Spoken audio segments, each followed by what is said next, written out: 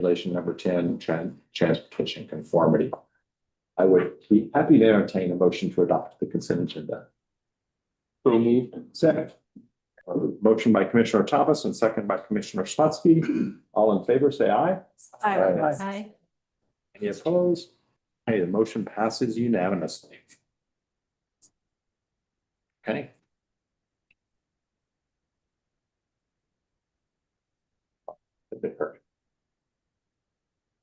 Okay, so next we have request for rulemaking hearing, regulation number 29, lawn and garden equipment emissions. And I understand Leah Martin and Ashley Brubaker are coming to present that. So come on up when you're ready.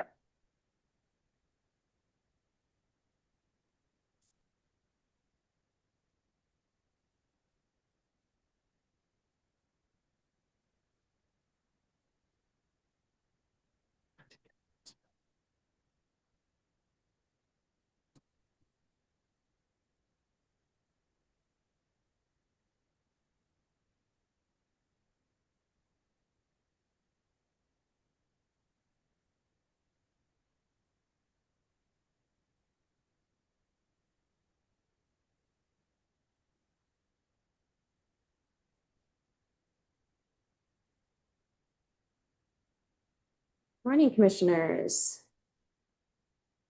Does this sound okay? Sounds great. It's nice to be with you all this morning on this Ozone Action Day, might I add. My name is Ashley Brubaker, and I'm joined up here by my colleague, Leah Martland. We are part of the Regulatory Development Unit within the Planning and Policy Program. Thank you for hearing our request to grant a rulemaking hearing for the proposed revisions to Regulation 29 concerning commercial lawn and garden equipment. In the next 10 to 15 minutes, I'll give a quick background and explain the importance of Reg 29, go over some of the stakeholder outreach and engagement we've conducted to inform this proposal, and give you an idea of our proposed revisions. We thought some background and basis might be helpful since not all of you were serving when the initial iteration of Reg 29 was adopted. So a little bit of background on our existing lawn and garden requirements. In late 2023, or officially in early 2024, this commission adopted a use restriction on a specific list of lawn and garden equipment that applies to government entities during the summer months or peak ozone months, which are from June 1st through August 31st. Based on party feedback and alternate proposals heard during that rulemaking, you all requested a couple of things from us. Most pertinent to our presentation today was to look at expanding Reg 29 in the future to include a use restriction for commercial lawn and garden equipment. Some additional context to ground you in our proposal today.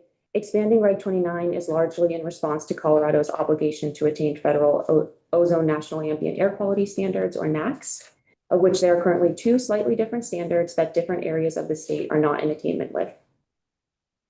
Ozone is a harmful air pollutant with known and established human health impacts. Ozone is formed by two pollutant precursors, volatile organic compounds, also called VOCs, and oxides of nitrogen, also called NOx. And spoiler alert, lawn and garden equipment emit both of them. So to summarize why we're here, after the previous rulemaking, you all directed us to expand Reg 29, and Colorado has an ozone air pollution problem. So now I'll go into that ozone issue a little bit more. It's likely not a surprise to anyone in this room that Colorado, and in particular the Denver Metro North Front Range area, has long struggled with high levels of ozone. The gray horizontal lines on this graph show the two different federal ozone standards that Colorado is out of compliance with. These standards are one promulgated in 2008 of 75 parts per billion ozone and one in 2015 of 70 parts per billion. The colorful lines on the graph show historic monitoring values from 5 Front Range monitoring stations. And so the main takeaway here is that for quite some time, certain areas of the state have been out of compliance with these standards. And despite actions that we've taken to address this problem, if we look at our most recent preliminary 2025 monitoring data, multiple monitors continue to measure ozone concentrations above one or both of these standards. Just a little visual refresher here on what we mean when we talk about our ozone non-attainment areas. They comprise of these 9 counties in the Denver Metro and North Front Range. The two different shades show the expansion of the non-attainment area into northern Weld County under the newer 2015 standard. And for our purposes today, we are focused on the area as a whole. This map is particularly relevant for our request because our proposed commercial use restrictions are targeted at activities in the non-attainment area only.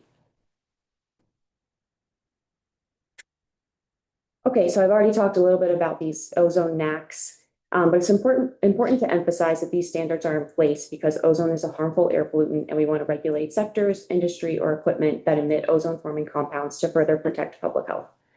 Ozone is a colorless, odorless gas that is not directly emitted by any one source. Rather, ozone forms in a chemical reaction between VOCs and NOx under hot, sunny conditions, such as those we commonly experience here in the summer.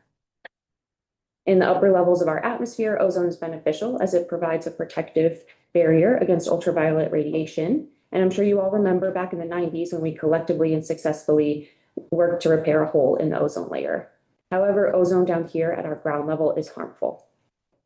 Prolonged exposure to high levels of ozone can lead to increased school absences, visits to the doctor's office, emergency rooms, and hospital admissions. It can cause breathing difficulties and respiratory infections in the elderly and the young and folks with pre-existing conditions such as asthma and COPD. It can also have health impacts on physically healthy people who spend a lot of time working and exercising outdoors. Okay, so why are we looking at lawn and garden equipment to reduce ozone? Here we have emission inventory data that was compiled for the purposes of our state implementation plan, or SIP, which is something that's part of our obligations under ozone non-attainment. So this recent inventory data that projected emissions by sector into 2026 show that lawn and garden equipment is the largest contributor to VOCs outside of the oil and gas industry, which you all know we already have quite a few rules and regulations for that industry. To put this into perspective, this inventory data suggests that lawn and garden equipment is estimated to contribute around 14% of VOC emissions and 5% of NOx emissions to the total inventory. And breaking that down further, commercial lawn and garden equipment, which is a much higher proportion than residential lawn and garden equipment, accounts for about 66% of VOC emissions and about 18% of NOx emissions from that large group of non-road emissions. We also see modeling data that suggests that lawn and garden is a high contributing sector to ozone formation.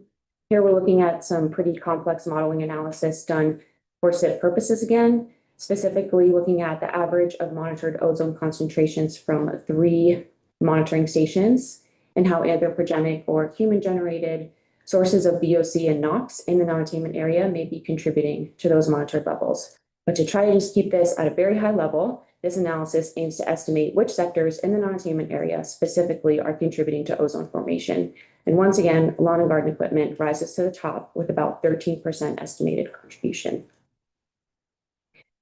So to summarize all that data discussion, there are 2 federal standards of 70 and 75 parts per billion ozone. Colorado is currently out of attainment for both, and data we have available suggests that lawn and garden equipment is a very large contributor to ozone formation.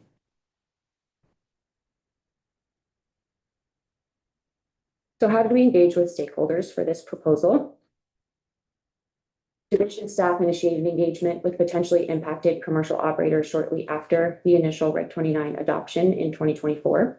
This initial engagement included attending trade fairs, conducting outreach to manufacturers and trade groups, and initiating a market study to look at trends in gas versus electric lawn and garden equipment. In the spring of 2025, we started holding more technical stakeholder meetings, which notably included follow-up survey efforts to commercial operators on the potential expansion of Reg 29. We held public meetings for this proposal from December 2025 through just this past month. And staff also sent postcards to registered commercial operators with business addresses in the non-attainment area to try to inform them about the proposal and invite them to outreach sessions. Additionally, we briefed you all on some of the results and learnings from the market report study in November of 2025. In short, we've conducted a lot of outreach through various avenues in preparation for this proposal. I'd love to try to summarize some of the main input we gathered before I get into our proposed revisions. So based on our research and outreach, we expect quite a few benefits from reducing emissions from lawn and garden equipment. Not only will it have air quality benefits, but we also expect benefits to workers or those in close proximity while some of this work is being done, via reduced fumes, noise, vibration, and potential ergonomic benefits for workers, as electric equipment is often lighter and easier to use. Commercial operators may also experience some cost benefits, as electricity is often cheaper per hour to electric equipment is often cheaper per hour to operate than gasoline. And reduced need for maintenance can also lead to some cost savings as well.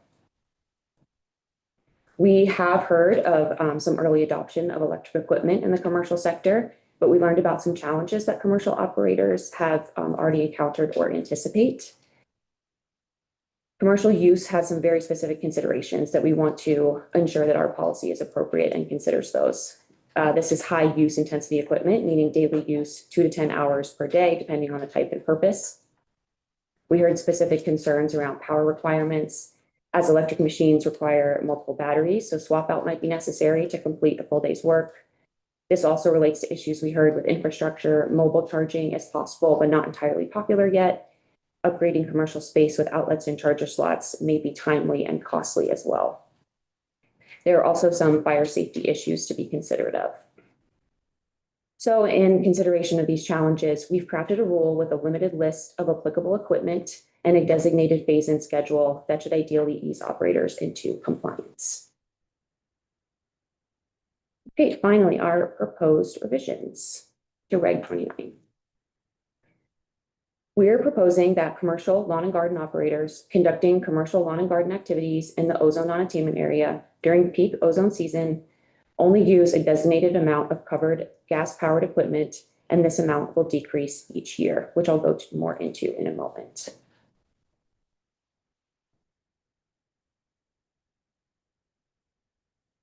We are proposing 2 new definitions to capture these commercial operators and activities. I won't bore you by reading them out loud, but I just want to highlight that our proposal is meant to cover commercial lawn and garden contractors and not necessarily providers of in-house landscaping or lawn and garden services at a private entity. For example, a private golf course or private university with in-house landscaping staff and services would not be subject to this regulation.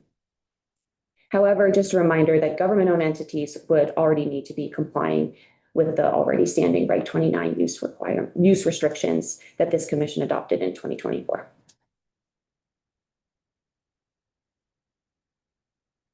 We are proposing that the cap on gas-powered equipment only applies to a limited list of small, so less than 10 horsepower or 7 kilowatt specific equipment. The proposed size threshold is based on the generally held understanding that these smaller 2-stroke engines are inefficient and high emitters of ozone precursors and are cheaper and more readily available to swap out gas with electric versions. The specific equipment list was largely informed by commercial operator surveys that highlighted the most commonly used pieces of equipment during the summer months, as well as some supporting information from the market study report.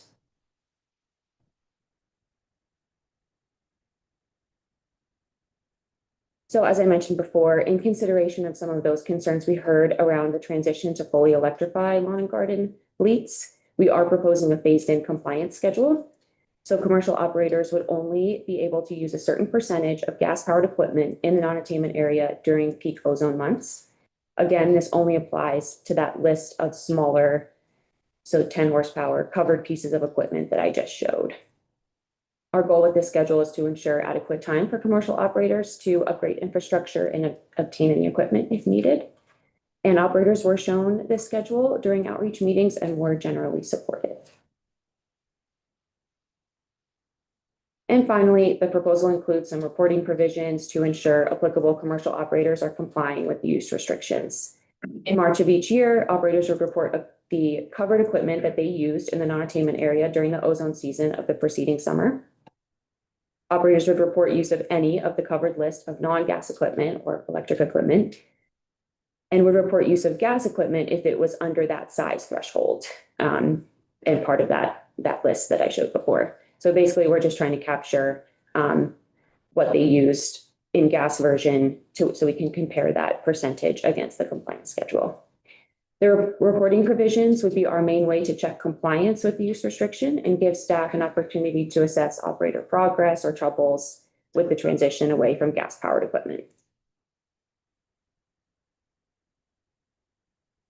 Lastly, here is our draft scope of notice for your awareness and consideration. I'm not going to read it out loud, but happy to field any questions or discussion about it.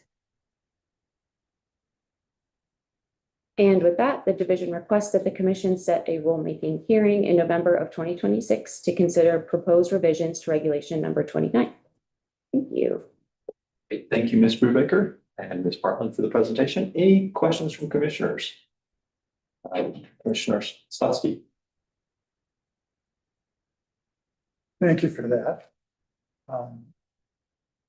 While I'm looking at the scope of notice, I noticed that, did you get that? Wake up. The limit is 10 horsepower or smaller for those who are behind mowers. But in your proposal, it's less than 10 horsepower. Why the discrepancy or difference?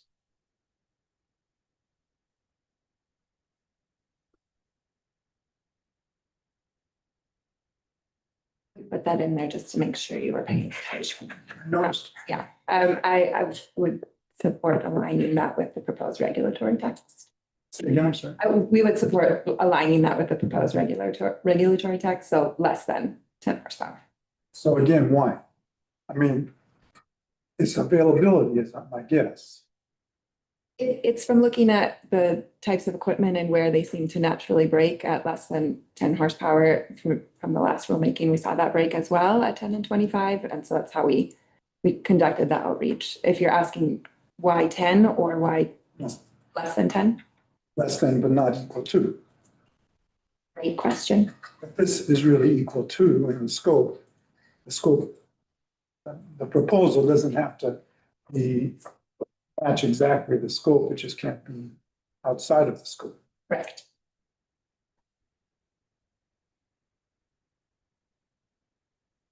Commissioner Thomas and then Commissioner Milford next. Do you have estimates for what fraction of the less than 10 horsepower contributes to NOx or VOC? We don't have the granularity of. Okay. All right. And then, did you mention, like, I'm curious, like, how governments have done over the last couple of years that Reg 29 has been in effect? Did you say there was a report coming out? So those reports started coming in, and we also did some additional outreach, and we sent a survey to see how things were going. Unexpectedly, we get a mix of responses, but generally it seems to be going pretty well. And a couple of local governments in particular have commented how their employees appreciate the equipment, but I couldn't speak across the board. Okay, thank you. And last question. Can any of the air quality enterprise funds be used as incentives to encourage earlier transition? It would be a great question for who's in charge of AQ. Thank you. Commissioner Milford. Thank you for the presentation. So I'm trying to understand, or I guess curious about the fraction of commercial operators that are covered. And maybe you can back up for me just a minute. You said that you contacted registered commercial operators. What does that mean? Who has to register? And I'm like, does the kid who mows my neighbor's lawn have to register as a commercial operator? Tell me about that. So we use the Secretary of State businesses. So if they're registered as a business in Colorado and then filtered down to the non-attainment area. So I guess an 18-year-old or less kid could register as a business, in which case they hopefully would have received our postcard. Okay. So presumably everybody who's doing it formally as a business as opposed to Right. Yeah. my neighbor's kid. Okay. And why didn't you try to cover the in-house groundskeepers as commercial operators? One, because of the follow-up from the previous rulemaking to continue looking at the commercial sector. And two, for the availability of that information as to how to reach those folks. It's harder to know like which apartment complexes are doing their own in-house work, for example. So those are the primary reasons to focus on where we knew we could connect with people. Maybe there's an opportunity to think about some ways to incentivize those operations to electrify, even if they're not covered by the regulation. And I also wanted to ask about mobile charging. So I know commercial operators who do electrified lawn services who have mobile charging equipment and seem to think it works well. Why did you kind of use that as a barrier or view that as a barrier? I don't know if it was necessarily viewed as a barrier, but just something that was noted in feedback from commercial operators, and generally heard that there was a high cost associated with it. So just a concern, but not necessarily something that was a complete barrier in drawing a line. And just to add to that a little bit, what Ashley said, but also this is commercial operators, which can range from a company that has numerous crews that go out to somebody that has one trailer. Yes. So it's a factor in recognizing the time and the effort for transitioning equipment. Thank you. That's all. Any other commissioner questions? Go ahead, Sean. Can you explain a little bit more about this in-house use? And I think I get it. And my question would be, if the scope prohibits that, or is it just that you're not adding it to your proposal? So with how we're defining applicability, it would be to the commercial for profit. So by definition, that would exclude, for example, the private golf course that uses their own equipment versus a municipal golf course or a golf course that contracts out that service. So the way we have this crafted, it would exclude that. It would exclude in-house nonprofit lawn and garden work. Well, that's, you're talking about your regulation, right? Not the scope of the notice. Right, the draft. Mm-hmm. So how could this scope be changed to include them? Would consider certain terminology for describing the applicability, but also recognizing that that would need to be supported as well. That procedural requirements for reaching out to those sources and evaluating. So this is mainly aimed at golf courses. I wouldn't say that. I mean, they certainly have some of the smaller equipment, but you also think of the tractors that you see out on the courses that aren't going to be subject to any existing or proposed requirement. But smaller businesses would be exempt. It depends on how they blow the leaves off their sidewalk, whether they do that with existing company staff or whether they hire a service for that. For example, a commercial landscape company, which would be included here, those defined uses, they could actually, on their own property, use any equipment they want. It could. Some of the things that we've heard from the commercial operators related to our proposed transition time period is that they don't really want to keep two sets of equipment. Sure, but they have that percentage that they can keep that in their back pocket for a lot of years. I would be interested in the scope being changed if my friends here were amenable to that. That's certainly something y'all could discuss. I don't know the process for that. Well, let's hold for that when we get to the scope. We can talk about that. So, well, not there yet. We haven't finished commissioner questions. I have a question if no one else does. I just wanted to be clear, going back to your slide 19, I guess. And I think we talked about this in the 2023 rulemaking. They're just reporting the list and they're not reporting hours of operation associated with any of that equipment because hours of operation is too burdensome, difficult, et cetera. Correct, we're carrying forward the similar structure. And that's not a loophole where people would just buy electrical equipment and not use it because they wouldn't want to own two sets of equipment. Is that the underlying assumption? I would say that's down the line assumption that that's a duplicative investment. Any other questions from commissioners? Oh, Commissioner Miller, sorry. Yeah, that's fine. I have a question. I have a question about the in-house comment. So I'm thinking of, for example, the University of Colorado Boulder, we have our own in-house lawn people who maintain the properties. But you had also then said something about state entities are already complying. So could you explain to me, for example, what CU Boulder would be doing with their in-house equipment and maintaining the lawns? So currently, Regulation 29 applies to state, local, and federal agencies, and the university is a state agency.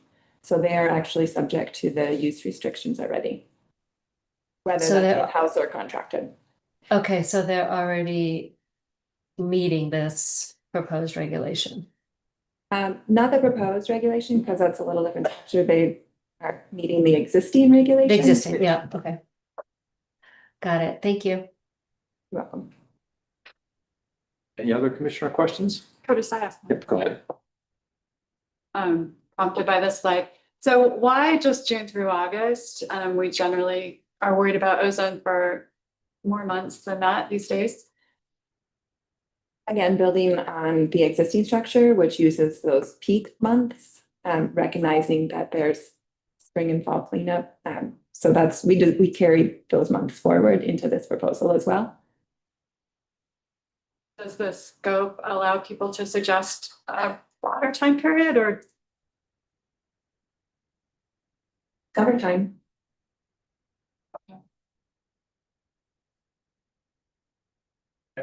Any other questions? Okay, thank you very much. You might hang on in case we have questions on the scope as we discuss that, but let's move now to the scope of our notice. We work from this, or does Jenny have a separate? Okay.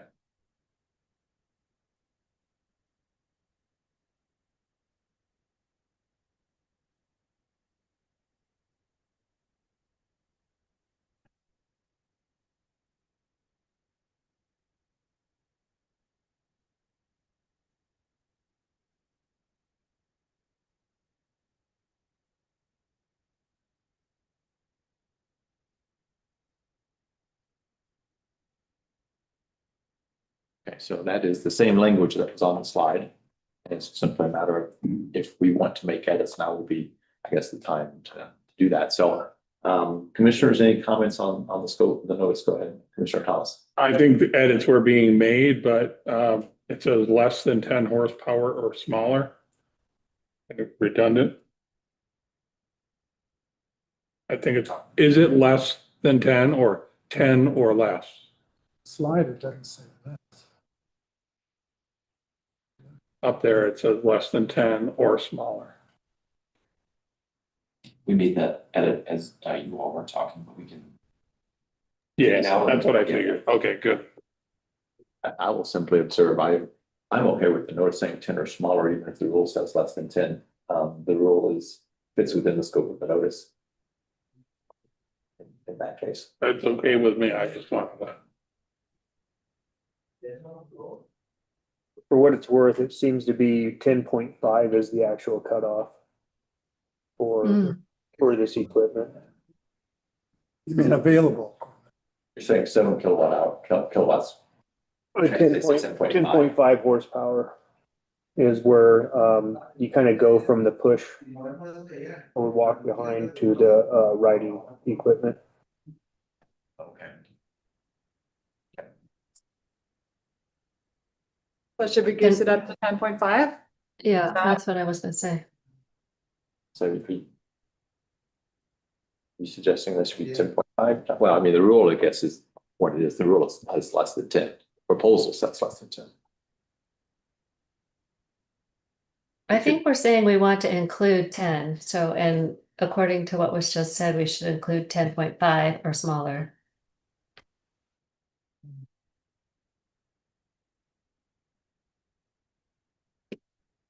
Okay. I'm fine with that. We may need to correct the 7 kilowatts then to be, I don't know if it rounds up to once we could figure it out. Or 7.5 or how the conversion works. Can we ask staff We have to, that staff to make that consistent.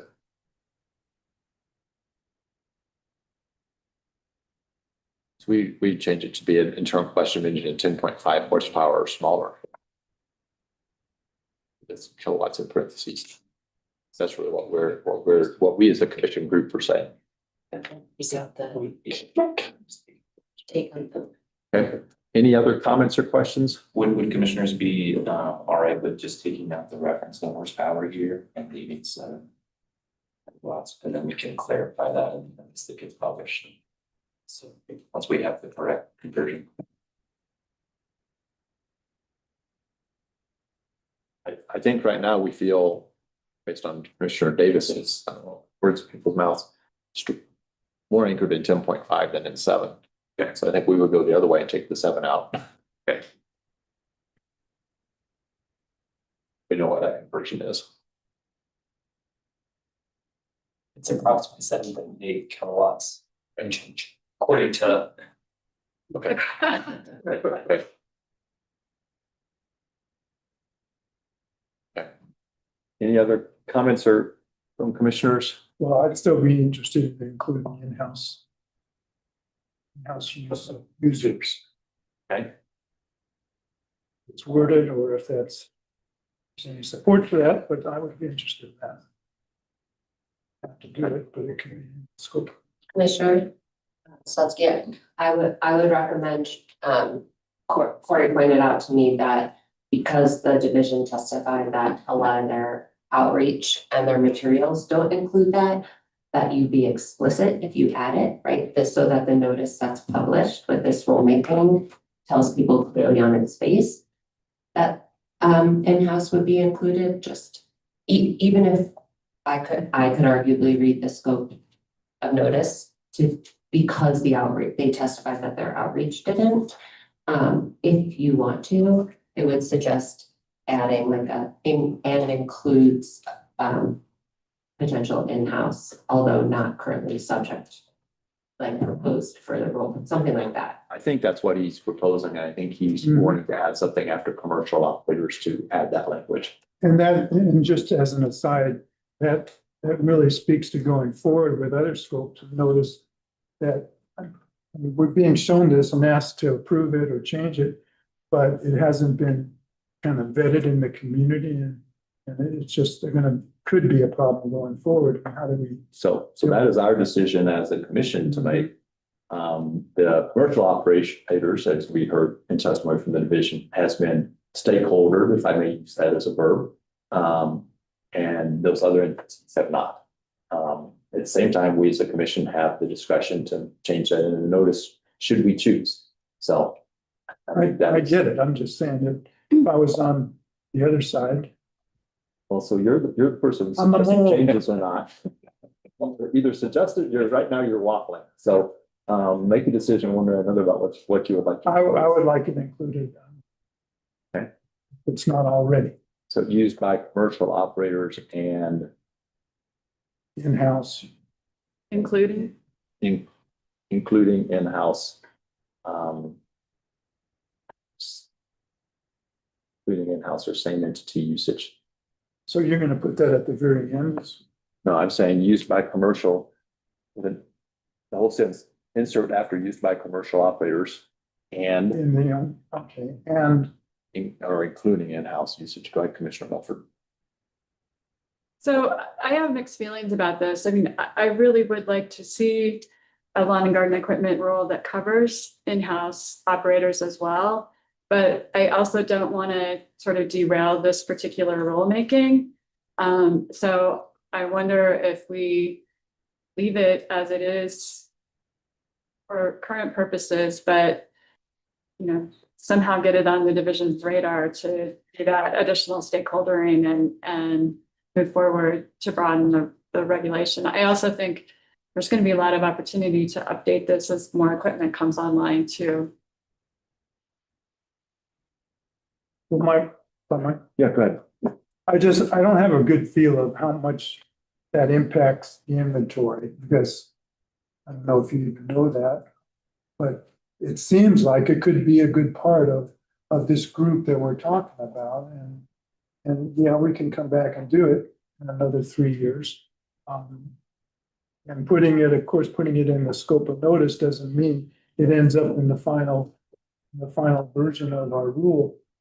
But it does seem like this is the can we don't need to kick down the road. I guess impressions from other commissioners. Commissioner Miller, I'm sorry, I'd have a hard time seeing your hand. It's a white background. So anyway, go ahead. I'll change the color.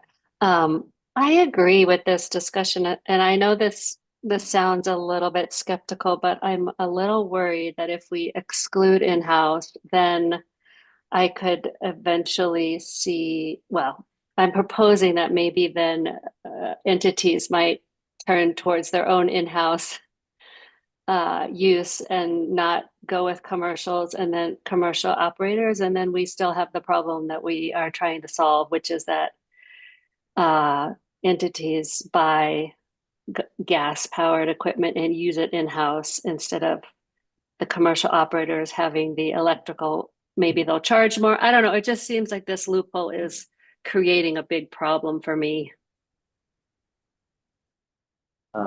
Thoughts from other commissioners about adding this, Commissioner Davis? The one thing that I kind of think is the in-house usage is actually going to be easier to implement because you have your power sources with you. Whereas the people working out in the field, they have to plug in what you have available. So in my opinion, it's actually going to be easier to do in-house.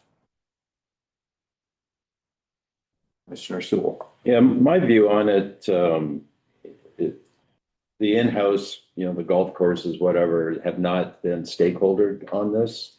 And I think they have to make the investment. They have to have the capital outlay for their equipment, which is, probably substantial.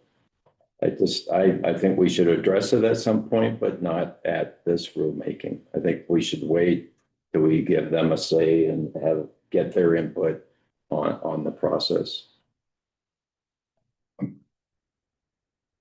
Commissioner Thomas, you have any opinion on one way or another?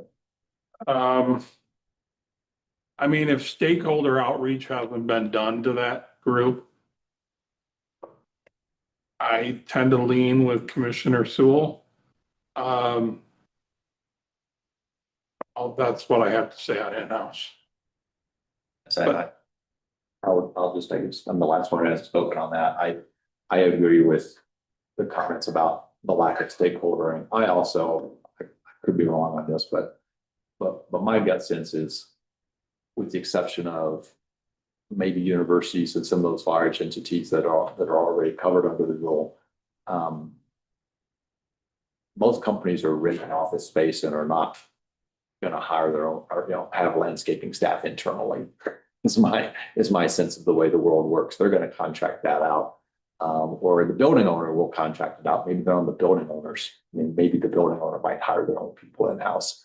I guess there's that possibility, but by and large, I don't think tenants are going to be hiring people as landscapers on their staff. So I think we're talking about a fairly small slice. Again, I could be wrong. That's just my speculation, but that's part of why I would tend to say that's not included in house usage at this time. So I guess if I count those as I hear 3, 4, and 4 against, so I think my thought is we'll drop that for now unless others feel strongly about it, want to discuss it further. Yeah, go ahead, Greg. So I'm relying on the highly scientific website tractorsupply.com. And it says typically the average horsepower for a riding lawnmower ranges between 10 and 40. So what was in the earlier scope of notice was 10 or less. And while I trust Commissioner Davis to know this stuff more than I do, I'm wondering if we should just limit it at 10 instead of 10 and a half. That, you said writing. That's writing, right? So it would be excluded from Reg 29 if it was 10 and a half. This is just push. Already excluded. This is just. Oh, this is push. Okay, push up to, all right, well, then I'm good with that. Okay, so we've changed it to 10 and a half. That's our only change at this point. Any other questions or comments from commissioners? Not, I would be happy to entertain a motion. Commissioner Milford, I move we set the matter for hearing. you have a second? Second. Any further discussion on the scope? If not, all in favor, say aye. Raise your hand. Aye. Any opposed or abstentions? Okay, the motion passes unanimously. Thank you all. Thank you for your presentation. So next on the agenda is our emission particulate matter maintenance plan for PM10. And and I mentioned Commissioner Slutsky will be the hearing officer for Lawn and Garden. So thank you for volunteering for that, I'll John. change all that. And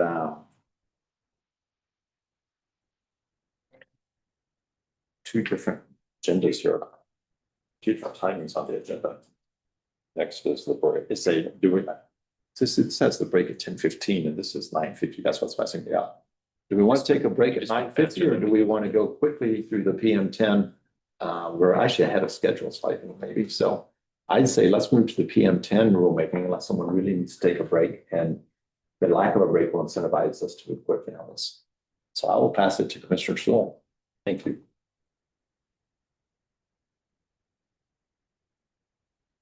So agenda item 8 on our agenda here is a rule-making hearing for particulate matter PM10 maintenance plan revisions. The commission will consider revisions to regulation number 1, regulation number 4, regulation number 16, state implementation plan, specific regulations for non-attainment, attainment, maintenance areas, local elements.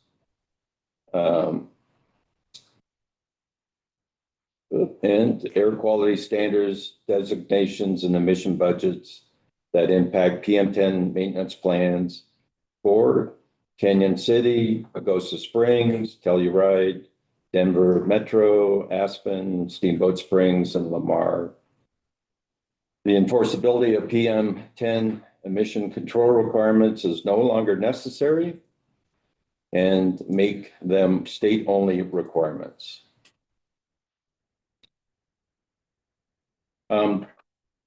Will the commissioners that are here today and online please state any of their disclosures, if they would, please?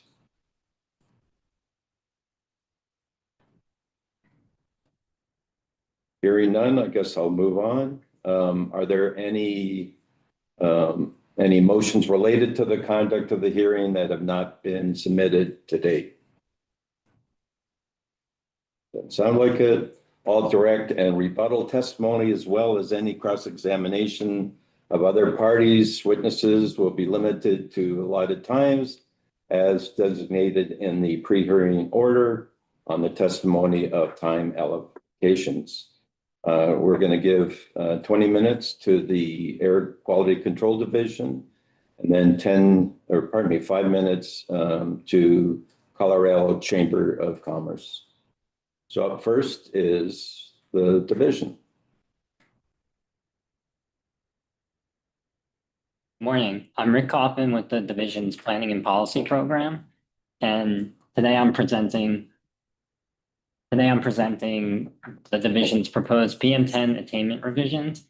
PM10 stands for particulate matter with a diameter of 10 microns or less. And the division has developed this proposal as a result of successful attainment of the federal PM10 standard for over 20 years throughout Colorado. So specifically, I will go over the purpose of the rulemaking, provide background data about particulate matter, the proposed revisions, and also cover outreach conducted for this proposal. So the division developed this proposal because Colorado's PM10 areas have been in compliance with the federal PM10 standard for over 20 years. So PM10 maintenance plans are no longer necessary. Commission action is needed to repeal the PM10 maintenance plans and to remove federal enforceability of state PM10 requirements. This graphic here shows a zoomed in depiction of the size of an average piece of human hair, which typically has a diameter of 50 to 70 microns. PM10 is shown as the small blue circles within the piece of hair. And here you can see how much smaller the diameter of PM10 is compared to that of a single piece of human hair. And sources of PM10 include pollen, mold, road dust, also dust from earth moving, like during construction activities, concrete crushing, demolition, and windblown dust from dry land. PM 2.5 is also shown here. And sources of that include dense soot, condensed organic vapors, heavy metals from burning of coal, diesel, and oil, fine fumes and gases from smelting and chemical stacks, and diesel exhaust from heavy equipment. And wildfire smoke consists predominantly of PM 2.5. As stated by the CDC, PM 2.5 is considered more dangerous than PM 10 because those smaller particles can get into the deep parts of your lungs or even into your blood. So for some background, in 1987, the U.S. Environmental Protection Agency, or EPA, established a national standard for PM 10. The standard is 150 micrograms per cubic meter, maximum over 24 hours, not to be exceeded more than once a year, average over a 3-year period. In the early 1990s, EPA designated these 7 areas. Oops. Sorry, I skipped ahead. These 7 areas shown on the map here. Denver Metro, Steamboat, Springs, Aspen, Canyon City, Telluride, Pagosa Springs, and Lamar. They designated each of them as non-attainment for the PM10 standard because they had a high probability of violating the standard based on prior monitoring in the area. It's important to note that other than the Denver and Steamboat Springs area, none of these areas have actually violated the PM10 standard. After being designated as non-attainment, PM10 state implementation plans, or SIPs, were developed for each of these areas. PM10 reductions were achieved through a range of different regulatory requirements developed by the division and adopted by the commission, including street sanding and sweeping requirements, wood burning device requirements, burning restrictions, and permit requirements. Reductions also occurred thanks to federal fuel and motor vehicle standards, as well as some large facilities retiring old equipment and converting to new, more efficient equipment. The last violation of the PM10 standard in Colorado occurred in 1994. And as the 1990s progressed, attainment of the PM10 standard was demonstrated in each of these areas. So as a result of coming into compliance with the PM10 standard, EPA approved Colorado's request to designate each of the PM10 areas to attainment on the dates shown in this slide. Under the Clean Air Act, each area was required to demonstrate 20 years of maintenance of the PM10 standard, along with developing maintenance plans, or SIPs, for that 20-year period. And each of the area's 20-year maintenance period end date is also shown here. This slide shows PM10 values recorded in the PM10 areas since the year 2000, and it does exclude occasional values that were influenced by exceptional events in Pagosa Springs and Lamar. Again, the national standard for PM10 is a 24-hour average of 150 microns per cubic meter, not to be exceeded more than once per year, averaged over a 3-year period. In other words, to comply with the standard, a monitor must have reported less than 4 exceedances over a 3-year period. Because each area has ended its 20-year maintenance period and continues to demonstrate compliance with the PM10 standard, the division is proposing revisions to close out the maintenance period for each area and keep our regulations up to date. For each of these regulations, we're proposing to remove federal enforceability while retaining requirements as state only. The air quality standards, designations, and emission budgets regulation includes area descriptions, maps, and motor vehicle emission budgets for each of the PM10 areas. And we're proposing to revise the description of each area from PM10 maintenance areas to PM10 attainment areas. We're also proposing to repeal the motor vehicle emission budgets because those automatically cease to apply upon the 20-year date for each area. Also clarifying the state-only applicability of the regulation. And the main difference between the federal enforceability and state-only is that federally enforceable requirements are enforceable by EPA pursuant to the Clean Air Act, and state-only requirements are enforceable by the division pursuant to the Colorado Air Pollution Prevention and Control Act. The state implementation plan regulations for non-attainment and attainment maintenance areas or local elements regulation includes requirements for street sanding and sweeping in PM10 areas in Colorado. Here, we're updating area definitions, proposing to remove federal enforceability and clarifying that the state-only applicability of this regulation. Regulation number 1 includes emission control requirements for areas that are non-attainment or attainment maintenance for the PM10 standard. We're proposing to remove federal enforceability and clarify that the regulation will apply as state only. Regulation 4 includes requirements for wood burning appliances to meet PM10 standards. And again, we're proposing to remove federal enforceability and clarify that the regulation will apply as state only. And Regulation 16 includes street sanding and sweeping requirements for the Denver metro area. And here we're proposing to remove federal enforceability and clarify that the regulation will apply as state only. The revisions also include some minor cleanup, updating outdated text as necessary, and also formatting edits. We're also proposing to repeal each of the PM10 maintenance plans as they're no longer required under the Clean Air Act. And regulatory requirements associated with the plans will be retained as state only. And to be clear, the state's enforceability of requirements for emissions is not being removed. In preparation for the proposal, we presented at 2 public meetings during December 2025 and January of this year. And associated with those meetings, we received comments that opposed any new PM10 requirements. And just to clarify, we're neither removing or introducing any PM10 requirements. We also conducted outreach to local government contacts in the PM10 areas over the past year, and the feedback we received was supportive for retaining requirements as state only.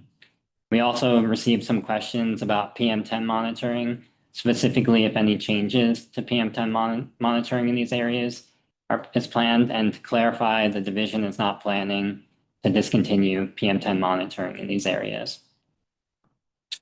We have also discussed this proposal with our local, state, and federal partners during interagency consultation meetings held over the past 5 to 6 years, and we have heard no concerns from them during those meetings. We've been planning to present this proposal until each of the PM10 areas reach their 20-year period, which happened in November of 2025. And also, we thank the Colorado Chamber of Commerce, who is a party to this rulemaking, for their collaboration. As far as the impact of this proposal, overall, these are administrative updates in recognition of over 20 years of maintaining the PM10 standard. We completed a similar action for our carbon monoxide maintenance areas, which was adopted by the Commission in 2024. And as described in my previous slide, we're retaining regulatory requirements as state only with no changes to current operations or requirements. This is an air quality success story showing how regulations and local engagement can make a lasting impact to improve public health and the environment.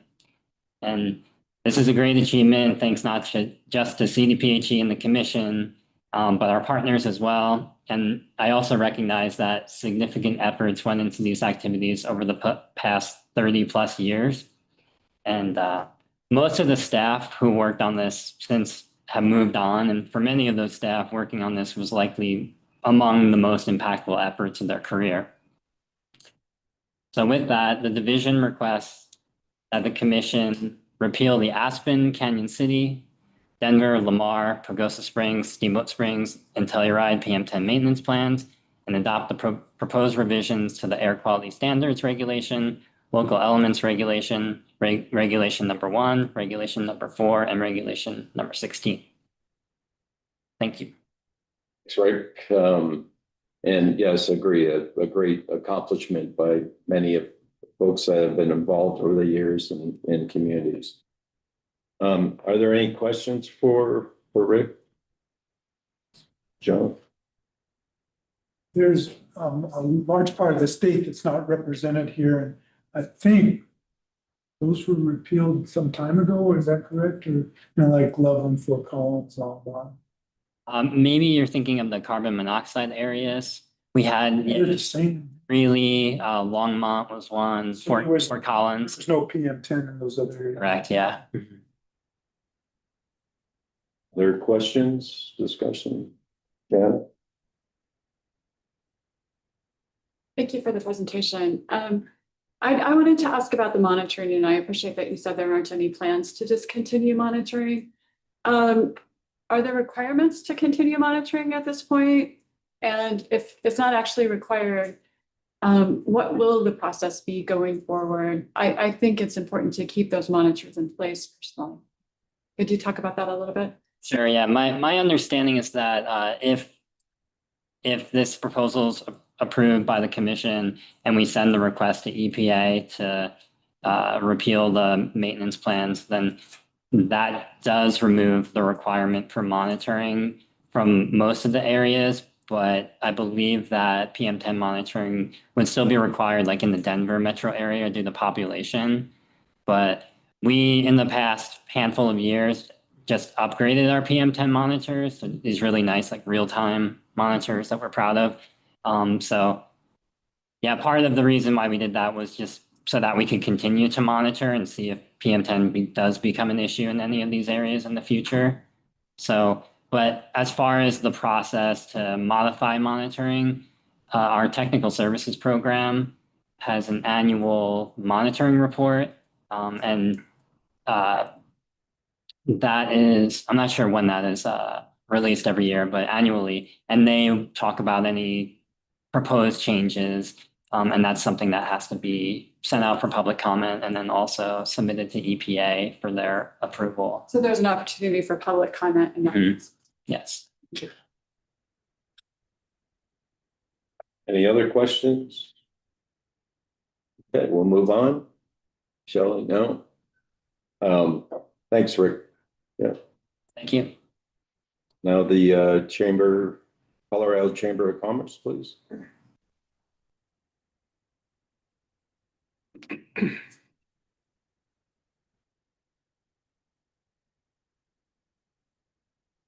Morning, Commissioners. Dave Coleman, Regulatory Affairs Advisor for the Colorado Chamber of Commerce. I want to thank Rick and Sarah for their great work. Also acknowledge the hard work over the many decades to accomplish the PM10 plans.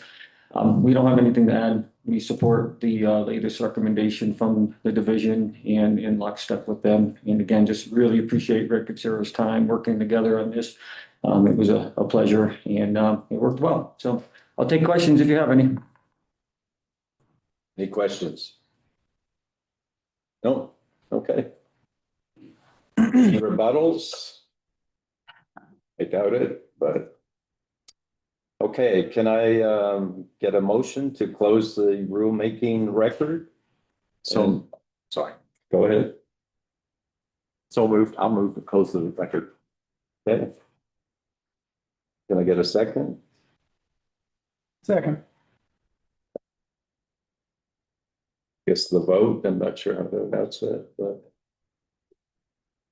All in favor? We get a We, discussion. oh, well, hold on. We need to have discussion and then we need to have a motion to adopt it. Right. So we just close the record. So we close the record. We'll enter into, Didn't actually vote on the motion to close the record. so we're gonna vote to close the record. All in favor? Aye. Aye. Any opposed? I hear none, so it carries 7-0. So let's deliberate, have any discussion that we want to do here? Anyone want to go first? I'd like to make a comment.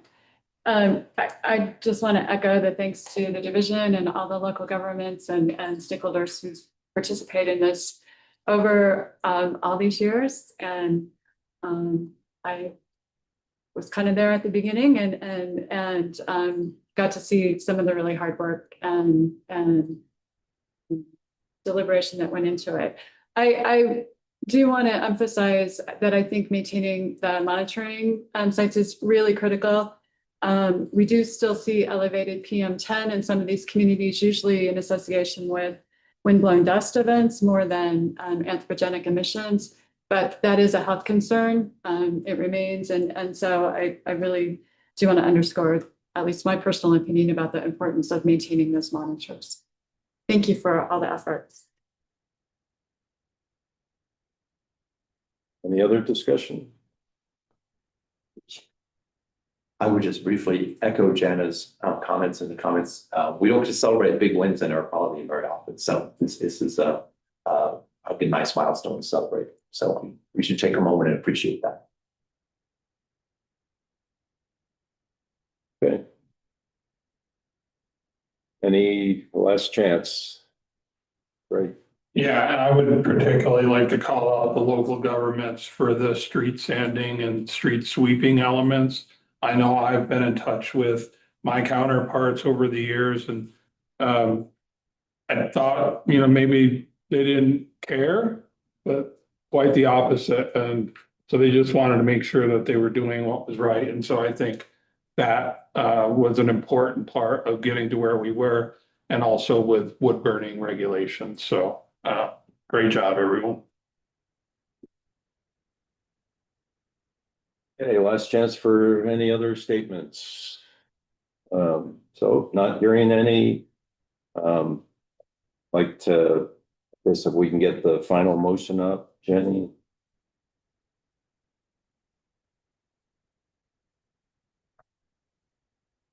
Give you a chance to look at it.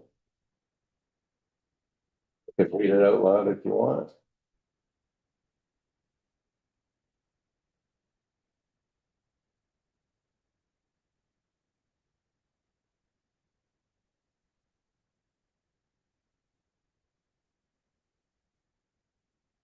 Any changes or edits to it? Actually, one should be May 21. So for instance, sort of the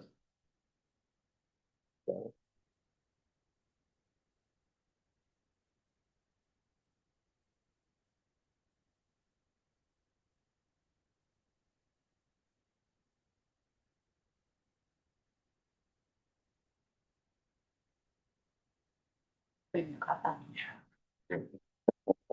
What else was? Hey, can I get a motion to adopt the division's proposed revisions to the PM maintenance plans as we have on the board here? I can make the motion. Okay, So I move to adopt the division's proposed revisions to the PM10 maintenance plans and proposed revisions to the air quality standards, designations and emission budgets, state implementation plan, specific regulations for non-attainment maintenance areas, local elements, regulation number 1, regulation number 4, regulation number 16 as submitted on May 21st, 2026, and in the errata file rule proposed on July 14th, 2026. can I get a second? I'll second. Okay. All in favor? Aye. Aye. Hey, Opposed? I don't hear it, so. At this point, I'll pass the gavel back to Mr. Reader. Thank you, Commissioner Sewell. So that passed 7-0. We will now take a 15-minute break until we'll make it 17 minutes and go to 10:25. Come back. Great. We're ahead of schedule, so we'll take we'll take 2 extra minutes rather than cutting 3 minutes. So we'll see everyone at 10:25.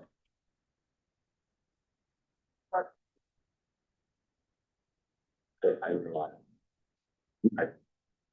Yep.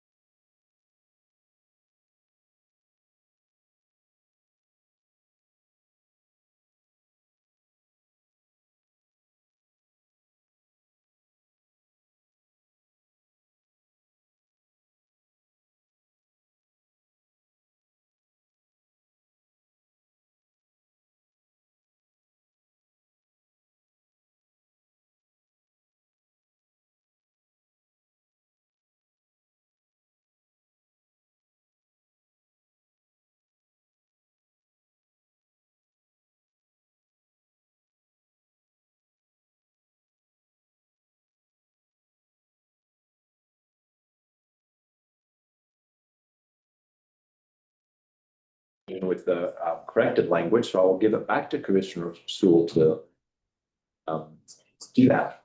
Thank you, Commissioner. So yeah, as Commissioner Reader mentioned, we have to correct a small mistake of a date in the final motion. So I believe I have to open the record again. Is that correct? We actually need a motion to open the hearing first. Okay. So can I get a motion to open the hearing again? I move we reopen hearing. Thank you. Can I get a second? Second, All right.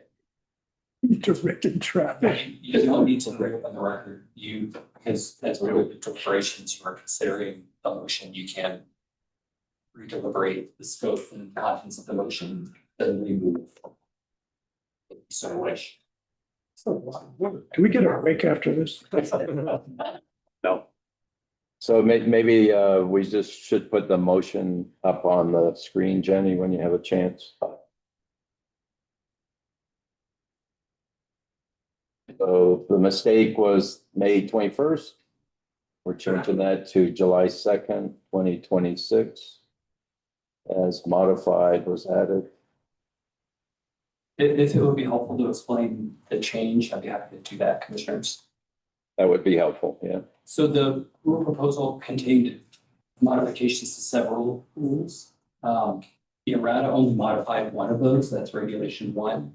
The division's final rule proposal and the errata were intended to maintain those changes to the other regulations and only modify regulation 1 via the July 2nd final rule proposal. So the change was intended to copy the final rule, to capture the final rule proposal for regulations 4 and 16 and modify regulation 1 via the errata, if that makes sense. So any discussion around the final motion that's up on the screen? Can I get a motion to accept this modified motion? So moved. Can I get a second? Second. Okay. All in favor of the final corrected motion? Say aye. Aye. Aye. All opposed? Anyone opposed? Motion passes. Well, passing the gavel back over to Commissioner Reader. Thank you. Great. Thank you, Commissioner Sewell and staff for helping us correct that. Yeah. So we will now move to regulation number 27, the manufacturing sector greenhouse gas emission standards. And Commissioner Milford is the hearing officer for that, so we will pass the gavel over to her. So we'll now move into our rulemaking hearing for regulation number 27, manufacturing sector greenhouse gas emission standards, and the commission will consider revisions to improve regulation number 27 programs for the division and regulated entities and to increase transparency for the public. We will start with any disclosures from commissioners. So anyone has anything to disclose before we get started, please indicate so now.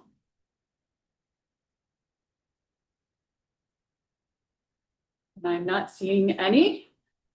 So next question is, are there any motions related to the conduct of the hearing that have not yet been submitted?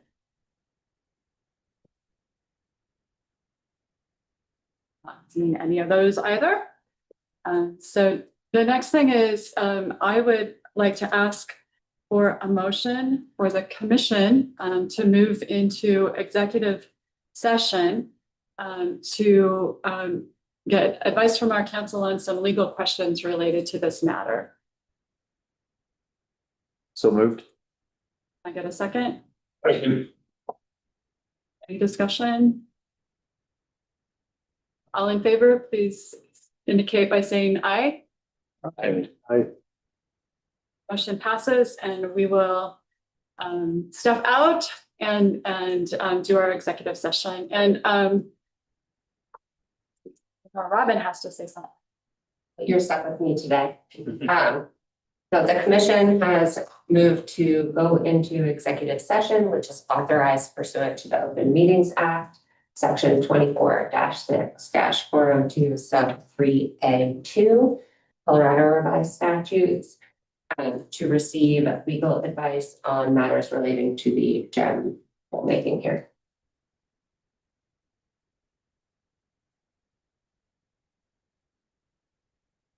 And Jeremy's gonna tell us where we're headed. You're gonna be next door in the Carson room.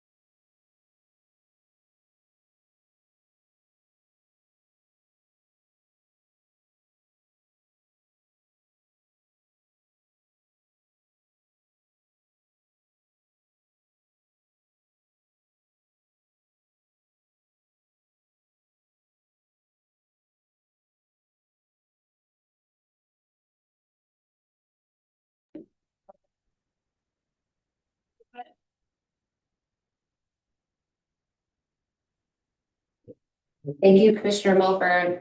Counsel for the commission confirms that the executive session was convened pursuant to section 24-6-402 Colorado Revised Statutes.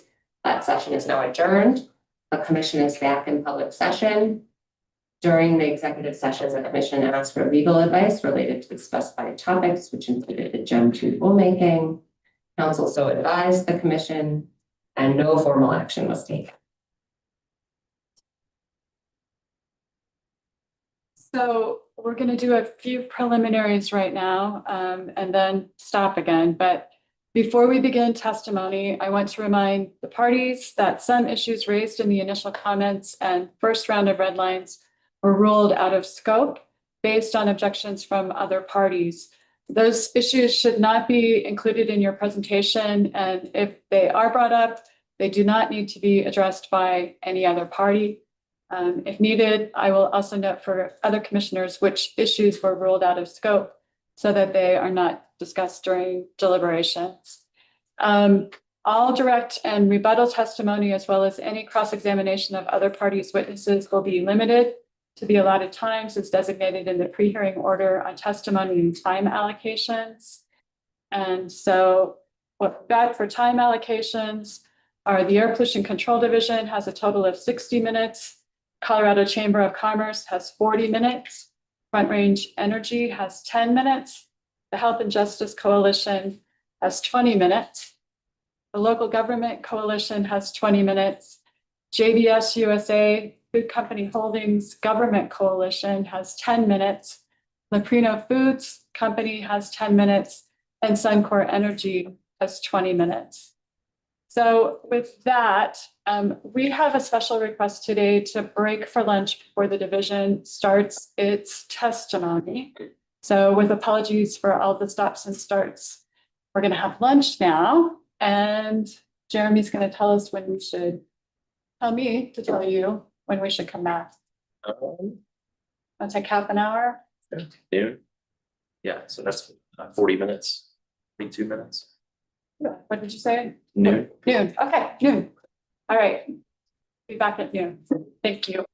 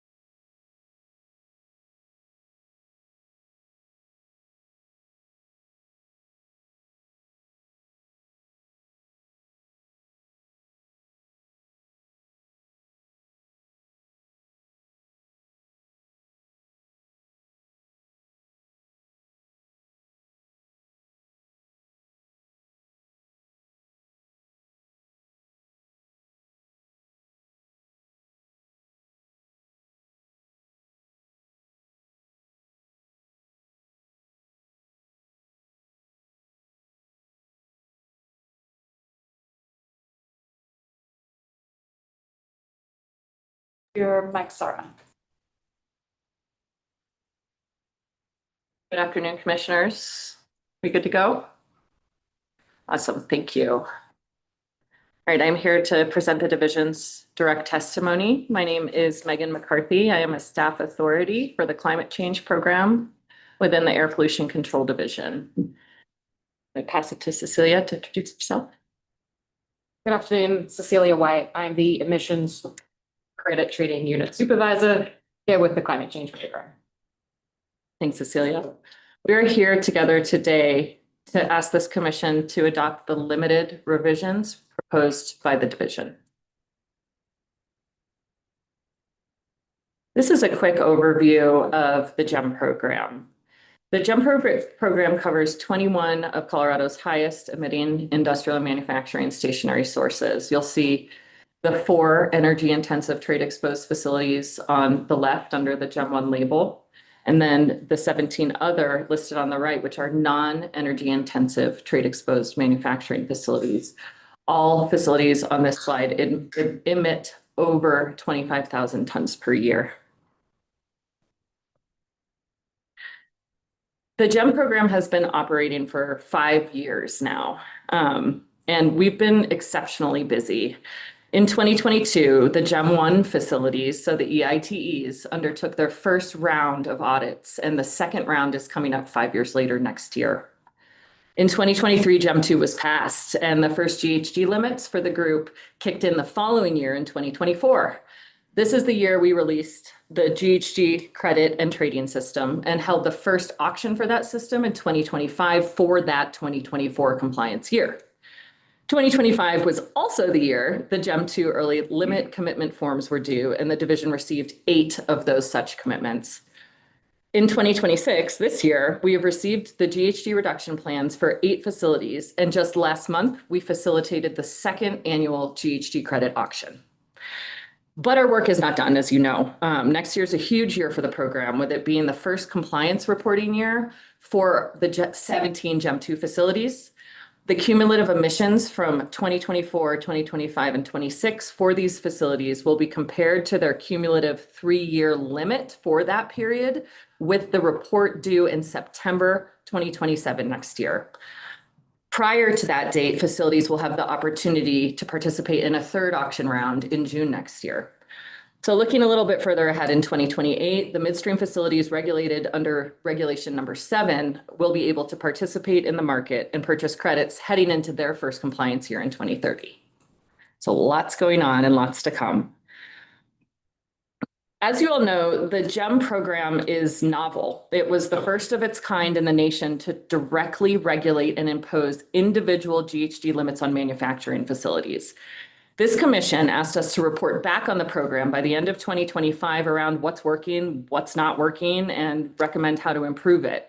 We came before this commission in December and presented an evaluation of the program to date, the projections of the program, and recommended updates to the regulation. The examples here were shared in December and are the division's main takeaways based on information we collected and feedback we've received over the past 5 years. Beyond realizing what we need to clarify and clean up, the division sees potential for improving the function and increasing transparency throughout the regulation. We believe these changes will improve the understanding of the rule for all stakeholders and communities. This includes aligning some reporting requirements across the program, increasing efficiency and transparency of the GHG trading system. The GHG credit and trading system was built from the ground up by us, by the state of Colorado, by the division, and like anything else, needs tweaks and refinements once it starts operating. These improvements are recommended before you today. This slide should also look familiar. It's a snapshot of our nifty GEM dashboard, which we've presented to this commission before, and it shows the GEM covered facilities cumulative and individual GHG emissions per year back to 2015. From 2024 reported emissions, we are seeing a 23.4% reduction compared to 2015 from the group.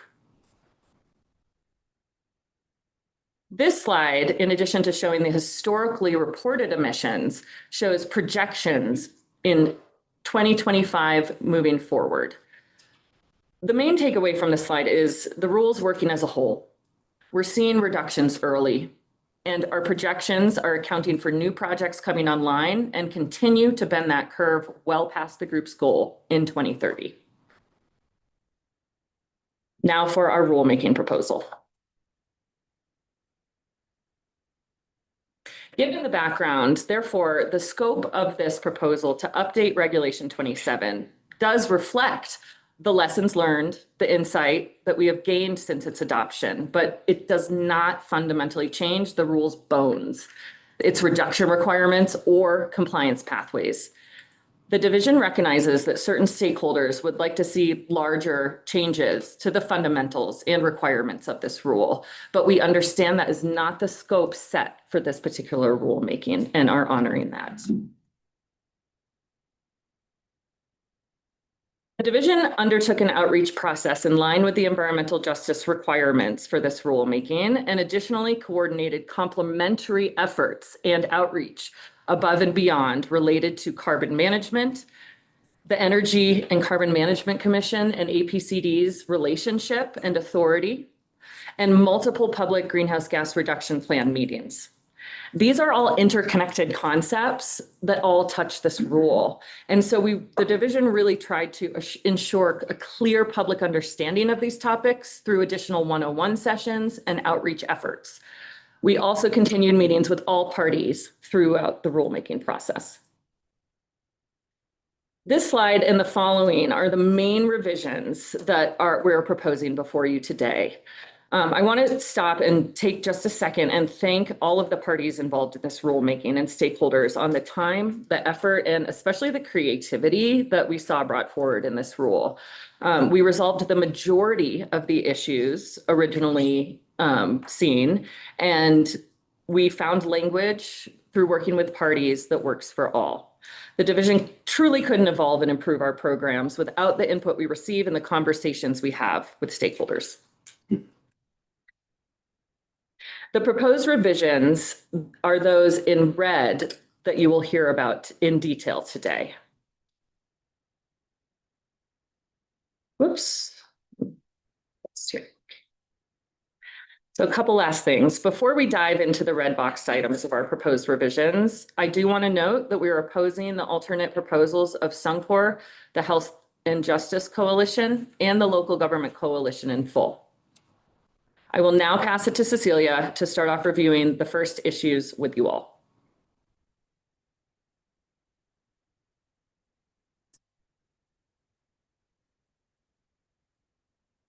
Before I dive into the content of the following slides, I want to briefly outline the structure of our discussion and what we will follow in the following sections.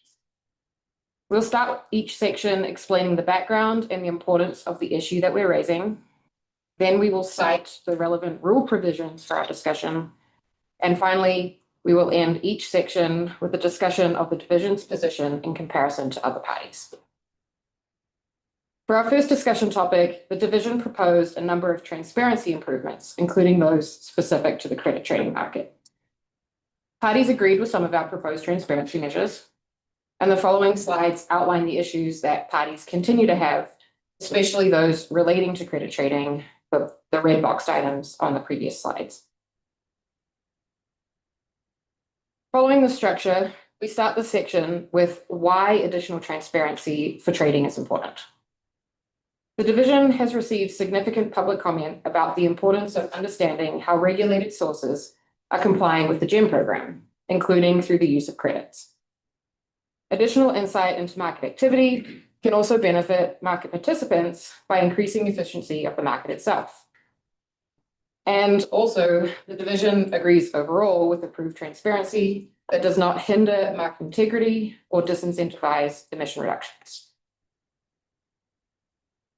The key rule provisions for this discussion are Part A to quadruple A, which is the definition of verifiable, that has been updated to note that a third-party reviewer may be involved in reviewing emissions data. Part D 4J2, which lists the information that the division releases after an auction and has been expanded to include details on who matched credits during the auction, how many credits they won, and the price that they paid. And also SBAP explaining these two provisions, as well as SBAP language explaining the importance of collecting long-term contract information in order to anticipate if a third compliance pathway becomes necessary before it's actually needed. On the definition of verifiable, the Chamber opposes any reference to a third-party reviewer. The division believes it is appropriate to include discretionary language that the division may involve a third-party reviewer. It is standard practice to require third-party review for data used to generate credits in both voluntary and compliance carbon markets. And in addition, the loss of federal reporting emissions platform, EPA's EGRIT, has severely limited the extent to which quality assurance and quality control, or QAQC, checks and balances can be implemented compared to what has historically been completed through EGRIT. Regarding the release of additional information after an auction, the Chamber also opposes. From the division's perspective, the proposed additions strike a good balance between transparency and protecting sensitive information, since they only require that certain information that is already being released after an auction be connected to the individual entities that matched during the auction. And this is similar to information that we currently release after a bilateral transfer occurs. The revisions do not require the release of individual, unmatched bids or offers, nor the disproportionately impacted community status, given the difficulties of reporting this information, especially when midstream enters the market. Instead, disproportionately impacted information, impacted community information, can be found via a number of state resources, including Colorado EnviroScreen, the GM Data Explorer, and the Industrial Credit Issuance and Cancellation Dashboard. Turning to the long-term contracts issue, I'll start with a little background.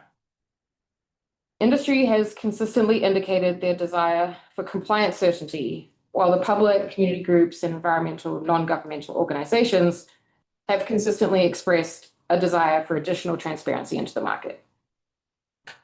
In an attempt to find a balance between these desires, the division proposed initially collecting key terms of long-term contracts after these contracts were finalized, as well as an update on these contracts with every bilateral transfer.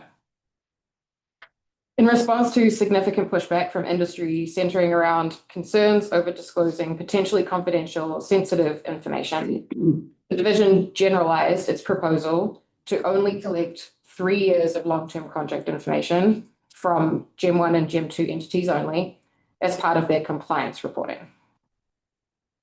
Industry, however, remained concerned with this more generalized approach, and so the division has removed all long-term contract language from the rule itself, and instead we have added SBAP language explaining this history and noting that without such focused or guaranteed insight into the future of the credit market, that there may not be sufficient time, we may not have the 2 to 3 years that we need to address outstanding issues for a third compliance pathway, such as legislative barriers.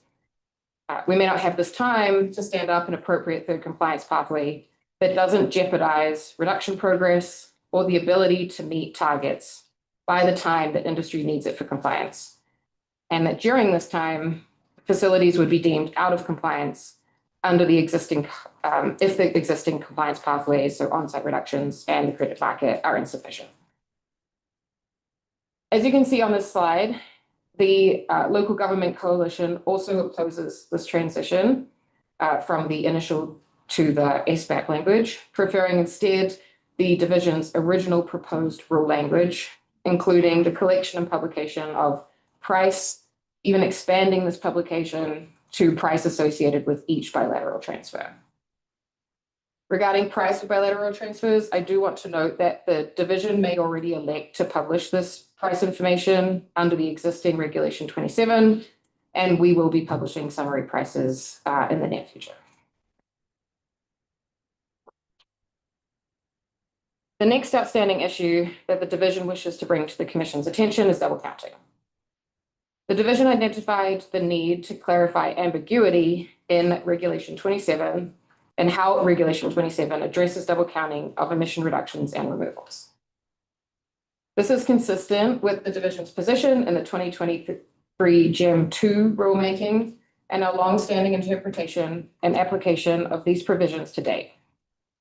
For example, through guidance and through reporting forms.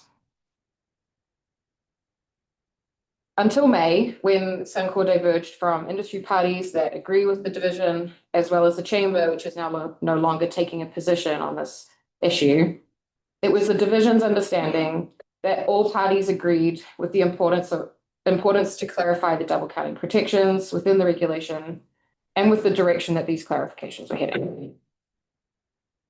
So what is double counting? Greenhouse gas reductions or removals are what underlie each greenhouse gas credit issued. Double counting means that 1 metric ton of carbon dioxide equivalent reduced or removed is claimed multiple times, either in the form of multiple credits and or by multiple entities. It's important to protect against double counting in order to preserve the integrity of the credit market and the associated emission reduction targets and progress towards targets at both the sector and the state level.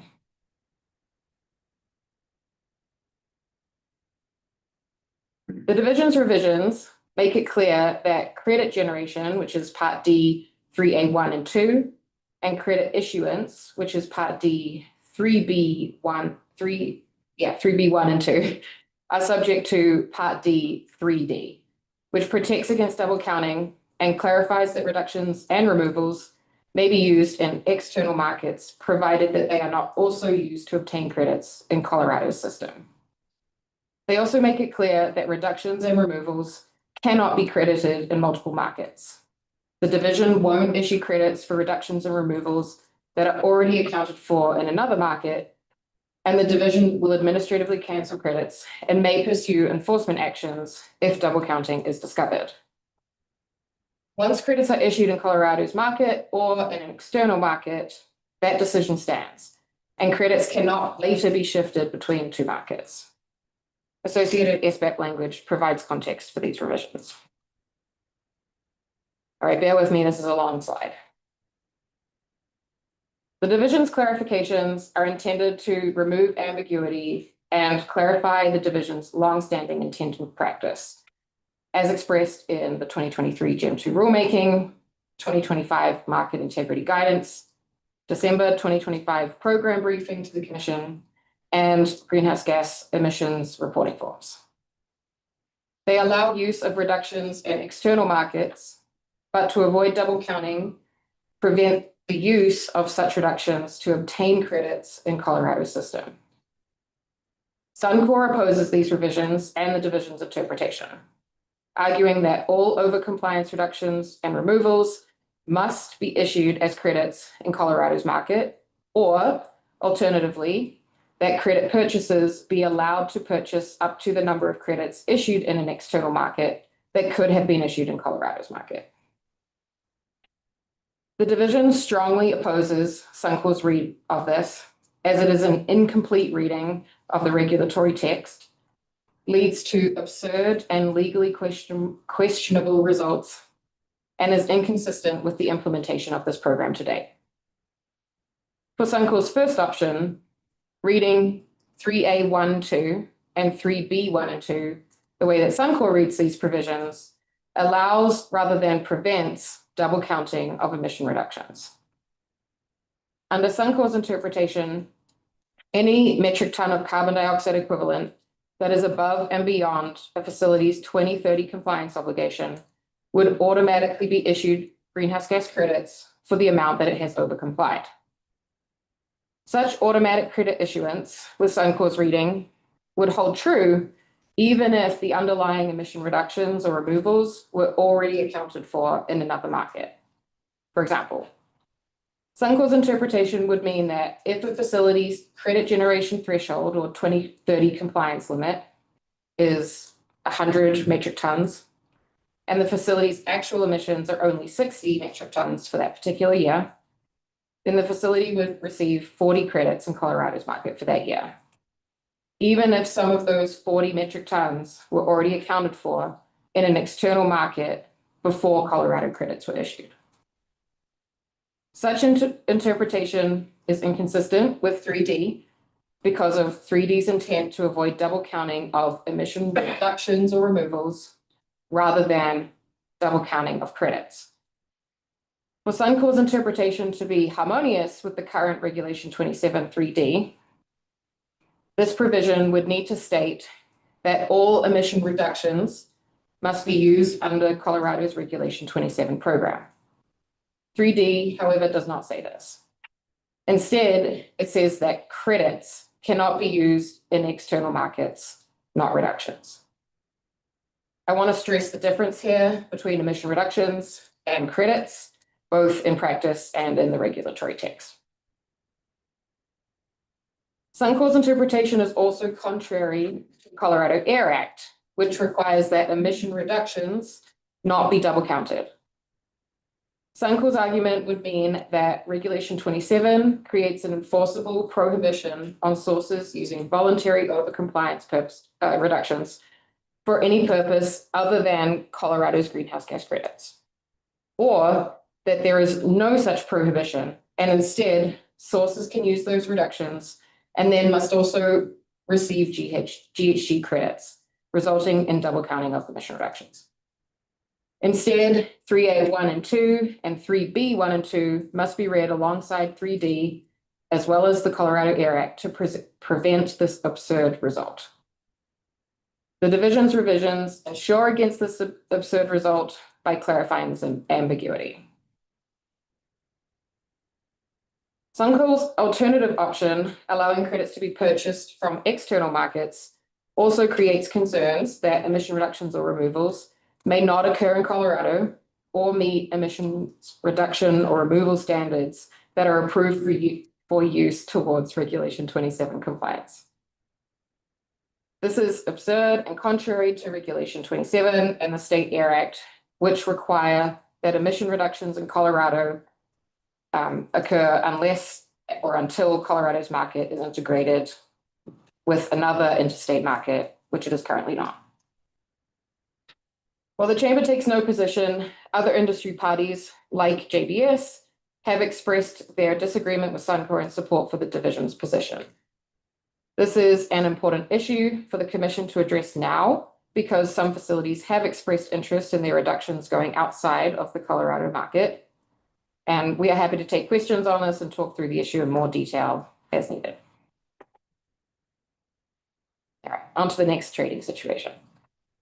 This situation regards the option for the division to delay credit issuance.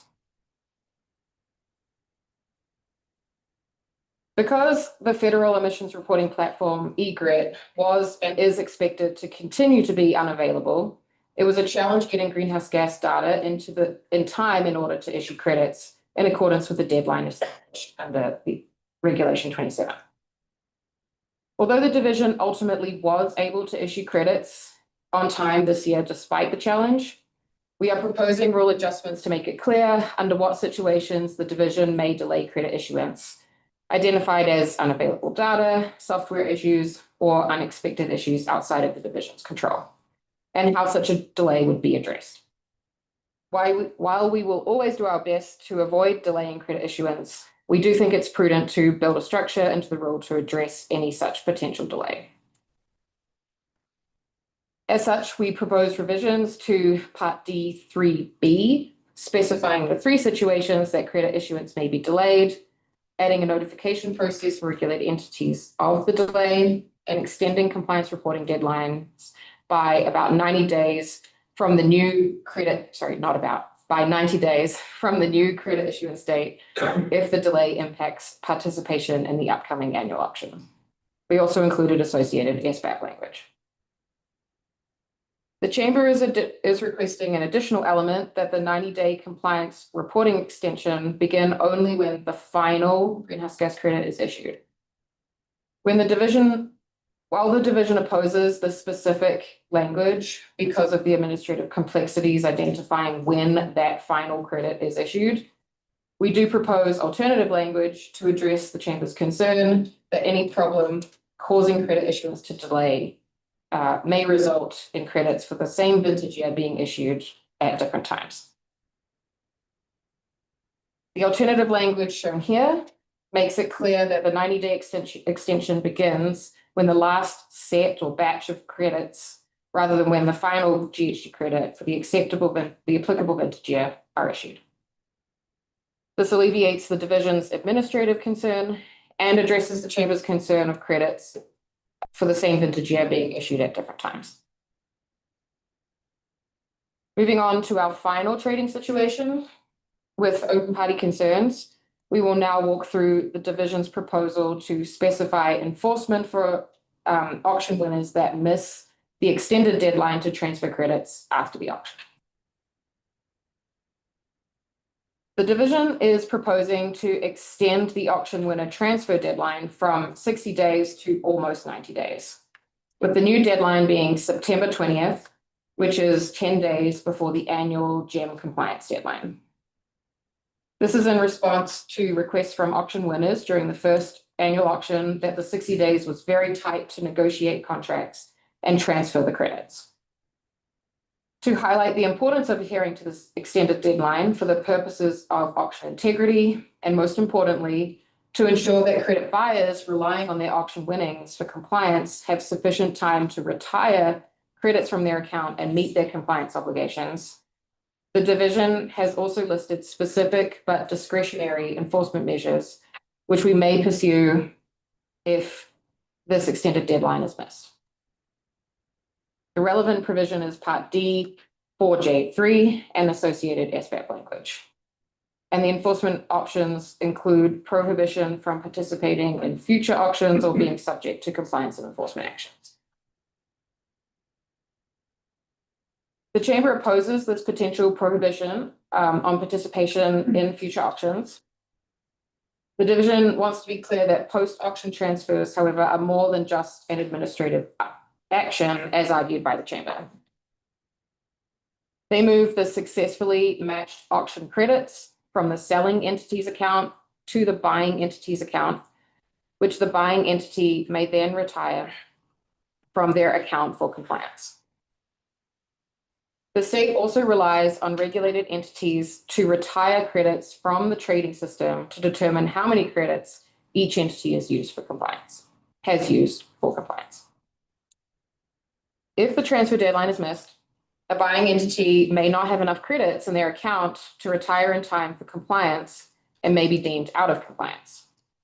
The division therefore believes that impactful but not devastating ramifications are important to maintain the integrity of the auction, especially because regulated entities may be relying on credits won at auction for compliance. Also note that the ramifications are discretionary and not required. Given continued pushback from the Chamber, members of which these proposed enforcement measures are attempting to protect, the division has adjusted its proposal to limit the potential exclusion from auction participation, to auction participation in just the next auction rather than future auctions generally. All right, I'm going to turn it over to Megan briefly. Thanks again, Cecilia. I'm sure this is on. The next issue on the table is related to when GEM facilities may start using reductions from operating carbon capture and storage projects for compliance. Oh, not too. Obviously can't do both at the same time. Per Regulation 27, the current reg, on-site carbon capture and storage is allowed as a compliance and credit generation mechanism as long as a division-approved accounting protocol is in place for reporting the carbon stored by the carbon capture and storage or removal project. There will be a protocol in early 2027. This protocol is going to be used for carbon removal projects completed in 2026 for that emissions year for the compliance reporting and credit generation that is reported in 2027. To be clear, if a business wants to start a carbon capture and storage project, it is free to do so, but will own that project, and the reductions under that project will only be able to be used for compliance or credit generation if it can satisfy the terms of the protocol that is coming out next year.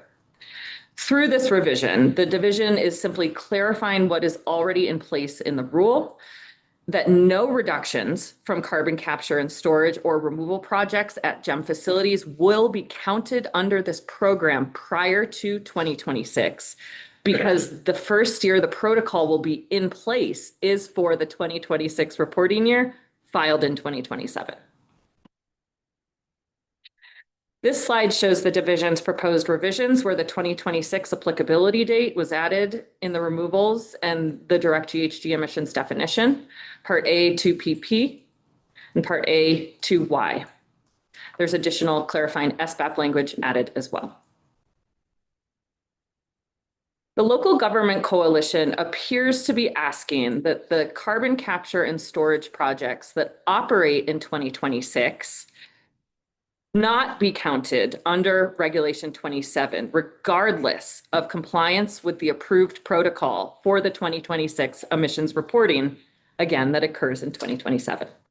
The division understands the local government coalition's concerns around a robust accounting protocol being in place prior to a facility counting reductions from CCS projects towards compliance, and we are committed to that happening. A project can come online prior to the protocol, but until a protocol is developed, they can't count the reductions from that project. It's that simple. The division feels it is reasonable and in line with the original intent of the rule to allow a facility to count a removal project towards compliance as long as the protocol is in place and that they can reflect that methodology in their reporting. Inversely, if a project comes online in 2026 and the protocol is established in 2027, but the facility can't meet the requirements set out under the protocol, the project's 2026 activities will not count towards compliance and credit generation. I'm going to turn it over to Cecilia to round us out for the presentation. All right. The final key topic or red boxed item from earlier in this presentation that we will be addressing is how adjustments to past emissions reporting impact greenhouse gas credits. Currently, the rule is ambiguous on how emissions reporting changes may or may not impact GEM 1 or GEM 2 facility credits. After the first credit issuance in 2025, this ambiguity came to light when one GEM facility that received credits increased its emissions reported such that it had been issued more credits than it had achieved actual reductions above and beyond its 2030 compliance obligation or credit generation limit. To address this specific credit overissuance, the division administratively cancelled the number of credits that were overissued to the facility. It was a small number, only 13 credits, and the reporting error was discovered and resolved via this administrative cancellation within a few weeks of the credit issuance. The situation, however, led the division to produce guidance on how credit overissuance may be addressed to ensure that the greenhouse gas reduction goals originally set out under the regulation persist, and that 1 credit equals 1 metric ton of carbon dioxide equivalent reduced or removed. Note that we anticipate this situation will arise infrequently, especially as it has only occurred once since the first credit issuance. The division's proposed revisions formalize the protective measures initially considered in guidance by incorporating a multi-step process into the rule to address credit overissuance in the market, meaning to maintain market integrity, as well as to ensure that the responsibility to correct is on the facility that adjusts its reporting. The division proposes revisions to Part D 3B4 to address such situations. Specifically, Part D 3B4A to clarify that no new or additional credits will be issued to entities that report a decrease in their emissions after credit issuance. And also to Part D 3B4B, establishing a waterfall to cure a situation where too many credits were initially issued to an entity based on an updated report, increasing their emissions after issuance. By waterfall, I mean a cascading step-by-step process that regulated sources will need to follow in the established order to reconcile or true up any credit overissuance. The division's original waterfall proposal was relatively complex and a 4-step process. and we have since simplified this process. This slide reflects the division's final package proposed language, which includes 2 steps. First, the division would administratively cancel credits prioritizing vintage year, disproportionately impacted community status, and credit type, which is Gem 1 only credits that can only be traded between Gem 1 facilities, or Gem 2 eligible credits, which can be traded amongst both Gem 1 and Gem 2 entities. The second step would then allow the entity to obtain credits, which the division would cancel again, prioritizing vintage year, disproportionately impacted community status, and credit type. As you will see in a moment, though, we are proposing some changes to this 2-step process in response to alternate proposals. Both the Chamber and the Local Government Coalition oppose the division's waterfall as it stands. The Chamber wants to expand the waterfall's application to underreporters that are not issued credits, such that these entities will not be deemed out of compliance if they did not retire sufficient credits given an updated emissions report. They also want to limit the waterfall step 1 to administrative cancellation of credits from the same vintage year, expand the waterfall step 2 to allow the entity to choose between administrative cancellation of credits from different vintage years or obtaining credits within 180 days. And the waterfall step 3 to allow entities to commit to administrative cancellation of credits from the next upcoming vintage year of credits that will be issued within 190 days. The Local Government Coalition wishes to return instead to the division's original and more complex waterfall and require that credit type, disproportionately impacted community status, and vintage year match that of the credits that were overissued. The division is opposing both alternate proposals. Underreporting is a non-compliance issue and not appropriate to handle via the trading market waterfall specifically. Additionally, the Chamber's waterfall is insufficient in terms of being too flexible on how and when the cure must occur, given that there will be more credits in the market due to incorrect reporting than actual reductions achieved that year by regulated sources. The Chamber's proposal allows far too much time to rectify such reporting and credit issuance discrepancy without mitigation. The division also does not agree with reverting back to its original proposal and adding additional restrictions because this process was already overly cumbersome and complex. However, the division does wish to update its proposed waterfall language in response to and as a logical outgrowth of alternate proposals as seen in the following slides. For the first step, we support limiting the initial administrative cancellation of credits to the same vintage year of credits, but still prioritizing credit type and disproportionately impacted community status. This is aligned with the spirit of the rule, which does not require regulated sources to purchase credits of specific types or vintage years for compliance. For the second step, we support allowing entities to choose between administrative cancellation of credits from different vintage years, again prioritizing type and disproportionately impacted community status, or obtaining credits, which the division would then administratively cancel, again with the same prioritization. We believe the Chamber's 180 days, however, is too long and instead revert back to our previously proposed timeframe of 120 days.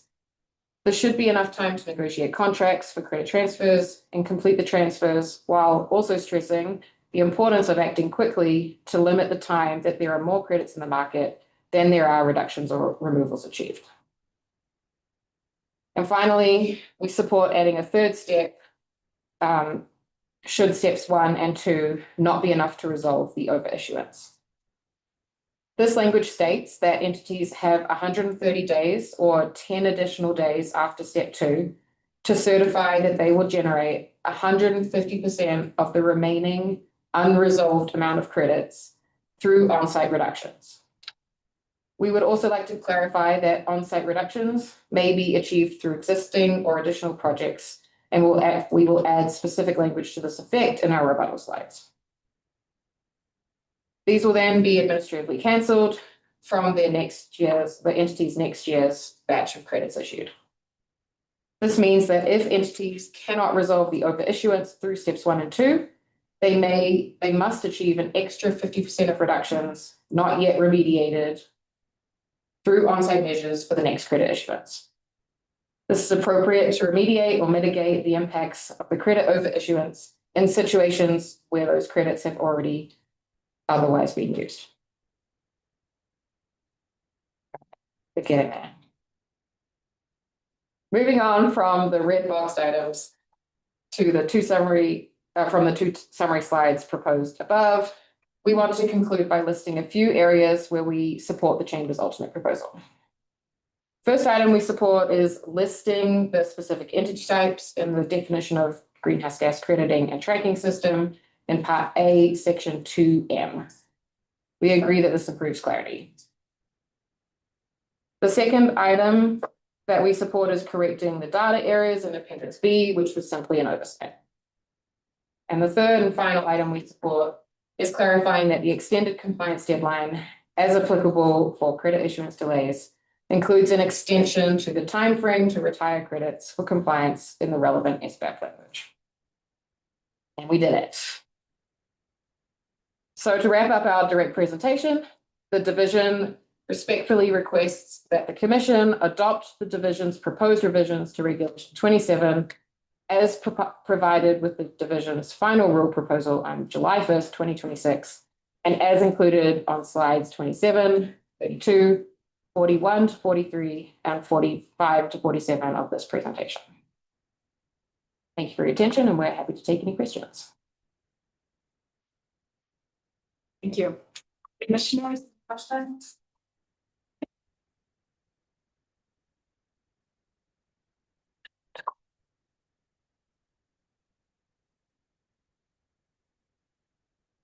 Commissioners, we would like to call two of our colleagues to sit beside us for the question session, the Climate Director, David Beckstrom, as well as our Counsel, Mark Nizinski.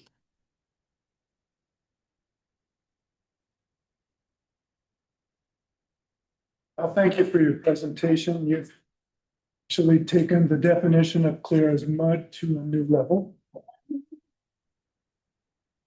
And, I have a question about double counting. And first, and I'm pretty sure you answered this and I missed it, but if an entity wants to cancel credits so that they can sell reduction, is there a method to do that? Specifically to, in regards to double counting, yes, there is a process to administratively cancel credits. First step, yes. But administrative cancellation means that those credits were essentially never issued, because you're not necessarily wanting to cancel credits and then allow them to be used in another market. And in this situation, the credits would never be issued in Colorado's market if they were used in an external market. That decision would have to be made prior to credits being issued in Colorado's market.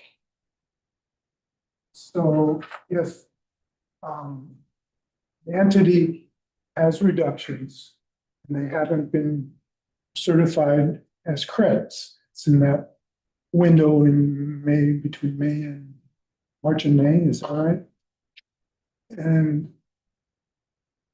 But they don't get it done. They don't sell the credits, the reductions. And the division, by routine at this point, certifies them as credits. So the reductions, all the reductions have been changed into credits. But in that interim, before they're certified, the entity sells reductions out of state.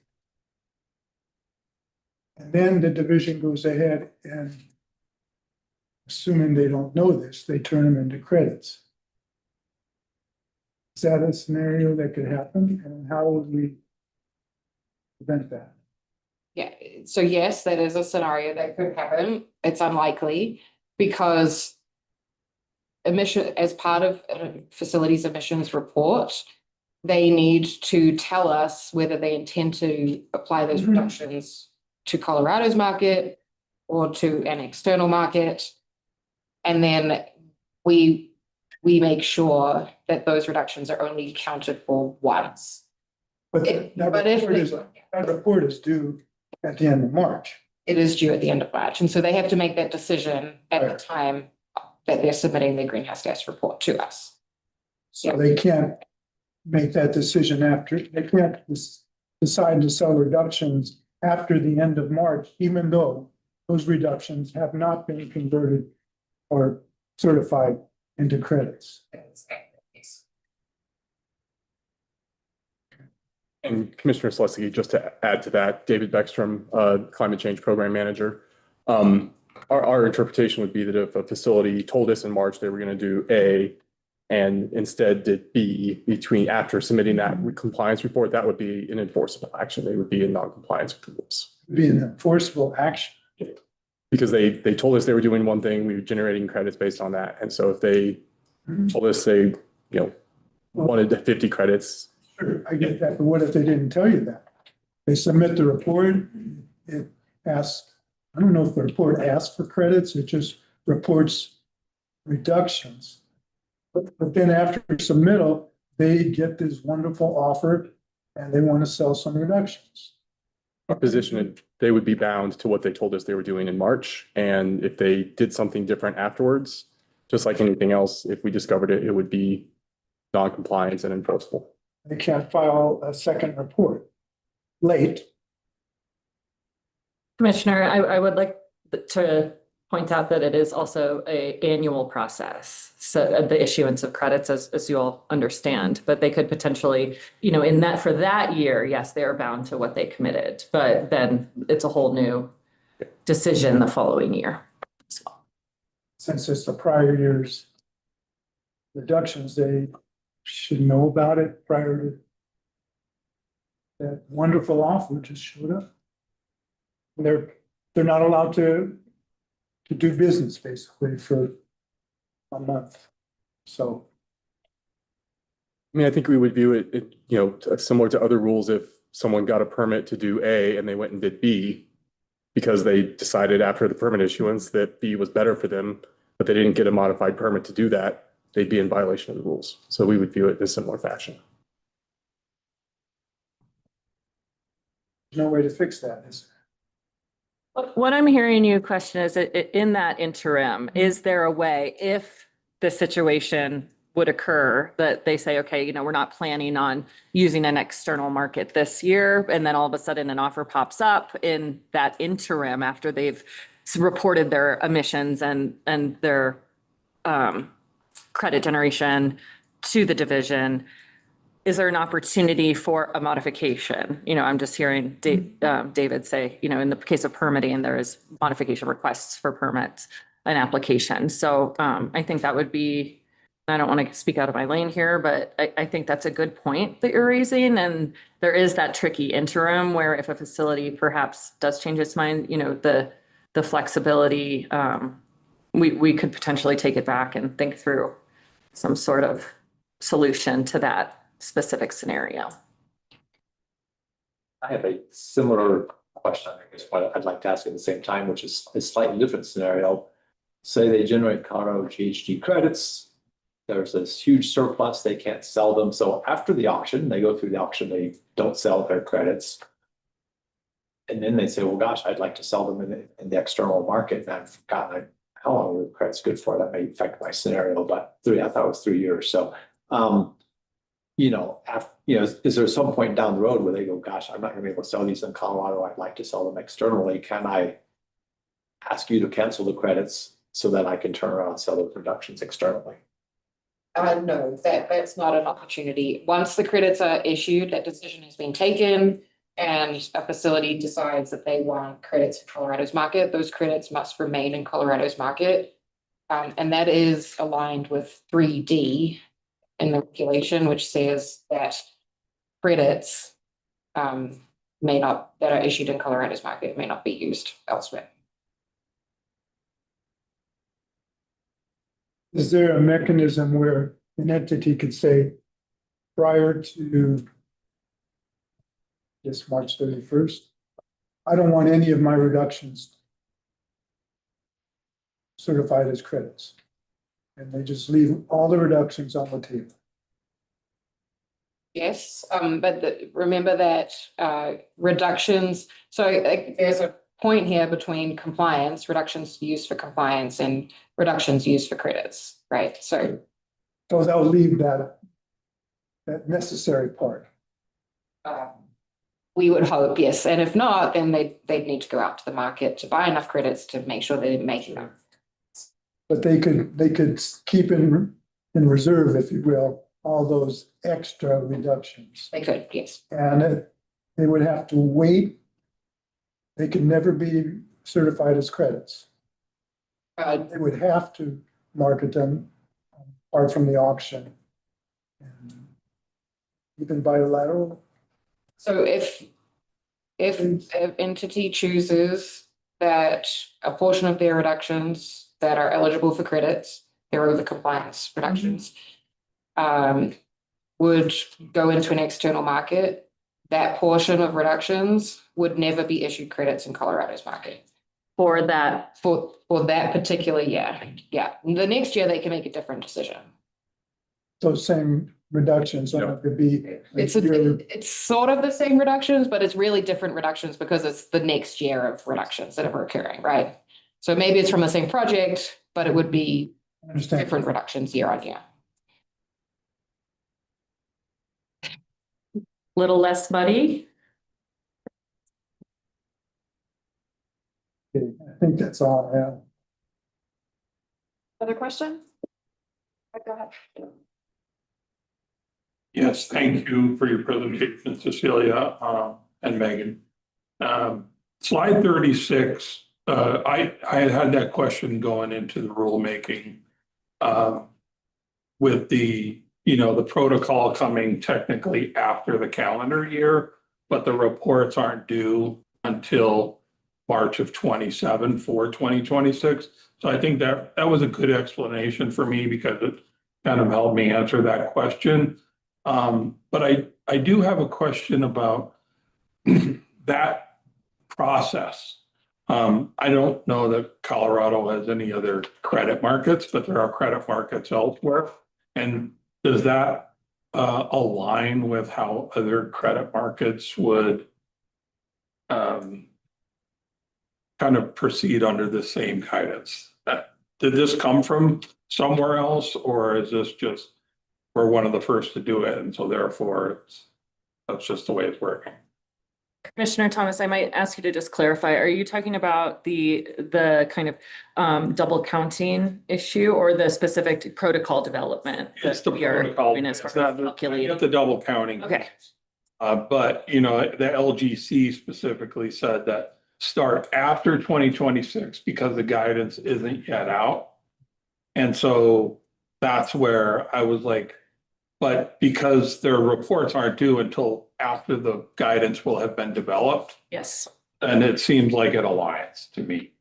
That is our position, is that if a facility operates a carbon capture and storage project in this year in 2026, that's their business decision. Whether or not they can count it towards compliance depends on the protocol being in place. And if there is a protocol they can comply with before the reporting window ends, essentially for that previous emissions year, that's what we are concerned about.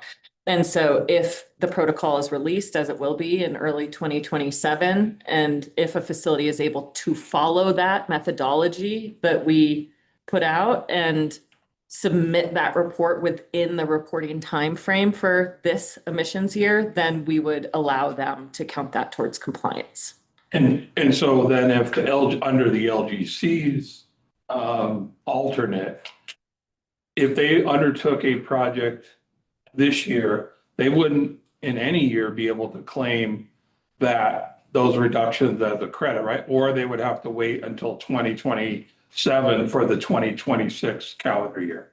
Okay, got it. So my understanding of LGC's position, I know they can speak additionally to this, is that the 2026 emissions year even if the reporting window for that year is still open, if the protocol's not out during that emissions year, that's should not be able to be counted, even if they can provide the data that we're requesting to be entered during reporting.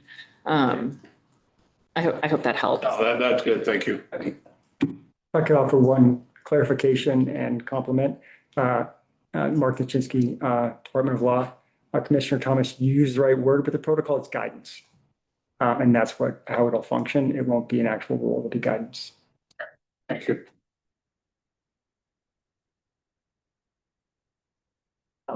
Thank you for your presentation. Lots of great information. I wanted to ask you guys about slides 15 and 16 a little bit. And I had two questions on this topic. The division's potential use of the third-party reviewer, how is that funded? Is that an expense the division would incur, or is that something you're asking the sources to incur? Good question. This is not a requirement at this time. So the third party review is just us adding or stating the option that a third party reviewer may be involved. And we haven't established a third party review process. So we need to take that back and actually go through the process to determine how that would be. And my related question to that is, for what I'll call more mature carbon markets like the systems in California and Washington, do they have third-party review processes associated with those protocols? I'm sure there's, there are different credit issuing protocols, whether the state does it or a third party verifies it or whatever. I was kind of curious what those states are doing on a similar topic. Yes, so third party review is standard practice for both voluntary and compliance markets. In voluntary markets, the level of review can vary. It could be, for example, limited or reasonable assurance. And that has different costs associated with it, and it's different requirements based on different methodologies. So different project types essentially have different methodologies. In different states, it's typically based on the size of the source that is being reviewed and whether they need, what level of verification they need, and whether they need verification at all or review at all. Yeah. Thank you. I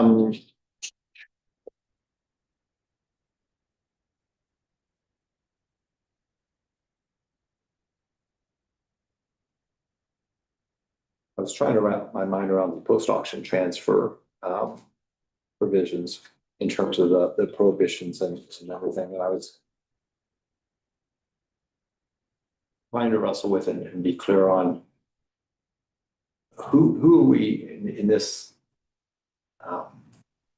set of rule language. What are we focus on a delay by the buyer or by the seller or by both if they don't execute a contract in time? I want to be a little clear on what is the problem we're trying to address, and are there different problems? I mean, I guess I'm not sure what those problems look like. So maybe description of the problems you're trying to address with this would help me wrap my mind around this part of it. Yes. So you're talking about the reasons for credit issuance delay. Yeah, okay. And potentially, especially then as it relates to prohibitions, I think participation. Two pieces. Okay, so the post-auction, there's two elements to that. There's if I'm understanding, there's the credit issuance delay, which would be because data is unavailable, software issues, or other issues beyond the division's control, maybe not where you're going. That's not the part. Okay. The actual post. Actually, between the buyer and seller, where that doesn't get posted or completed fast enough, as I understand it. Right. So if there were to be a delay in post-auction transfers, meaning a seller and a buyer may not be able to negotiate a contract in time before the credits actually move between accounts. And this is happening outside of the market. It's not happening through the division process. It's all privately handled. And what we had, Maybe that's where I was confused about the use of the term auction, because I assumed that was through the division's auction process. so you're right, the auction is administrated by us, by the division. And the credits move between accounts through the system that we manage. But the actual negotiations and the transfer of money, that all happens external to the system. It's privately handled. And Maybe I'm mistaken. Let me ask, in the division auction process, I thought there was a matching of company A and company B and agreed upon price. Now they would have to, sure, lawyers will find lots of other contractual terms beyond that. But are those the basic elements that do come out of the division's auction? So, okay. that's exactly right, Commissioner Reader. So the auction is really a price matching tool, right? It is to allow anonymized auctions or anonymized participants to find price matching through the process that we laid out in 2023. From there, we hand it over to the private parties to figure out what that transfer is going to look like. And then CC, I think it might be a little bit helpful if you walk through just briefly the steps of initiating that transfer, because I think that those illustrate kind of the different failure points after an auction that we're concerned about. Right, yes. Thanks for helping to clarify. So the auction occurs, there's a settlement, there's 2 rounds potentially, there's a settlement price established for both rounds and credits are matched between a buyer and a seller in both rounds. After the auction, the division then uploads the results into the system and a notification is sent to both the buyer and the seller that their credits are ready for them to transfer. The seller is the one that has to initiate the transfer, and typically that would happen, well, we're assuming that's happening after they receive the money for that trade. And so the seller would initiate the transfer, and then that form essentially that is in the system would go into the buyer's portal, and the buyer would then accept the transfer. And that is what triggers the credits to move between accounts. And at the end of the process, the credits are all moved from the seller's account into the buyer's account, and are now part of the buyer's credit total quantity in their account. Okay, so the clock could run out anywhere in that process, either before the seller ever posts it, because presumably they haven't negotiated terms or received payment, or the seller could post it for transfer and the buyer hasn't accepted it, and they don't accept it before the clock runs out. Those are, I guess, the 2 sort of points of failure. Okay. In the, I guess, especially the second scenario, where the seller has presumably fulfilled their obligations and posted it, the buyer hasn't accepted it for whatever reason, would the seller be prohibited from participating in the next year? I think that's where our discretion under the proposed language would come in as to who's responsible for the failure and what the appropriate response would be. So I was trying to get to and understand. Okay, thank you.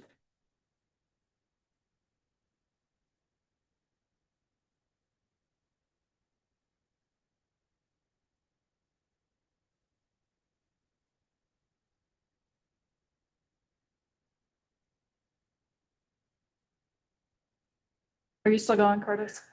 Someone else has a question. I'm trying to formulate a question on the board. So someone else has a question, then great.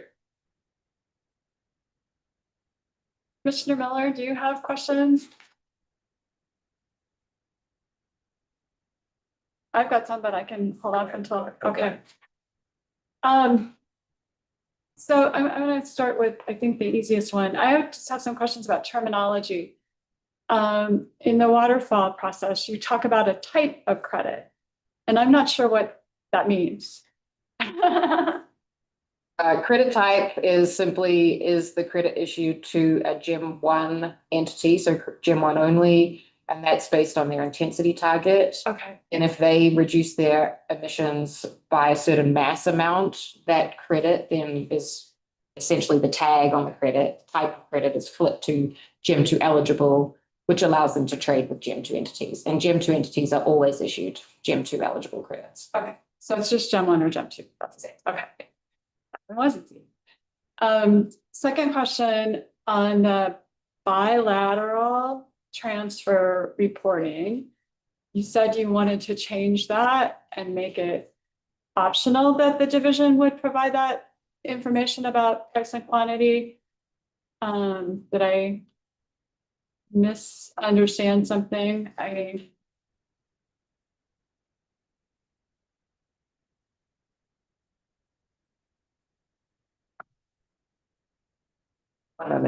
Maybe I can get to the chase and just sort of ask my question.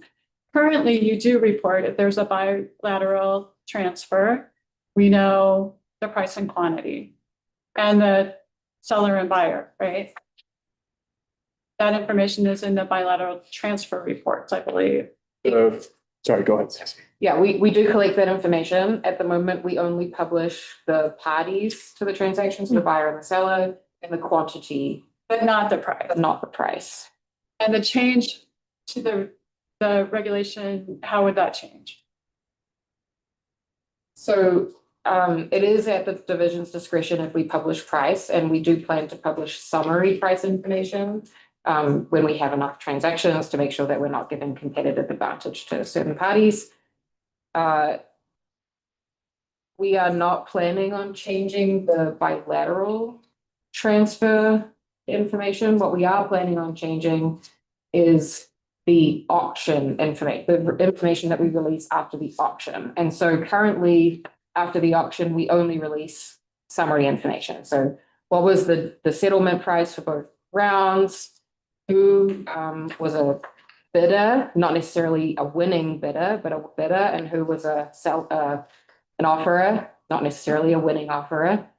And what we're planning on adjusting is not just publishing that summary information, but also matching the quantities that are won and the prices that are won to those parties that did win credits in the auction, essentially matched credits in the auction. A long-term contract is the same as a bilateral transaction. Okay, thank you. And then going all the way back to Commissioner Slutsky's questions, what does it mean to retire credits? And why can I retire credits from Colorado's market and sell them out of state? Yes, so retiring credits, the way that we've been using that term is the credits are being retired for a use. If you retire credits from the market, then they are being used for compliance purposes, for a corporate goal, if you want to, but they're being used by a Colorado entity for Colorado purposes. So they can be used outside of the formal 27 picture for corporate sustainability goals. Why is that different than letting them be retired and sold out of state? So there is the way that Regulation 27 is currently written is 3D. So Part D, 3D, the double counting provision says that the credits, once they're in Colorado's market, once they're issued in Colorado's market, those credits cannot be used in an external market. And so that would, if we were to allow retirement of credits for use in external markets, that would be contrary to 3D. Once the credits are in the market, in Colorado's market, they need to be used for Colorado purposes. Is there an explicit carve out for internal corporate sustainability goals in the regulation someplace, or is that just something that's been happening?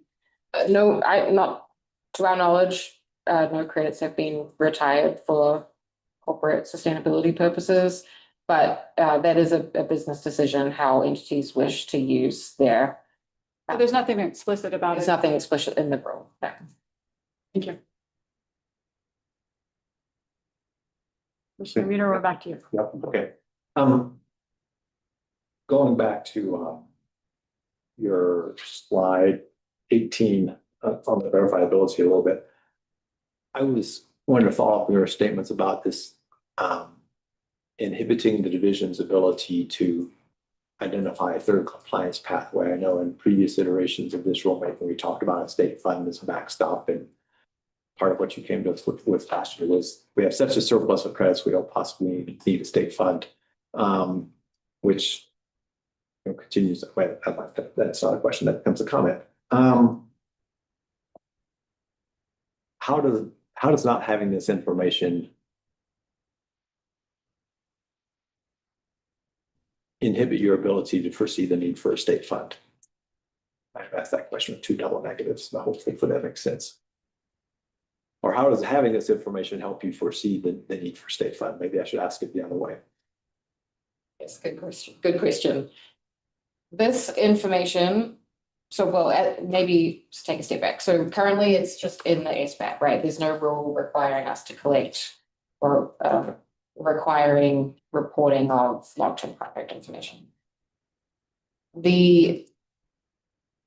The reason for including rule language would be to get insight that is, guaranteed on a specific timeline and or with a specific amount of information. Because right now we're relying on information that is reported through the greenhouse gas reduction plans, early commitments to their compliance limits, and voluntarily supported or provided information to the division. But this would guarantee, if we were to include language in the rule, it would guarantee us information on a specific timeline related to how entities intend to use their credits that are issued, or how they intend to use the market, purchasing credits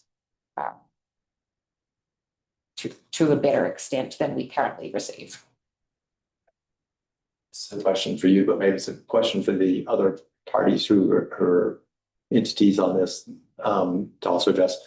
Is there a scenario where this information is provided to the division as confidential business information and therefore not disclosable to the public, that gives the division the insight that it needs while protecting obviously the business sensitive information that it sounds like was the concern of the parties? Yes, I think that this would be a case-by-case assessment, right? What information is provided to us and whether that information is deemed confidential. I might be able to turn it over to our attorney, Mark, to talk about from a legal perspective on that. Sure, I think the straight answer to your question is just yes. It comes in labeled as CBI. As you know, there's a core exception for CBI. So then the division has it. If there's a core request for it, then it gets analyzed as to whether it's really CBI or not, but that's the normal core process. But upfront, the division gets it, the public does not. On the sort of double counting part, the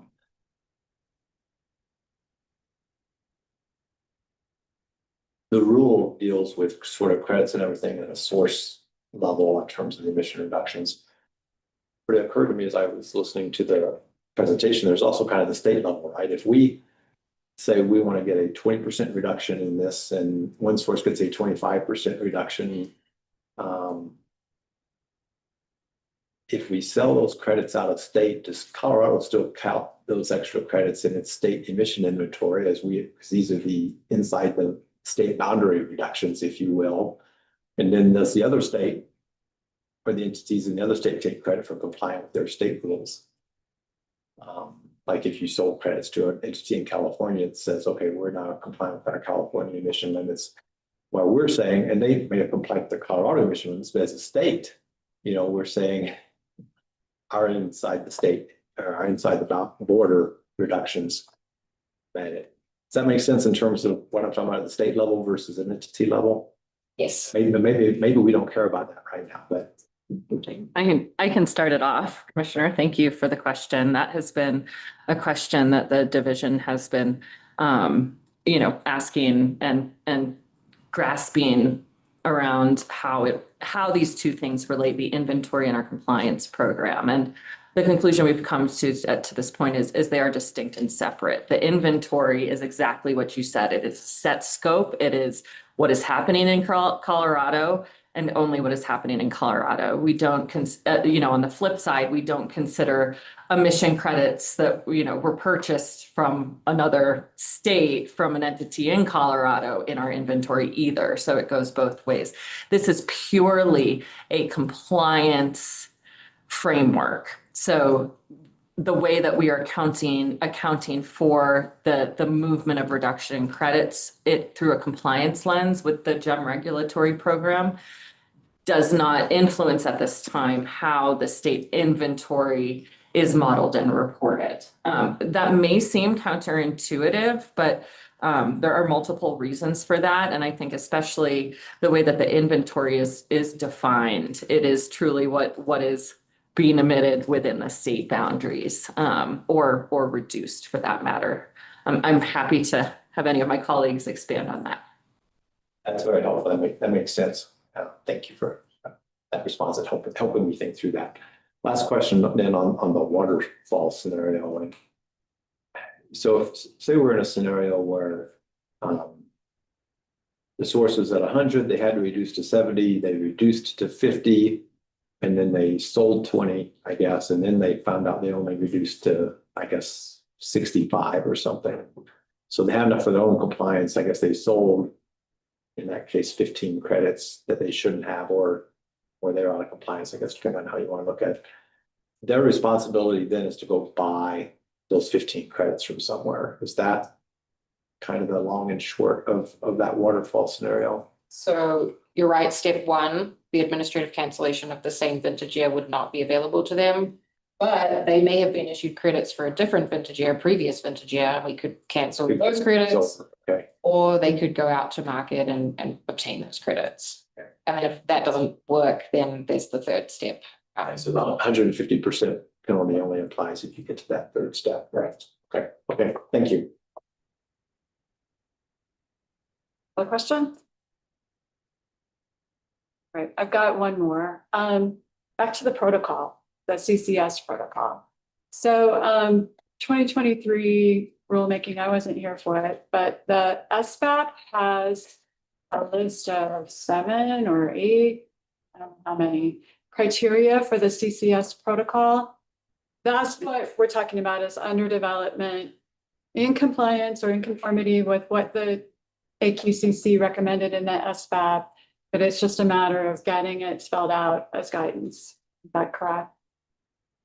Yes, Commissioner, that's correct. And so just for an update on that, what we're doing is going to be consistent with that 2023 guidance in the SBAP. It's going to be consistent with the language that we're asking you to adopt around GHG accounting today to make sure that there's alignment between the protocol and those new terms. And the actual kickoff for that working group is going to be next Monday. So it's going to be through a public process, working group across sort of a diverse group of folks participating in that. And we'll have EJ outreach and a whole host of other opportunities for input, and the division will go through that process and release that by the end of this year or early next year is our hope. I think we're good with commissioner questions now. Is there cross-examination for the division at this time? Great, seeing none. Thank you very much. Thank you. Thank you, Commissioner. Power on. I will ask the chamber to come up.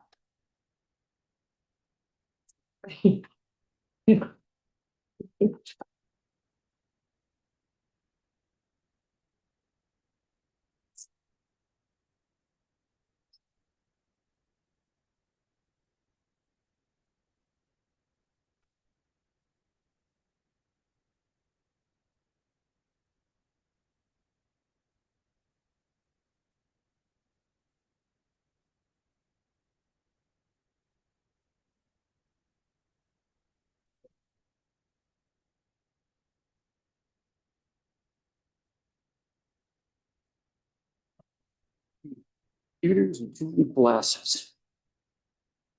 Ready?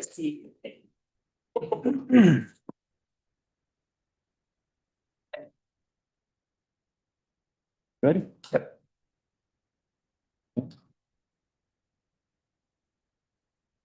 Good morning, afternoon, whatever it is, commissioners. Dave Coleman from the Colorado Chamber of Commerce.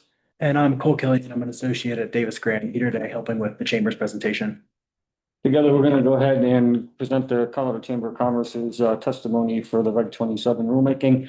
You all know who the Colorado Chamber is. I've been here quite a few times, so I definitely won't repeat who we are. first thing I really want to do is thank the division staff on their extensive engagement, responsiveness, transparency. You know, we didn't always agree on every issue, and we still have issues that we're resolving here at the hearing, but also I'll tell you, it was stellar outreach from the staff. Really appreciated them. They listened to our concerns. They considered many of our ideas. So I really want to thank Megan, Cecilia, David, and Mark for all their great work, and just appreciate all that. Because of that, we did resolve several of our issues that we had throughout this very extensive rulemaking process, including some of our biggest ones, including long-term contracts that you heard a little bit about. So again, really appreciate that. The Colorado Chamber and our members have spent significant time and work on this rulemaking. I mean, the numbers of internal meetings are up at over 50. We had more meetings since I created the slide. And we had lots of meetings with the chamber and met with the division, and then we've had several filings. So lots of time spent on this rulemaking. So let's get into some of our bigger concerns. So section 3B4, the waterfall is one of our biggest ones. Yesterday, the division did send around a new proposal, and you saw some of it today in their testimony. This does change some of our positions if some of their new language will be adopted. I'll try to verbally address this as some of our slides have changed. And I think some of it we're just going to address tomorrow or later today in our rebuttal slides, whenever that may be.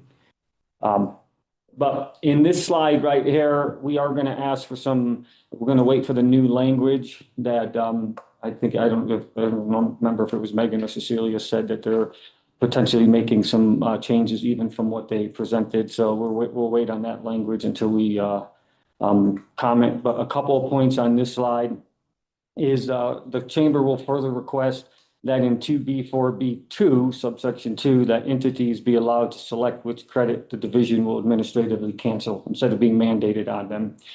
And then in the new section, subsection 3, and again, I'll show all this tomorrow in rebuttal slides or again later today. But the division in subsection 3 is requesting a kind of a penalty of 150% of the number of credits. We believe that's a little harsh and arbitrarily high, and we'll be asking for a lower number, probably 125%. So on this slide, the first two bullets have been resolved by that new red line language. Appreciate the division again. The last two are resolved. The first one, we still have an issue with the DI community language being in here. It's not that we disagree with DI community. We just want to make sure that we do not set the idea that greenhouse gas credits being in a DI community could be relevant on whether and how these credits can be traded. That's not the case. The commission, you all have made it very clear that we're not restricting trading credits in DI communities. And we just want to make sure that rule language does not make that a confused point. We want to make sure that remains very clear. That's why we would request that. This has pretty much been resolved, so I'm going to skip that. All right, so we are going to spend a little time on this slide, and this really relates to the underreporting. So the Colorado Chamber is asking for changes to ensure Section 3B4 treats credit generators and purchasers similarly, instead of just generators. So the division has suggested that an entity that reports emissions and retires credits based on those reported emissions, which shows compliance, but later determines it underreported emissions, even by small amounts, could trigger required on-site reductions of double the reductions of the credits. This, we believe, is a harsh consequence for an entity that thought they were reporting accurately at the time. The needed credits to make up the differences were likely available and would have been purchased. This is concerning even more because if the entity was purchasing credits to begin with, they likely are not able to make the on-site reductions. And now you're going to hit them with a double requirement for on-site reductions. This will likely mean curbed production in these facilities. So to be clear, we're not suggesting there shouldn't be consequences or even enforcement. What we're suggesting is the rule would allow for that in those situations, but we simply want the consequences for double the on-site reduction is too harsh and should not be the case. We believe our red lines fix that issue, and treats credit generators and purchasers the same by letting them use section 3B4 to resolve the issue. That's what we're asking for, and we'll have some more formal red line language when we get to rebuttal. So we'll show that this is the old language. Some of it is still relevant, some of it is not, so we're not going to go ahead and get into it. Administratively cancel, so we asking for a couple changes here. First, the addition of to the extent explains that credits can only be administratively canceled to the extent that they are needed to address an overissuance of credits. And the second change would allow for administrative cancellation in the additional circumstance to correct underreporting. So these are just changes to help with the underreporting issue. And moving on to the consequences for late transfer notices, you can go to the next slide, Dave. You just heard from the division that they have added some language to section 4J3 that would authorize the division to ban an auction participant from the subsequent year's auction if they failed to timely submit their transfer notice. They also added some language that would allow the transfer notice to be submitted 60 days after entities are notified of the auction results, and the chamber supports that additional flexibility in the event the auction gets delayed. But the chamber still opposes the penalty for potentially getting banned from the subsequent year's auction. Their position is the consequence is unnecessary, it's too harsh, and the division's existing enforcement mechanisms are appropriate to address noncompliance under the rule, and that banning future auction participation is not warranted. And this is the language in the SBAP and in the rule that we'd request. It's really just striking the prohibition language and leaving the language that says they might be subject to enforcement. Right. Moving on, this issue generally resolved. One issue is on this language. The division just put that language up in the rule 3B, that we agree with that. We were just asked that that language in the gray red on the bottom in the SBAP be added. Okay. The division also made additions to greenhouse gas reduction plan requirements to include description of greenhouse gas reduction measure, including equipment and project type. Entities already provide a lot of this information regarding emissions reductions and cost of each project. And entities also already provide specifics for projects that are at or below the cost of thresholds. Regarding entities to include this information is, we believe, an additional requirement and not a clarification of an additional requirement. So we think the division should also revert back to metric tons of consistency within the rule, and we did have an error on this slide. We'll fix this up in our rebuttal, but that strike through of short to metric, it should be in the one above it, and not where it's at, not where it's at on the slide, but we will fix that up in rebuttal. All right. So as you heard from the division, they're also proposing some language in Part D, Section 4J2, that would require the division to publish some additional details regarding auction transactions following the completion of the auction.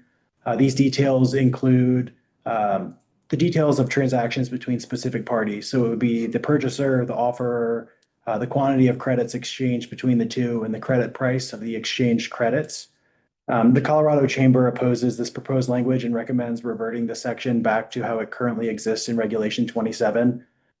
Publishing this information, in the Chamber's view, isn't necessary, and it may chill future participation in the auction if this sort of information is published on the website. Specifically the price information, it can be commercially sensitive.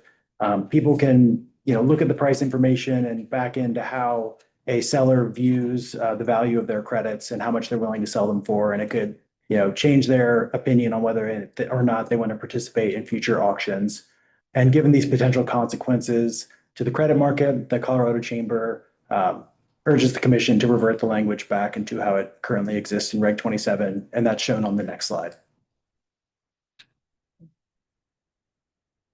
On the active greenhouse gas credits definition, the chamber requests the commission ensure that entities that complete bilateral transactions are equally protected as those that enter into the auction.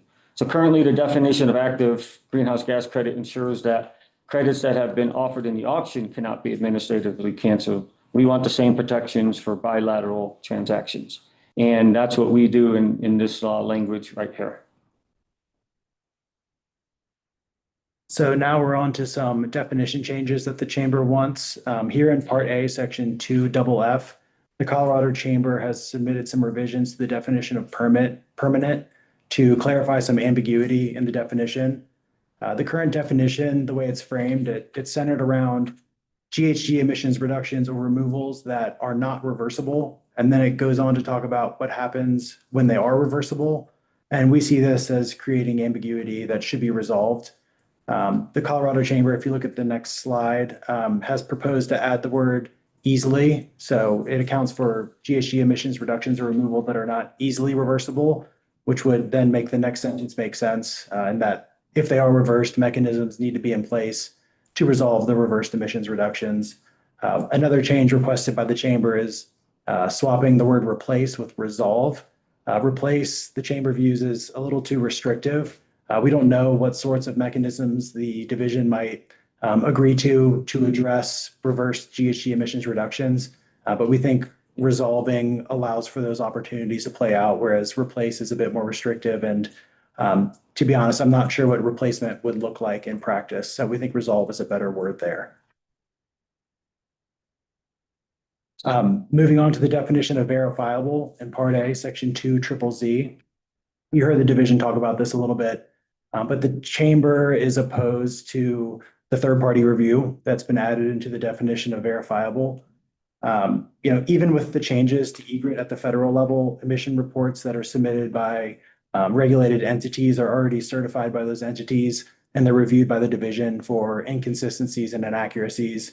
And we think, the division has the expertise and the capability to review these reports and ensure that they're complete and accurate, and that adding a third party into this process really just overcomplicates it. It increases the time and costs that regulated entities need in this process, and it raises some confidentiality concerns. If you're opening yourself up to a third party coming in, there may be CBI concerns that require the entry of an NDA or something along those lines that could just complicate a process that the Colorado Chamber believes the division can handle. So on the next slide, we show the corresponding changes to the definition and the SBAP. Okay, some additional regulation changes. 2MM has been resolved. I appreciate the division on that. 2C is just adding a quick little bullet, a quick little sentence on unless otherwise specified, mainly because there are instances where references to 40 CFR Part 98 do not refer to the January 1st, 2025 rule version. And that definition should be revised to state that the applicable version unless specifically noted. That's why we added that. All right, so now we have some SBAP language changes that we are recommending that we want to quickly go over. So right here on this language, this SBAP language regarding Part A, Section 3 should be adopted to more closely match the rule language. So the rule language requires that the greenhouse gas reduction plan identify on-site measures and then identify which measures must be completed. It is the approved greenhouse gas reduction plan that must be followed. Here, the SBAP language currently utilizes confusing terms not used in the rules, such as actual co-pollution reductions, etc. This language should also add applicable compliance period. So we are just trying to align the SBAP more closely with what the rule language says. And we believe these changes in gray, red, highlight that and accomplish those changes. This is a simple change to the SBAP that would clarify that entities may use greenhouse gas credits of any designation for compliance purposes. Another quick one, the Colorado Chamber supports the idea of companies considering federal and state grants when appropriate, and several have and will continue to do so. But first, it is not realistic for a company to apply for all grants. Who decides what all is? What is all? What if we miss one and didn't see one? And I understand the word says, the language says encourages, but when you put encourages and then you put the word all, then issues can start to arise. So it's just unrealistic to do that, and it's not in the rule. So we suggest some quick tweaks and some items to keep the encouraging in here. We want the encouraging to stay in there and just be a little bit more appropriate. slide, here we got, again, with transparency, the Colorado Chamber has several concerns with this requirement. Current rule language requires that an independent party conduct a technical and regulatory review of the greenhouse gas reduction plan to determine the accuracy and completeness of the plan. The third-party reviewer then issues the report, with which the division then publishes online for transparency. It is unnecessary and confusing for the division to then attempt to summarize or interpret the portions of the report that was just put online by the third party. So if SBAP is included, any SBAP language should match the rule language, which this doesn't. Second, the regulation itself does not explicitly require use of an ascending order weighted average methodology. So we're requesting that to be removed from SBAP. Again, a lot of this is to align the SBAP with the rule. Third, the division appropriately removed reference to the guidance in prior versions of SBAP language, and we appreciate that, but retained reference here in the guidance in bullet 3 on the slide.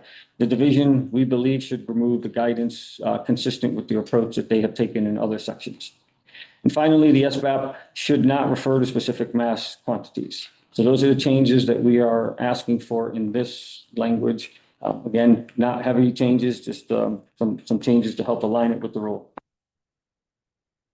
And now moving on to some SBAP language regarding default public comment periods. So as you heard from the division, they added some rule text that put a range for public comment in the rule between 45 and 60 days for audit reports, GHG plan proposals, and GHG reduction plans. And then the division added some language to the statement of basis and purpose that says they will default to a 60-day public comment period and reduce that period when necessary. The Colorado Chamber supports striking this default public comment language in the statement of basis and purpose. It's really unclear when it will be necessary to reduce that public comment period closer to the 45-day range versus 60 days. And given that there's a range in the rule, we think the division's well suited to adjust the public comment period as needed based on the complexity of the documents that are being published, and default language in the SBAP is not necessary at this time. So this next slide shows the changes we would like in the gray and red text. It's basically just striking the default language from the provision. One thing I'll just add to this one, in the all parties meeting, the local government coalition asked to change this from 30 to 60 days, and the Colorado Chamber took that back to our members. And, we came to a consensus to agree with the local government coalition and say 45 to 60. So just wanted to make sure that history was clear also. Slide 40, again, more what we believe are simple SBAP changes. The SBAP should accurately indicate that not all circumstances require on-site measures to be deployed. Specifically, not all midstream operators must achieve on-site reductions, nor are entities that demonstrate there are no cost-effective projects through a greenhouse gas reduction plan. So although this language does not alter the regulation text, the SBAP should be consistent with actual practice. Again, we're just finding things in the SBAP. We just want to clean up. We want to make sure there's no confusion going forward. We believe they're simple changes, and that's why we're proposing them here. This one's yours. And finally, this is a big chunk of text on the screen, but our revisions are pretty simple. So the Colorado Chamber recommends striking this final few sentences in the statement of basis and purpose. This provision talks about the comprehensive CCS protocol that's being developed by the division with input from interested stakeholders. At the end, it says, if an additional rulemaking to Regulation 27 is necessary, it'll be reopened and the division will revise the rules as needed. But this following, the final couple sentences have some examples of potential rulemaking topics, and the Colorado Chamber thinks it's inappropriate to speculate about future rulemaking topics in the statement of basis and purpose. This language isn't necessary, and if these topics are something the division thinks that they should address in a future rulemaking, they can. But adding them into the statement of basis and purpose at this time is not needed. So we'd recommend striking them. And I forgot to add a question slide, shame on me. So just in summary, I would say that some of the biggest concern we have left really is 3B, 4B on the waterfall. And I know we were a little disjointed here just because of the changes that were coming at us, even up to the division's direct. So we do plan to clean that up a little bit and make it a little more clear with red line language and rebuttal. So hopefully you'll be a little patient with us on that. to really know and understand what our issue is on there. A lot of the other changes that we went through were small SPAP and definitional changes. So I don't have anything else, do you? No, I don't. Okay, then we'll go ahead and open up the questions and definitely appreciate your time. Thank you. Commissioners, question? You went from, someone asked about slide 19, mostly because you went through your topics from slide 16 and 17 to slide 21 pretty quick while I was trying to take notes. And I did not capture any notes on slide 19. I was wanting to understand. Could you just kind of go over that again? I'm not sure which the issue was. So the gray is what we wanted to add. The commission has, in their direct testimony in the rule, added what's in gray. So we appreciate that. We're just asking that you add what's in gray on the bottom into the SPAP. That's basically what's left on that slide. So the division incorporated the language in the top about the SPAP. Okay. We didn't see it in the SPAP, and maybe they plan to. We didn't see it in their presentation.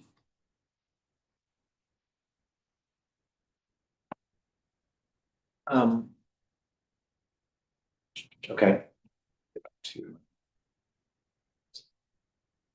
You may have heard me ask the division the question earlier on regarding long-term contracts.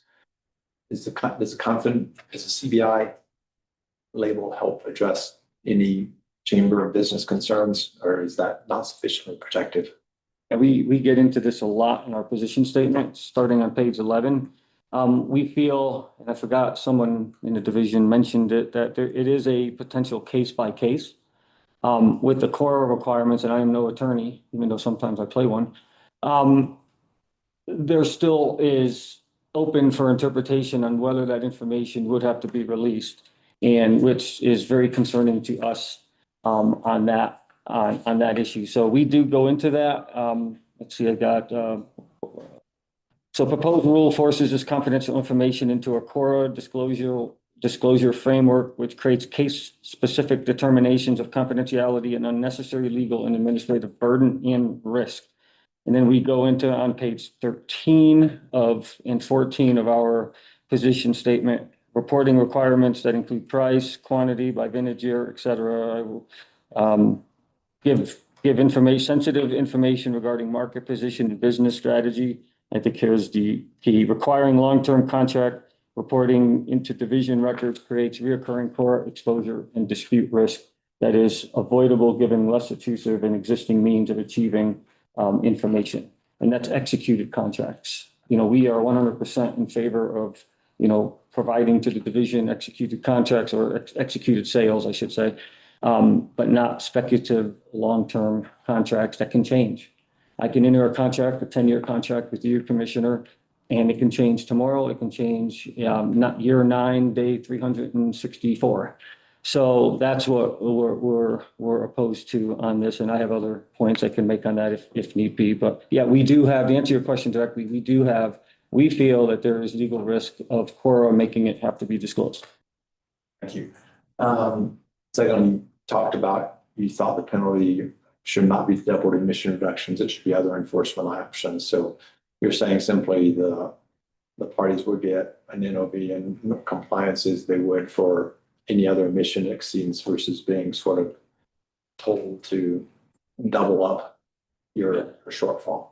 I think there's 2 points. Number one, we want credit purchasers to be treated like credit generators and be allowed to use that as a potential option to resolve the issue. And, just like you can with credit generators, if there's an enforcement action that needs to happen, because if it's severe enough, the division has that discretion to take enforcement action if need be. So, I mean, that's in the rules already. You don't need to change Reg 27 for that. So we just want them to be treated equally. And we think our language that we will see in its entirety when we hit our rebuttal, now that we had to make some changes and pivot to what the division proposed, and we appreciate the division doing that, by the way. We just, we feel that language does just that. And if I can add a little bit more there, if you kind of step back and think about it, if you're a credit purchaser, you've already demonstrated in your GHG reduction plan that there's no technically feasible or cost-effective projects that you can implement on site to reduce your GHG emission reductions. So if you're then forced to go get double those reductions on site, you either have to cut production or, implement a non-cost effective project on your facility. And, if that credit purchaser had a surplus of credits in their account, we would want them to be able to cancel those credits that they already have to comply rather than having to go do this on-site project that might be exorbitantly expensive or make the difficult decision to cut their production to comply with this. And once again, we think the division's existing enforcement can handle those scenarios and the double penalty isn't needed. The last question on 4J2, you sort of basically said leave it alone, leave it as is. Maybe I misunderstood the division's testimony. I thought they had backed off to where it was.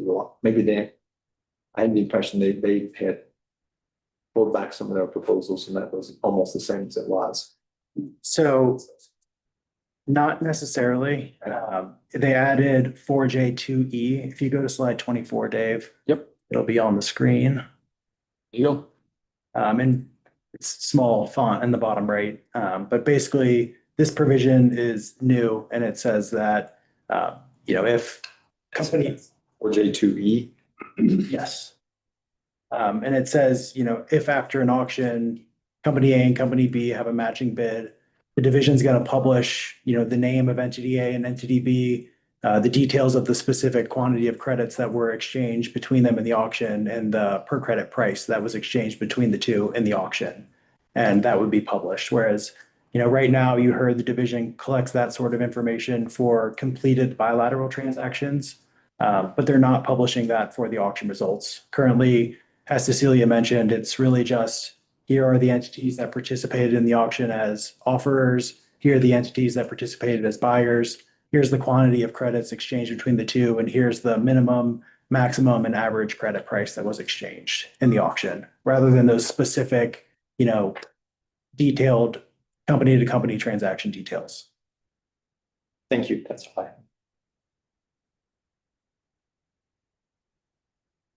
Other questions, commissioners?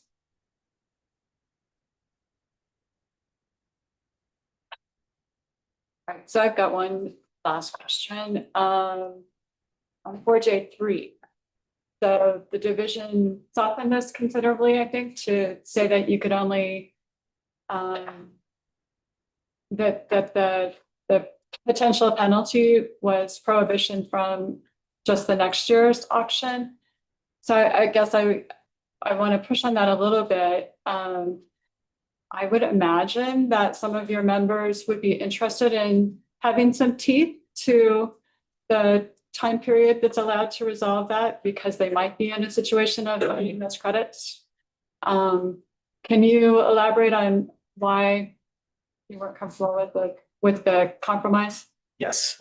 So one, originally this provision had these consequences being mandatory. So we do appreciate the division softening it to be discretionary. And then, the other prohibition language was you were prohibited going forward. So we appreciate both of those changes, but we still think under the rules, I have a section reference here somewhere, but basically when you participate in the auction and you submit an offer and you submit a bid into the auction, that's a binding commitment under the existing rules in Reg 27 to sell and purchase those credits for that price.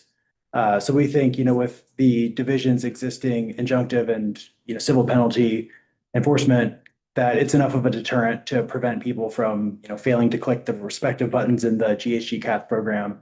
And we really think, if you're submitting an offer and you're submitting a bid, these companies are going into the auction prepared to execute the transaction if they're awarded a successful credit exchange at a settlement price.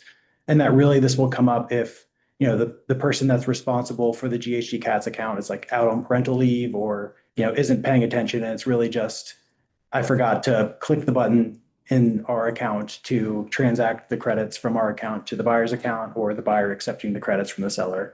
And we just think the even potential from getting banned from a future auction isn't really going to deter that type of noncompliance. And it's overly punitive given the type of harm that they're trying to prevent. Any other questions?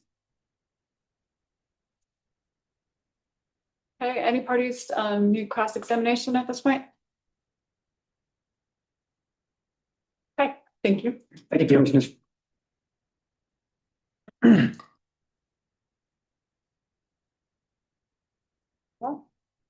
Take a break. Take a break. What's that? Take a break. Take a break, okay. Break.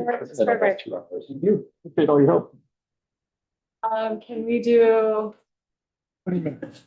essentially a 15-ish minute break, come back at 2:10? So. Okay. That's what it is. Perfect. Yeah.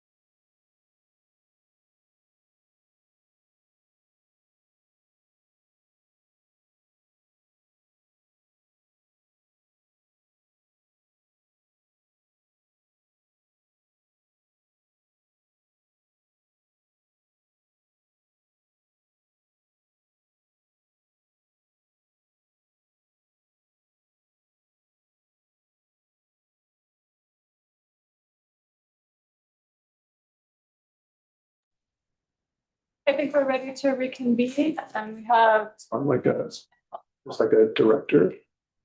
Let's see. Thank you.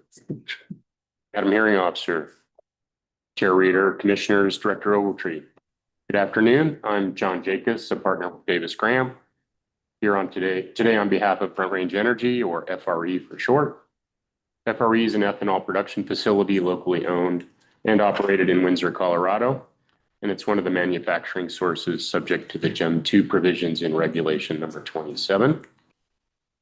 Presenting for FRE today is Eric Sturm to my right and your left, Principal and Senior Consultant with Air Regulations Consulting LLC. Dan Sanders, Chief Executive Officer for Front Range Energy, who's participating remotely from his office in Windsor. Myself, of course, and my associate Natalie Bolt, who's also participating remotely.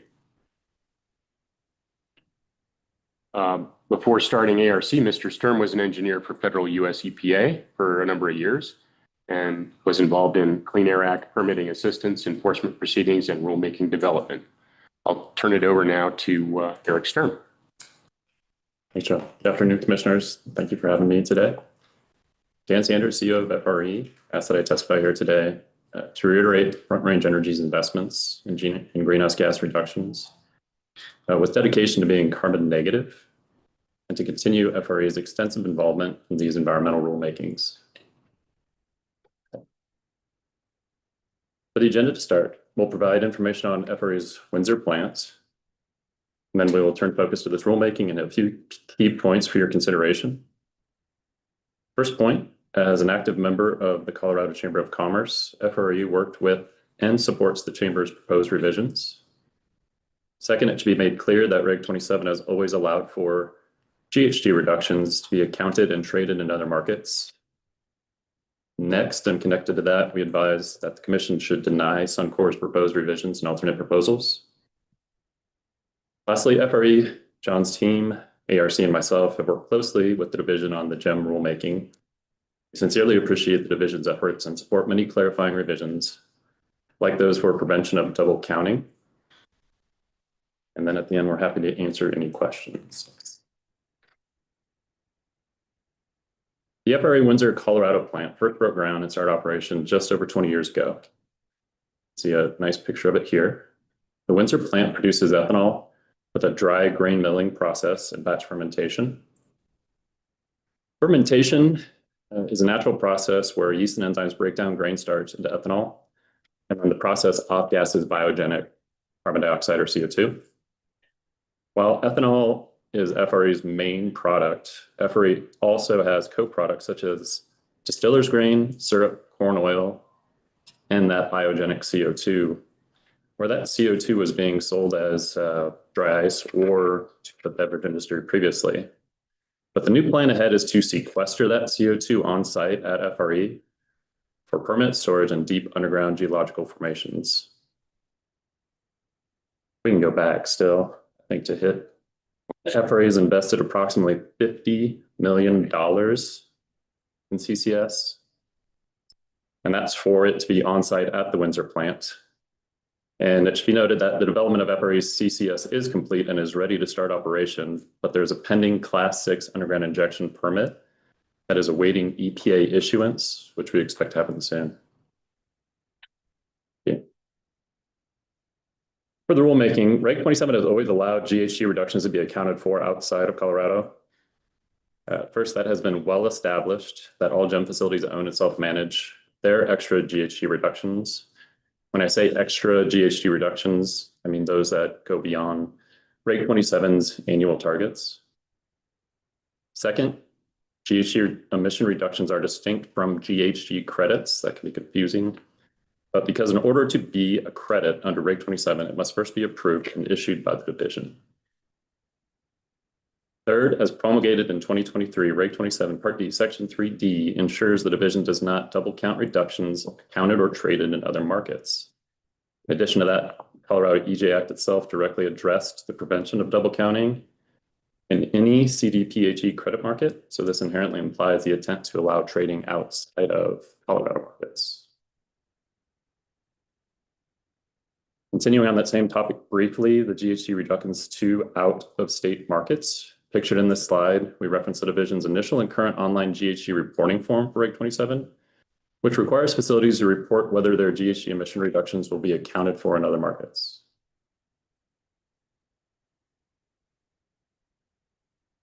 With that, the commission should deny Suncor's proposed revisions and alternate proposal. First, Suncor is the only party advocating for this new interpretation. That lone interpretation is that GEM facilities cannot account or trade their own excess GHG emission reductions in any market outside of Colorado. Also, Suncor's alternate proposals exceed the scope of this rulemaking. Second, Suncor's interpretation will disincentivize and chill Colorado GEM facilities from implementing CCS or other GHG reductions. And third, Suncor's proposal will not reward excess GHG reductions. As stated earlier, the EJ Act and Reg 27 are meant to incentivize GHG reductions, and so the division and the commission should be encouraging that.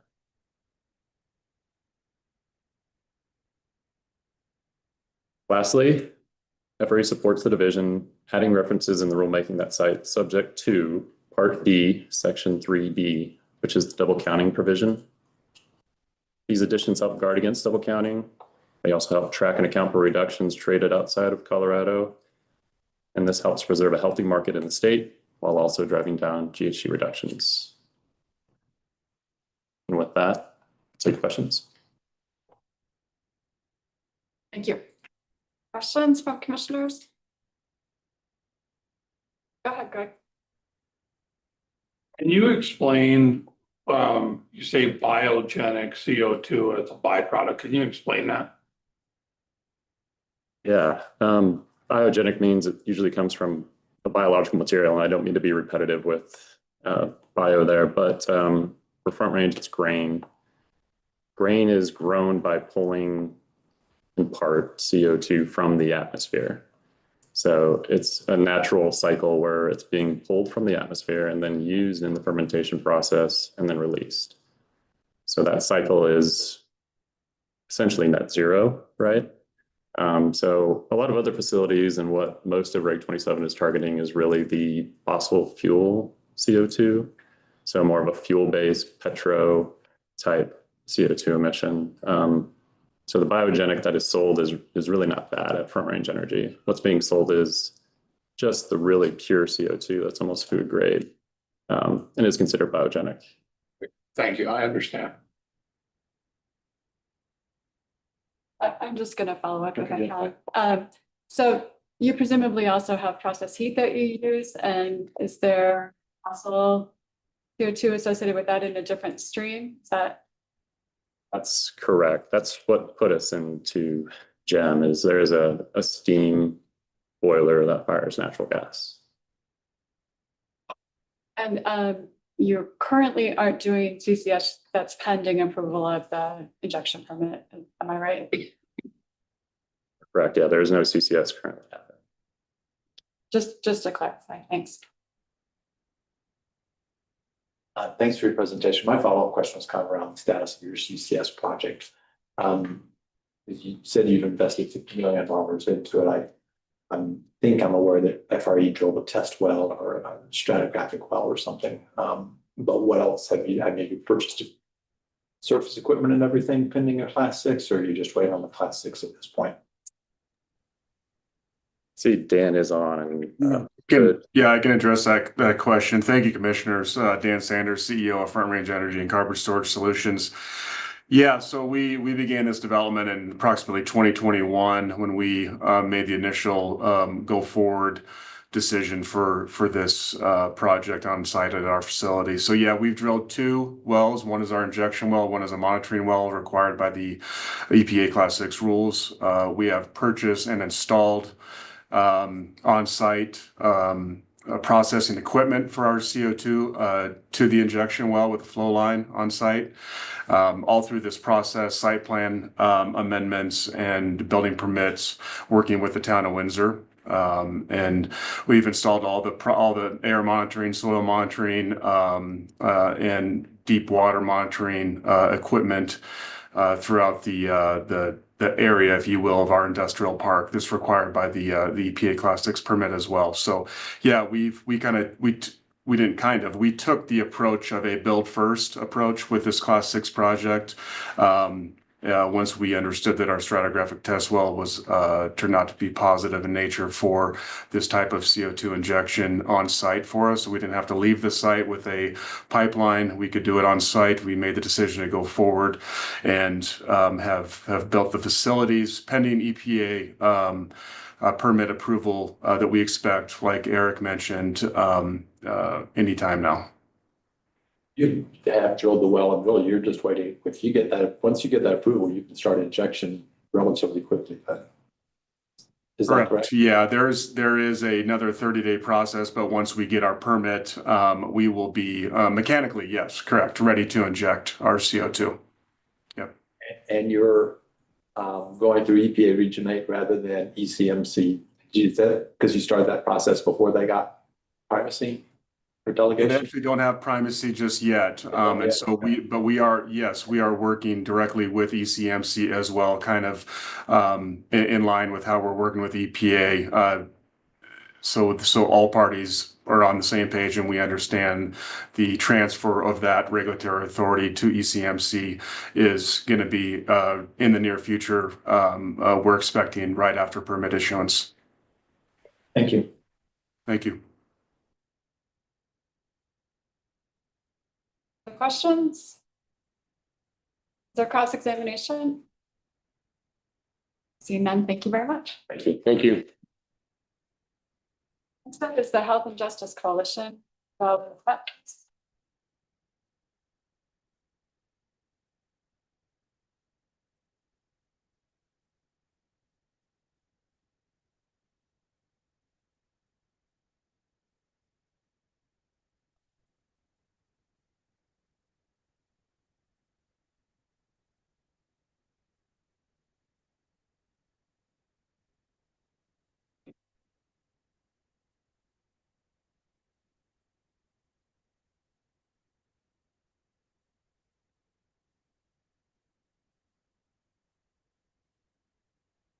All right, I just closed all my stuff.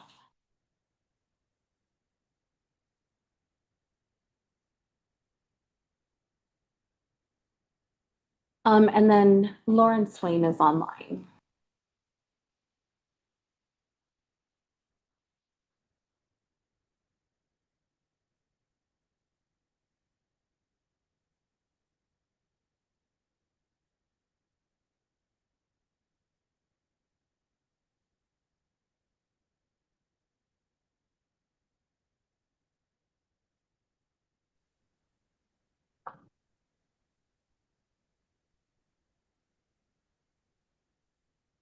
Go ahead when you're ready. Good afternoon, commissioners. My name is Patricia Garcia Nelson. I am the Colorado Fossil Fuels Just Transition Advocate with We Latinos. Just celebrated my 4th year with the team yesterday, so really excited to be here, representing community members all across Colorado, and especially here to represent my community in Greeley. Just to let you know, about half an hour ago, the JBS Swift plant in Greeley was evacuated completely due to an incident with an ammonia tank. And I bring this up because this is a GEM 2 facility, but also because I have several family members that work at that facility, including my sister, my godfather, and several of my nephews. I am here being joined by Lauren Swain, the program coordinator or the program director for PSR Colorado. PSR Colorado, as you know, is a collective of health officials bringing forth the real science behind impacts to community health due to several different kinds of pollutants. Lauren, is there anything you'd like to say for our introduction? No, except that I'm very grateful for this opportunity to speak before you today. We are healthcare professionals and allies concerned about the gravest environmental health threats to human health and longevity. Thank you. Just quickly, we wanted to start off our presentation, just very quickly reviewing our past proposals and those that were able to make it through the evaluation of their application to the scope of this rulemaking. And we also want to mention the items that were not moving forward, just because we want to make sure that these are eventually addressed in a rulemaking in the future and hope to address them soon. Some of our biggest asks are around transparency and asks that are directed from recommendations from the Environmental Justice Action Task Force. If many of you recall, the Environmental Justice Action Task Force came out of the Environmental Justice Act in 2021, along with the GEM 2 programs.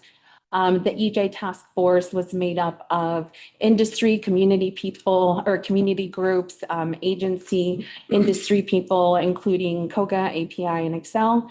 Additionally, our Colorado State Director, Ian Thomas Tafoya, was the co-chair of this coalition, as well as our Clean Transportation and Clean Energy advocate, Jaime Valdez, and several other Green Latinos members were part of the discussions that were held.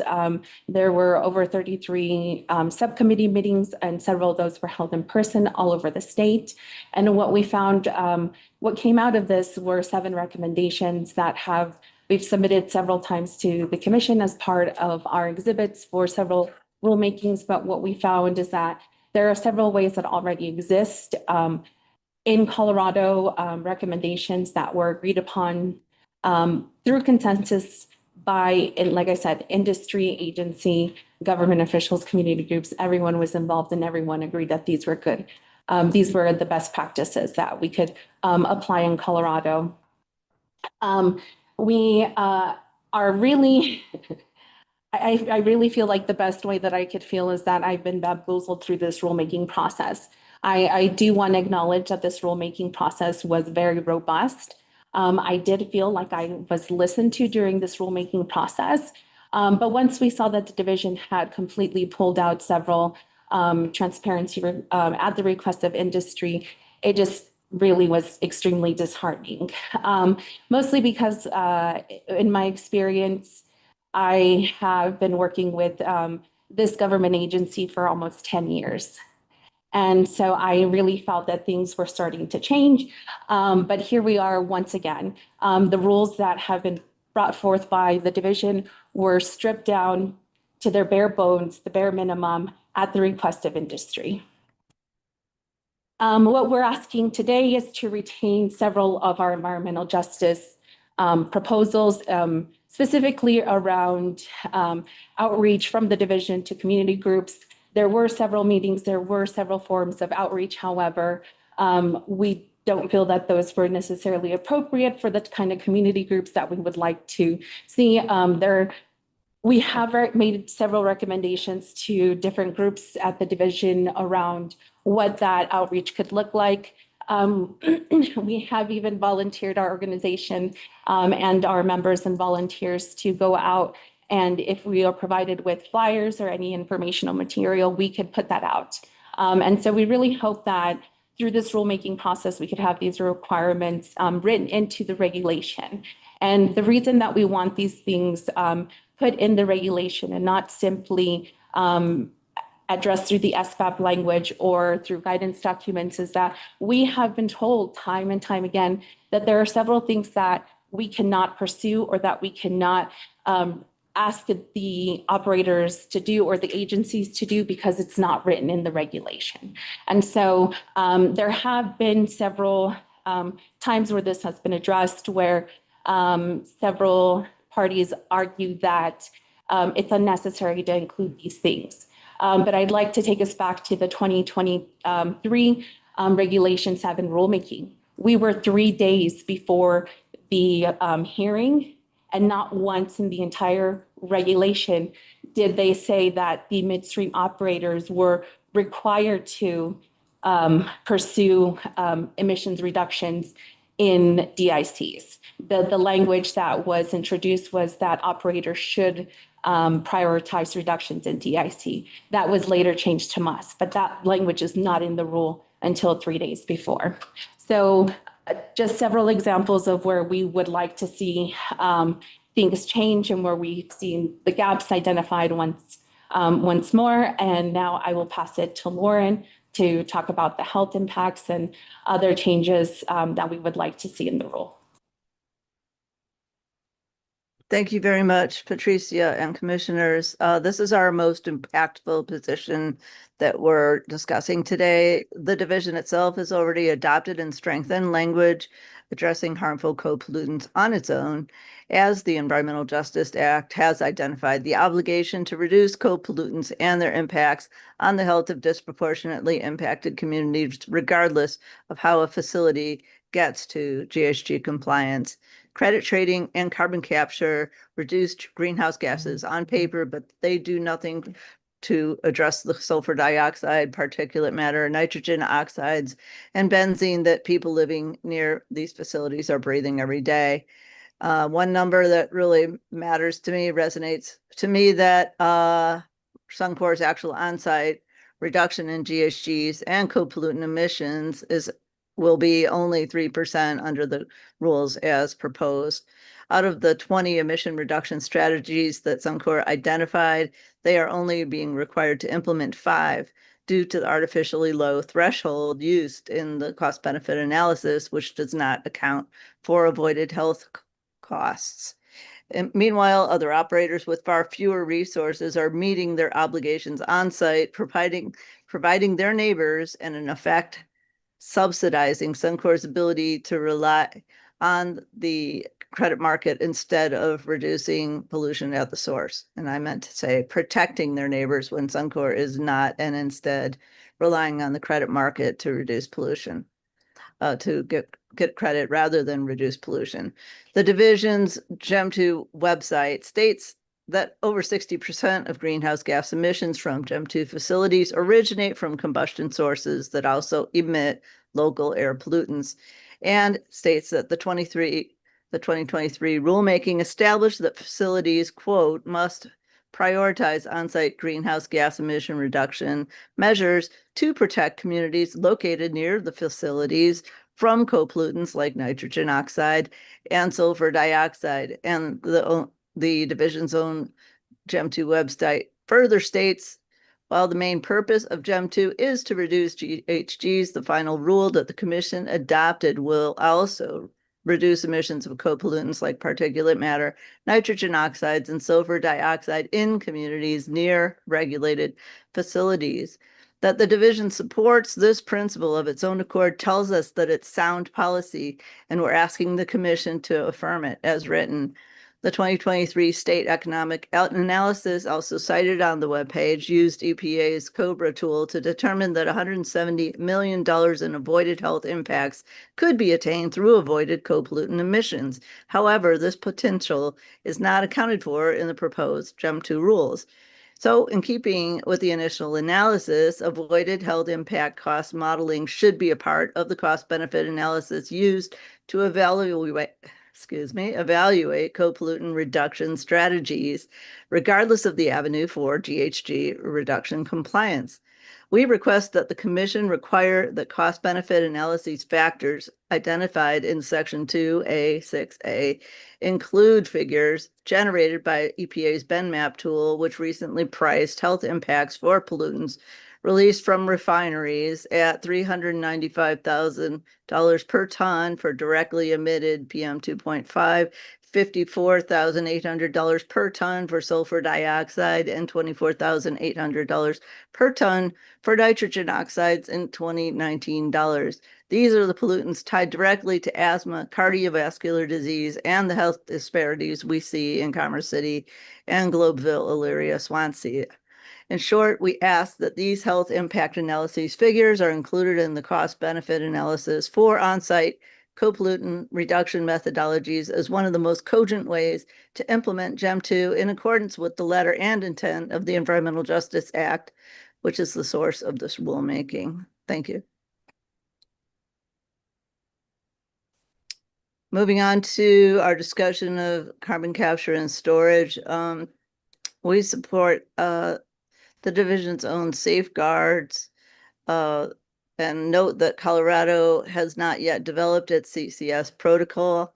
We support the division's existing requirement that division approval come before compliance credits are used to meet the provisions of this rule, and we align with the local government coalition in opposing inclusion of 2026 CCS reductions. So regarding capture, we want to be clear that we're supporting something the division has already proposed, not asking for anything new. The rule already requires the division to approve a verification protocol before a facility can count CCS reductions towards compliance.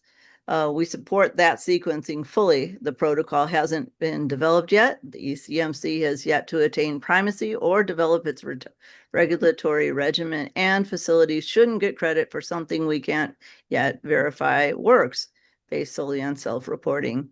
So we ask that the date for approval of CCS-based compliance reflect the importance of interagency coordination, a widely recognized best practice listed among the recommendations of the Environmental Justice Task Force, which will not be possible to achieve until the ECMC has completed its initial regulatory work. This matters most for communities near Suncor, but also near JBS and others where CCS could otherwise be used to delay on-site reductions or not meet the standards that our state is poised to introduce in this very new and unproven technology.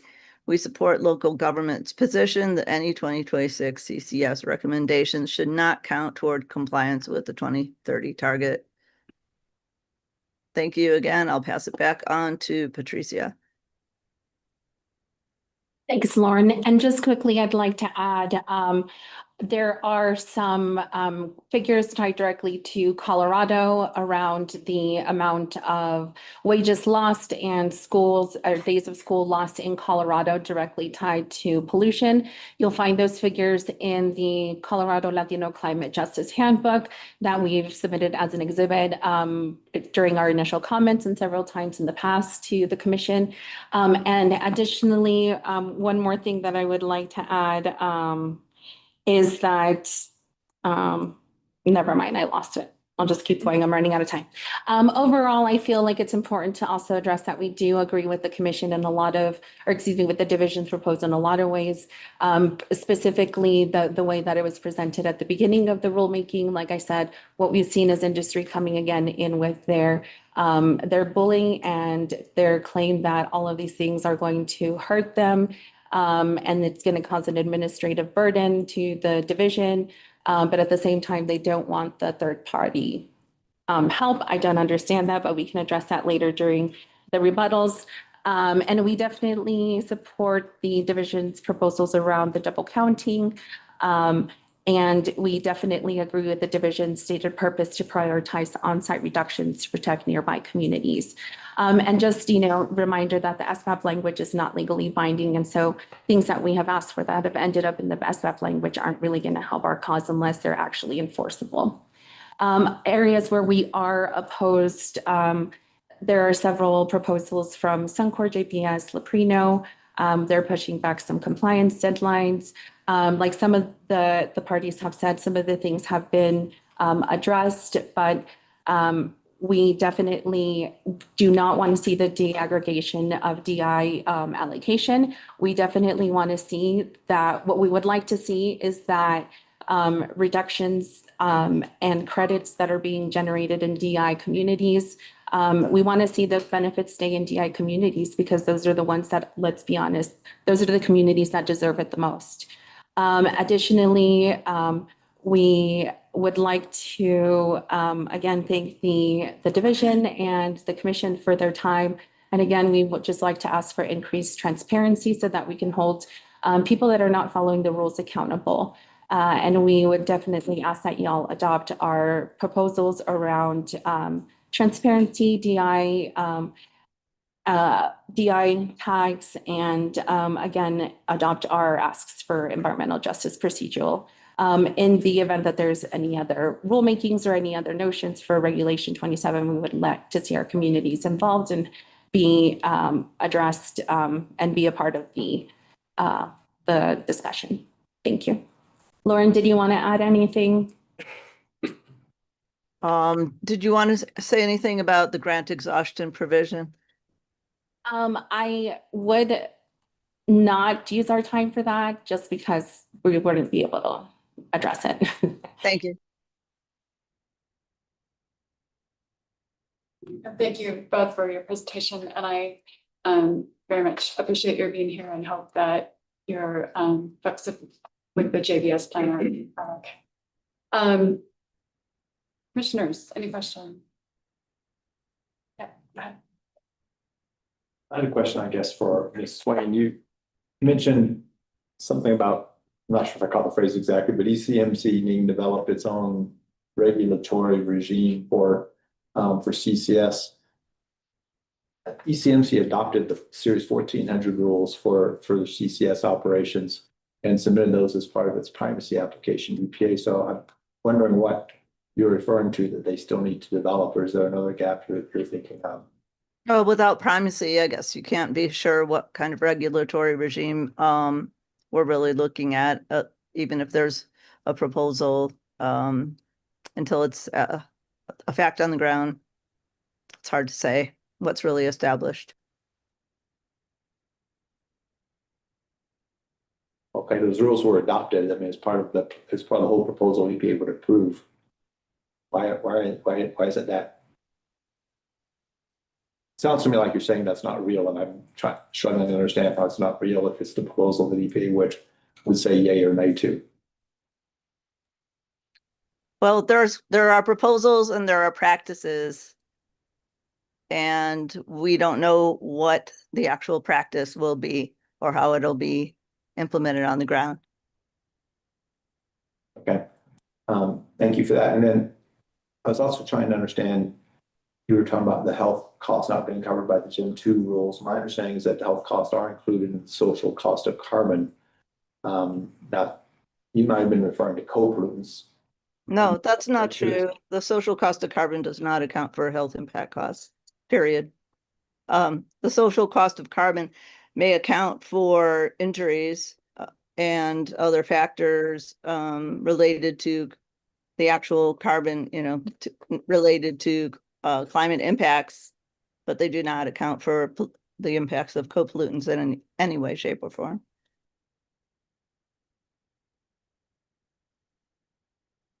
I'll stop there. Thank you. Other questions?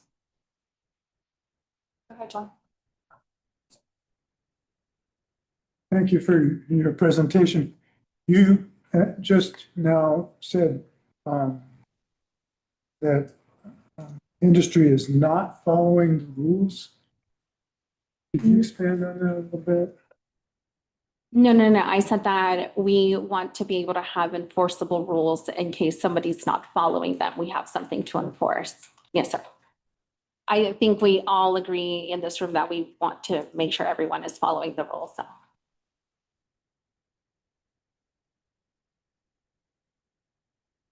Other questions? Commissioner Miller? So I just want to make sure I'm clear on the ask here. If I remember correctly from all the things I've read recently, the written findings that you are requesting is in the SBAP, at least roughly, maybe not exactly as you requested. You would like to see that in the regulation, is that? Or you just want to make sure we at least include it in the SBAP? So it is included in the SBAP language, not to the degree or the strength that we would like to see. Again, things in the SBAP language are not legally binding. Again, it's just guidance. So I believe in one of our previous statements, we did submit red lines that included those asks as part of the regulation. And so we would definitely like to see those back in. Okay, thank you. We have cross-examination. We're good. Thank you.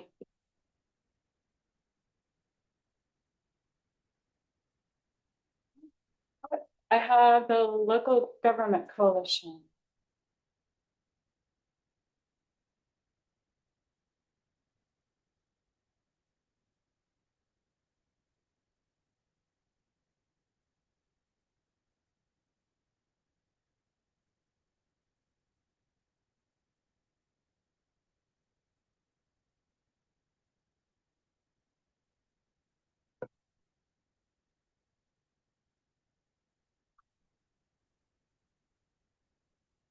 Please go ahead when you're ready. Good afternoon, Commissioners. My name is Amanda Perkins, and I'm the Climate Policy Specialist for Adams County. I'm here today with the Local Government Coalition, or the LGC. I'm joined by the local government climate experts and attorneys listed on this slide, who will be presenting in person and virtually this afternoon.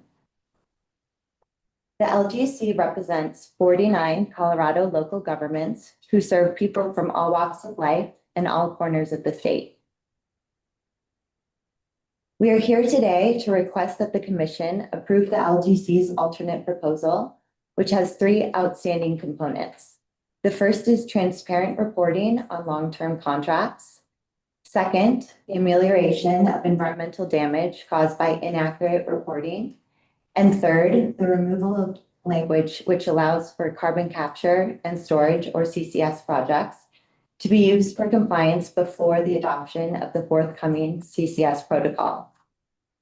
Otherwise, we request that the Commission accept the division's final proposal, including the language supporting an additional rulemaking to address any gaps in CCS regulation, and a 45 to 60-day comment period for greenhouse gas reduction plans, with the associated SBAC language defaulting to the 60-day timeframe. Lastly, we support the Health and Justice Coalition's proposal for multilingual, accessible engagement for all rulemakings in alignment with the Environmental Justice Act. And I'll pass it over to Emily. Good afternoon, Commission. Can you hear me? Thank you. Thank you. My name is Emily Bear. I'm a council member in the town of Erie, and I'm happy to be here with the Local Government Coalition, highlighting the importance of the Environmental Justice Act. It's easy for us to focus on the science behind the decisions made here, to get lost in data and graphs and map dots, but it's equally important to remember why. The decisions we make have very real impacts on people. In 2019, I joined many community members at an AQCC hearing in Greeley.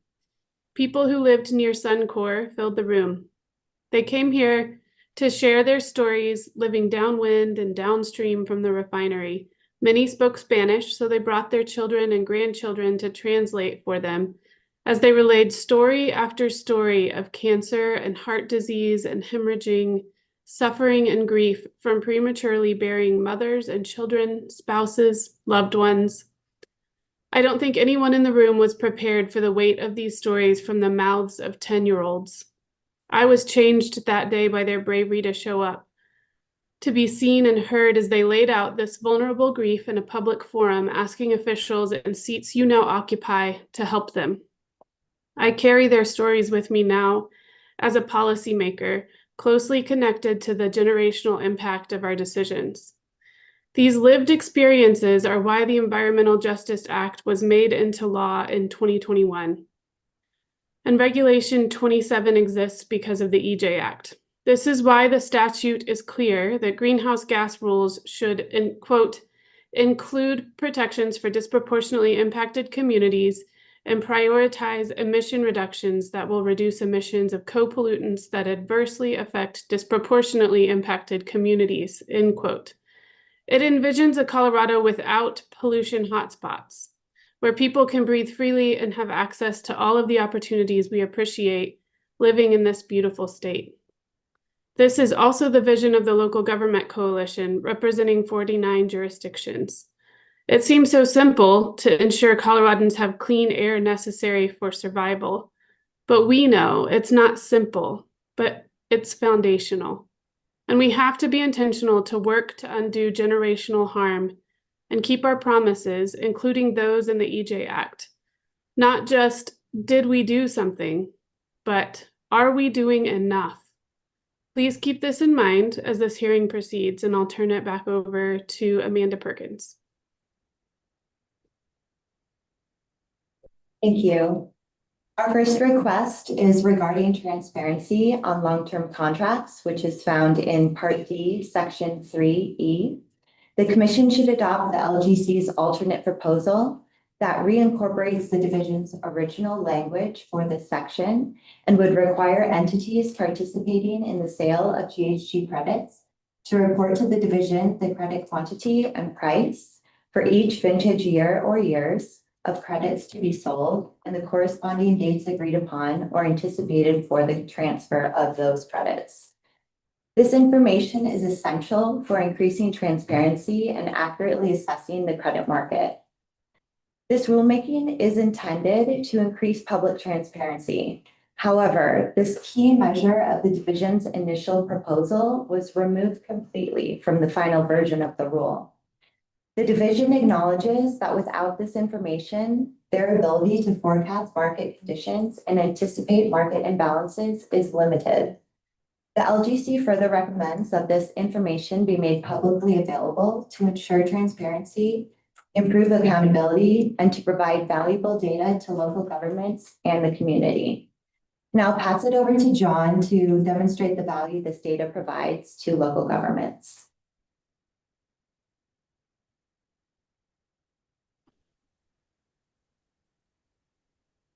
Thank you, commissioners. Just a quick sound check.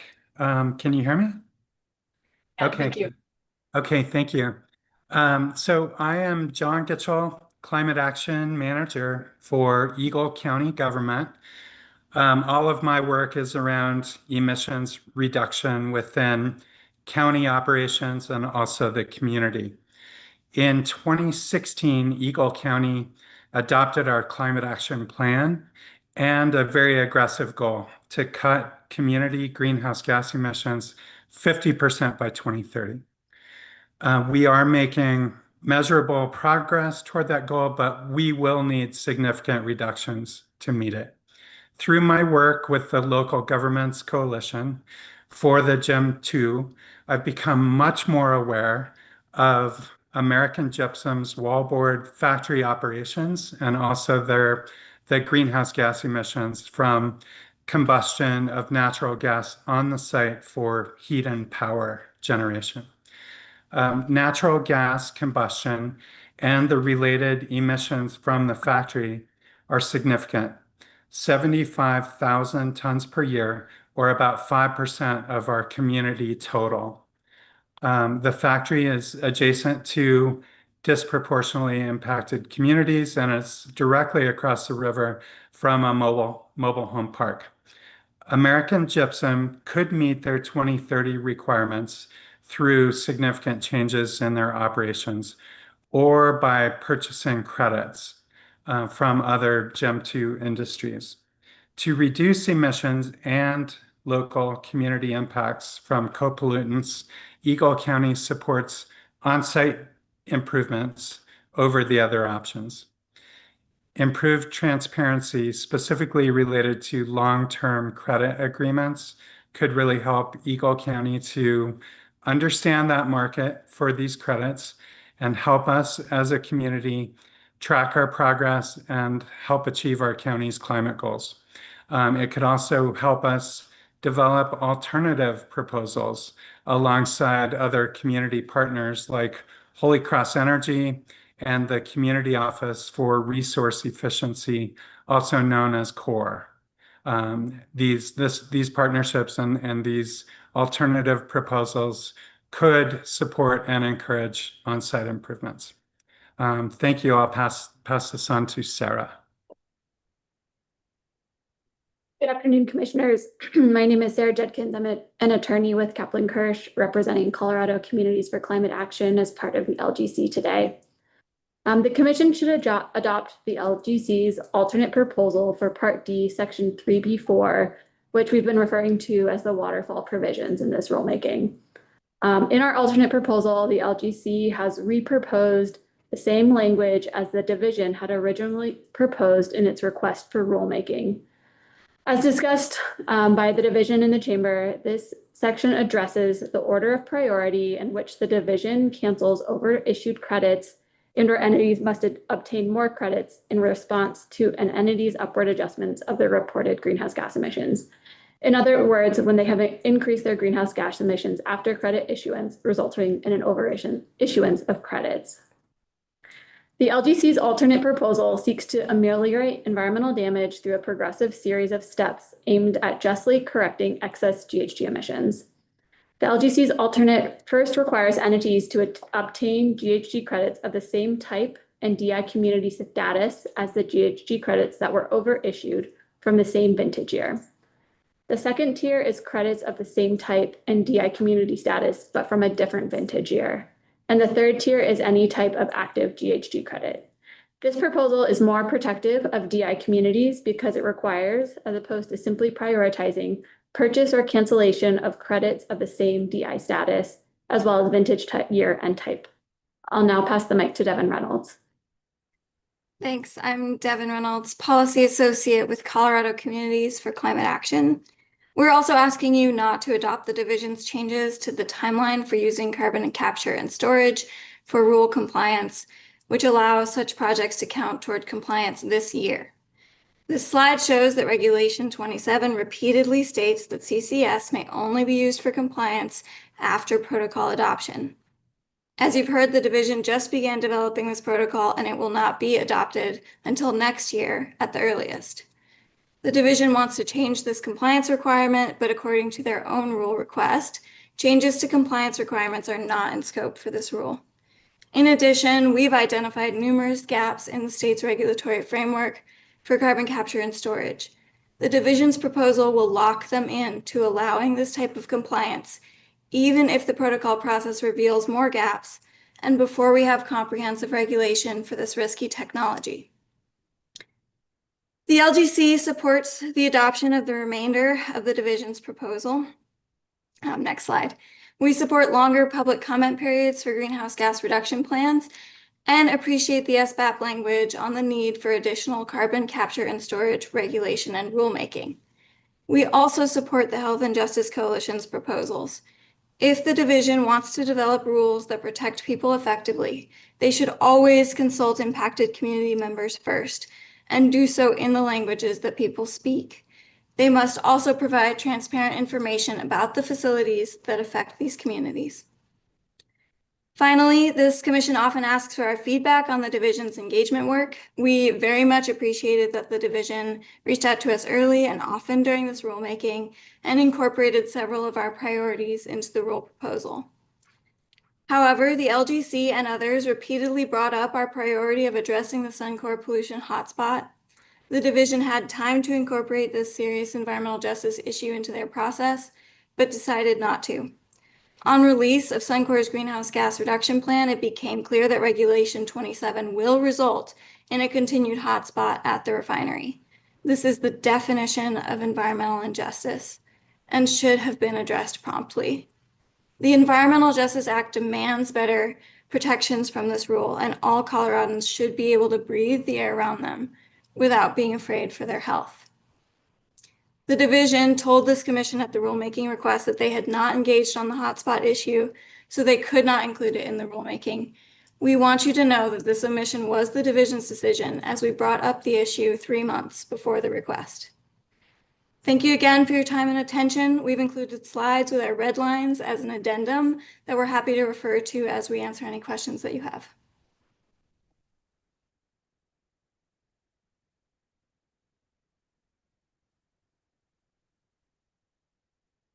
Thank you all. Questions from commissioners?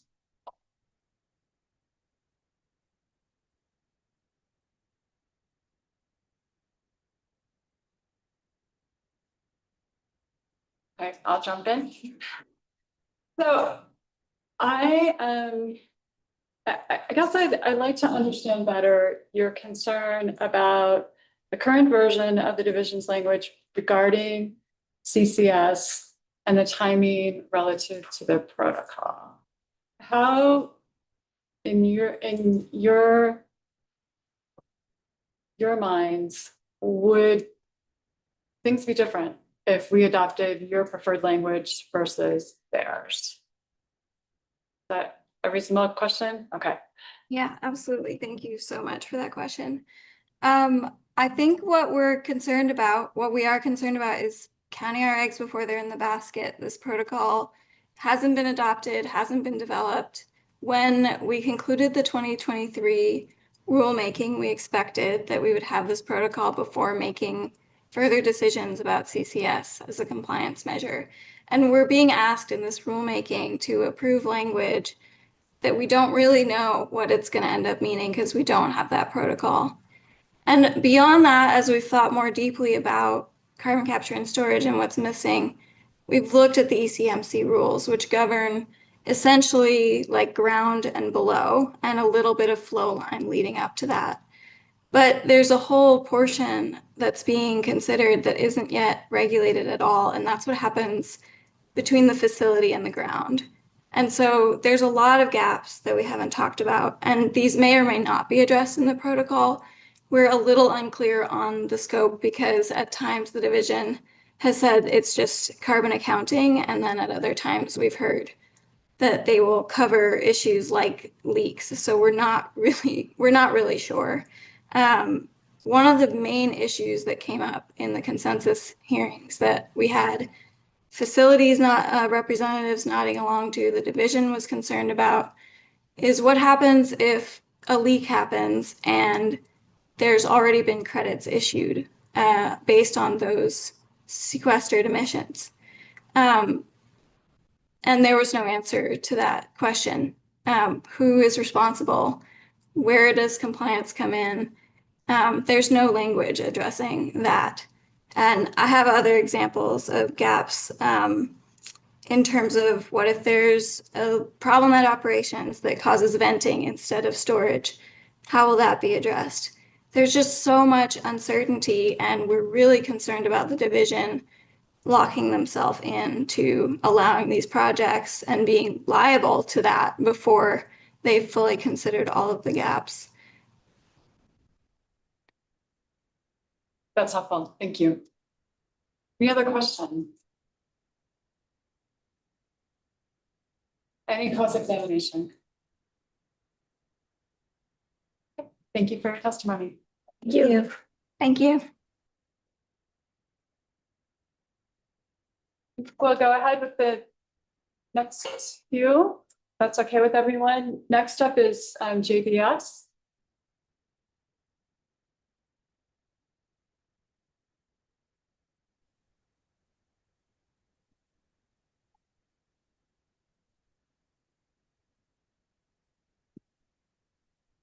Before I get started, can we make sure we have Margaret Sema on the screen? Mark, are you there? I am. Great.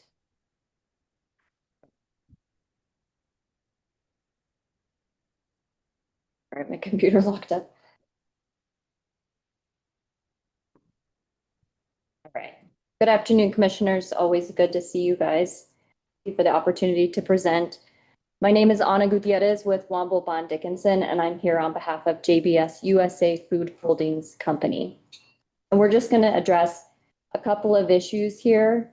You see our agenda here on the screen, and we are pretty brief in our remarks today.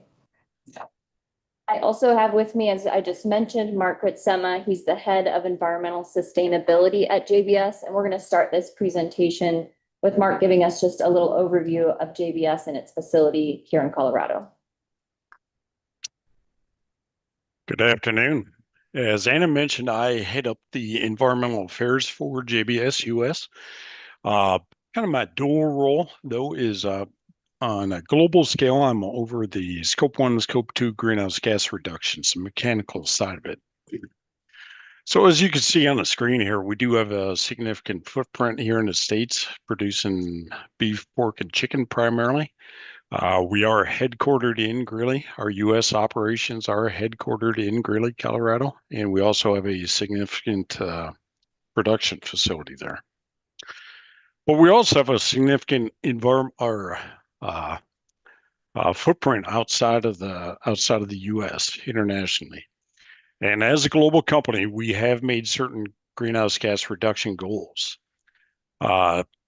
Really, since Colorado's credit program inception in 2023, we've considered that role when making decisions and investing capital in emission reduction projects throughout the globe.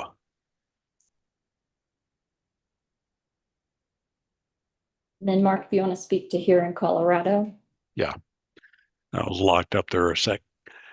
Like I said, we do operate a meat processing facility there in Greeley, and it is GEM 2 does require a 15.5% reduction from our baseline year.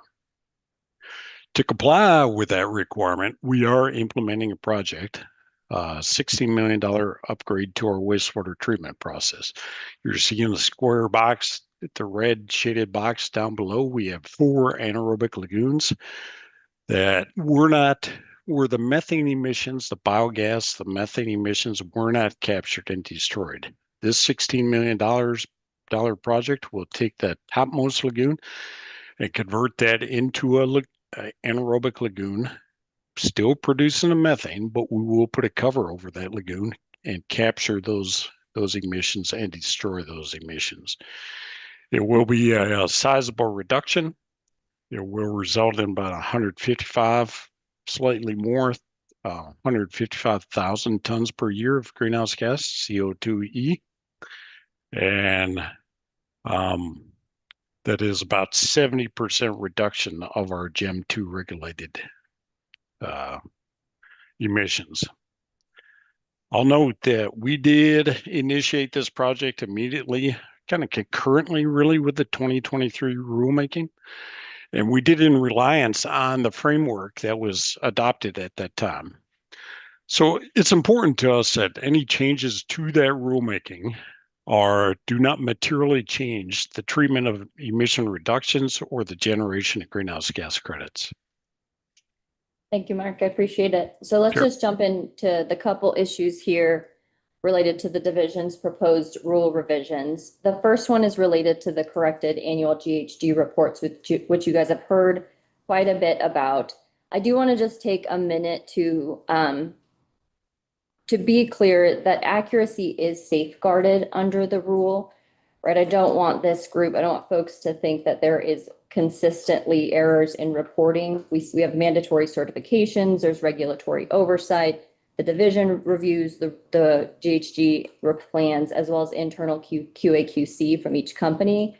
And I am confident to say that I expect that this rule will probably ensure that folks are looking even closer at their QAQC as these annual reports come out. It's going to put more pressure on what each of those mean. But with that, these are highly technical reports. There's lots of little data points here and there, and so mistakes do happen. So what we worked really hard with the division and other stakeholders to solve is, what do you do in this really narrow instance of a credit over issuance? The screen you're looking at right now is going to be a little bit outdated because the division put up a new language this morning. I think the takeaway for you from JBS is that JBS does not oppose the division's language highlighted this morning. I say this morning, but after lunch, what I do want to emphasize though is this language I would submit is stronger than the other proposals you see on the table. So like the proposal you just heard in little I, the first opportunity would be to cancel GHG credits of the same vintage year that are sitting in the account. Another option, the second option, would be to cancel GHG credits that are live of different vintage years or different DIC categorizations. Another option is to go to market to correct that, right? To purchase credits for the overissuance, and then immediately when those touch the account, those get canceled.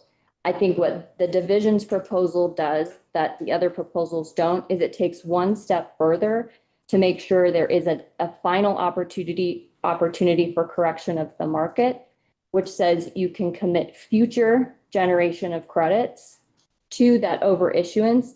And they do it this is not necessarily an appropriate word, but in a punitive manner, right? So it's a 1.5 times, but that is intended to correct the fact that it's on the market, shouldn't have been on the market. We have to wait for that next year's issuance. So that is that third step that's incredibly important to maintain market integrity that you're not going to see in those other proposals. The other topic we want to hit briefly is reduce once, count once. This is really incredibly important to protect both the flexibility of the market and integrity of Colorado's credit system. I think the takeaway for you here is JBS opposes both of Suncor's alternate proposals. And as you heard from Mark, this is in part due to the reliance interest that JBS has in the adoption of the original rule. which contemplated that an emission reduction is one thing, and it does not automatically in every circumstance equal a GHG credit. If we did that, that would materially, if we collapsed the two, would materially change how this program works. And it would change JBS's sort of business decisions that they have already made in reliance on the rule that you all adopted in 2023. So before that election, we have an emission reduction that the facility can deploy as it sees fit. After that election, it's irrevocably locked into Colorado's system. We recognize that. It's a knowing business decision and one that's left to the company. And on this particular topic, we support the division's final rule proposal, section 3D. Both the section 3D as well as throughout the rule, they have new references to 3D and the supporting statement of basis and purpose language. With that, we do want to give a special thanks to the division and the parties. I think all of us walked into this rulemaking anticipating it was going to be a relatively light lift. It proved to be a little bit more than that, but we do always appreciate the collaboration with folks. And with that, we are free to take questions.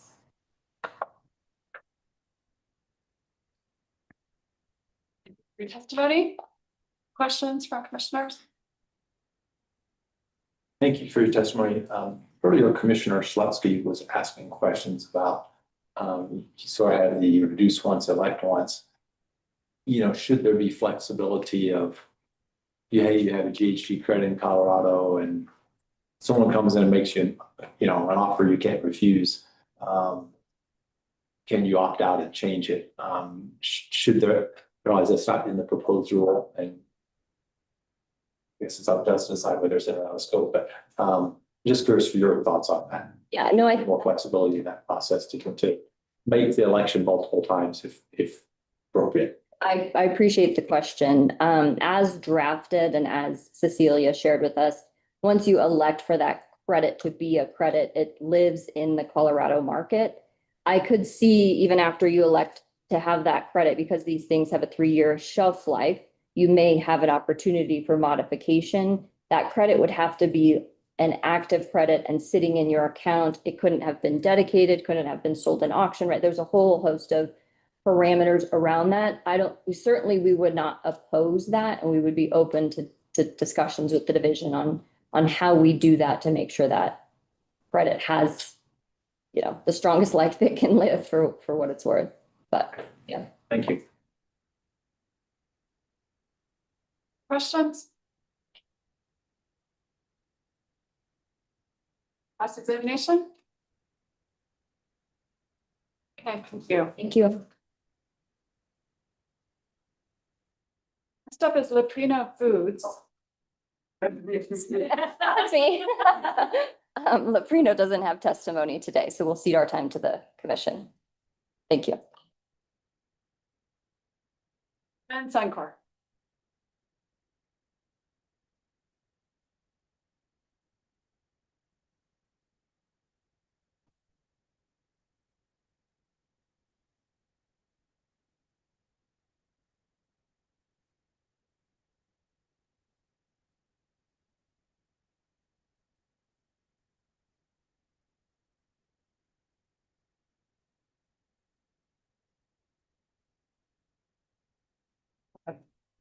Thank you, commissioners. My name is Jennifer Beaver, and I have with me Marie Allison with Williams, Weiss, Pepple, and Ferguson, representing Suncor Energy today in this rulemaking. As an initial matter, Suncor appreciates the time that the division has taken throughout this process to engage with chamber members and parties, and appreciates that many of the issues have been resolved. Suncor is strongly committed to energy efficient operations and supports cost-effective reductions in greenhouse gas reductions globally across Colorado and in its Commerce City operations.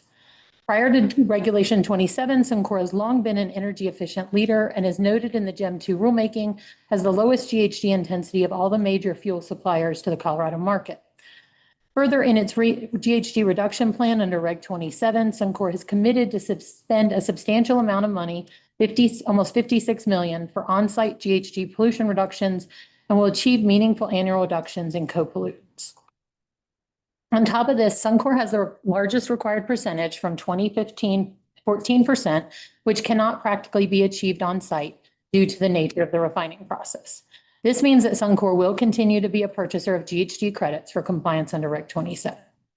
The viability and integrity of the Colorado credit market is critical to Suncor and to ensuring that the balance of Colorado emissions reductions are reflected in Colorado, meeting the Colorado legislature's requirement of a 20% statewide reduction from the industrial and manufacturing sector as a whole. Suncor is particularly concerned with the division's proposed changes to allow emission reductions to leave the state of Colorado without any consideration of maintaining this critical balance. Suncor does want to address one statement up front by the division. It is not accurate that all parties were supportive until Suncor revised its position in May. In the division's concept proposal and request for rulemaking, the division's revisions to Part D, Section 3 were 3D were to add subject to division developed guidance. Nothing was stated about emissions reductions. And the chamber objected to that language, stating the significant and substantive change to the GHG credit market cannot be made through the issuance of division approved guidance and must be done through notice and comment rulemaking. So to start into the meat of the discussion, Suncor's position is that the current rule does not allow emissions reductions to be sold into other markets instead of becoming credits in Colorado. And I will note for this commission, since I sit in front of you a lot, that this entire topic has left me feeling a little bit like Alice falling down the rabbit hole. I truly do not understand the division's interpretation, and I sat through multiple days of the original GEM 2 rulemaking. Although on a positive note, if the division's interpretation is accepted by this commission, Robin will never again be able to chastise me for requesting confirmation as to what every and each rule provision means. The central point of this is straightforward. Under the existing rule, emissions reductions are not currently authorized for sale into external markets. The division says entities can elect to sell emissions reductions outside Colorado while acknowledging that GHG emissions cannot be sold outside of Colorado. But the rule language the division cites to authorize the distinction is absent. The only support identified is later guidance or briefing materials, not the regulation itself. Suncor's position is that Part D, Section 3B1 requires the division to credit the difference between the emissions reduction obligation or limit for purposes of use here and the reported direct GHG emissions. Once that happens, there are no separate emission reductions left to sell externally under the existing structure. The absence of an express prohibition is not enough to override the mandatory rule structure. The division's new SBAP language characterizes this as longstanding intent, but the added revisions actually show that the current rule does not already do what the division now says it does. Suncor does not conceptually oppose this rule structure, provided that robust stakeholder processes are followed that fully evaluate the potential consequences for the Colorado markets and the regulated entities. I'll start with how the 2023 rulemaking record supports that conclusion. The original GEM 2 proposal evolved away from allowing the division discretion to issue GHG credits toward a framework that mandated the division issue GHG credits for all emission reductions.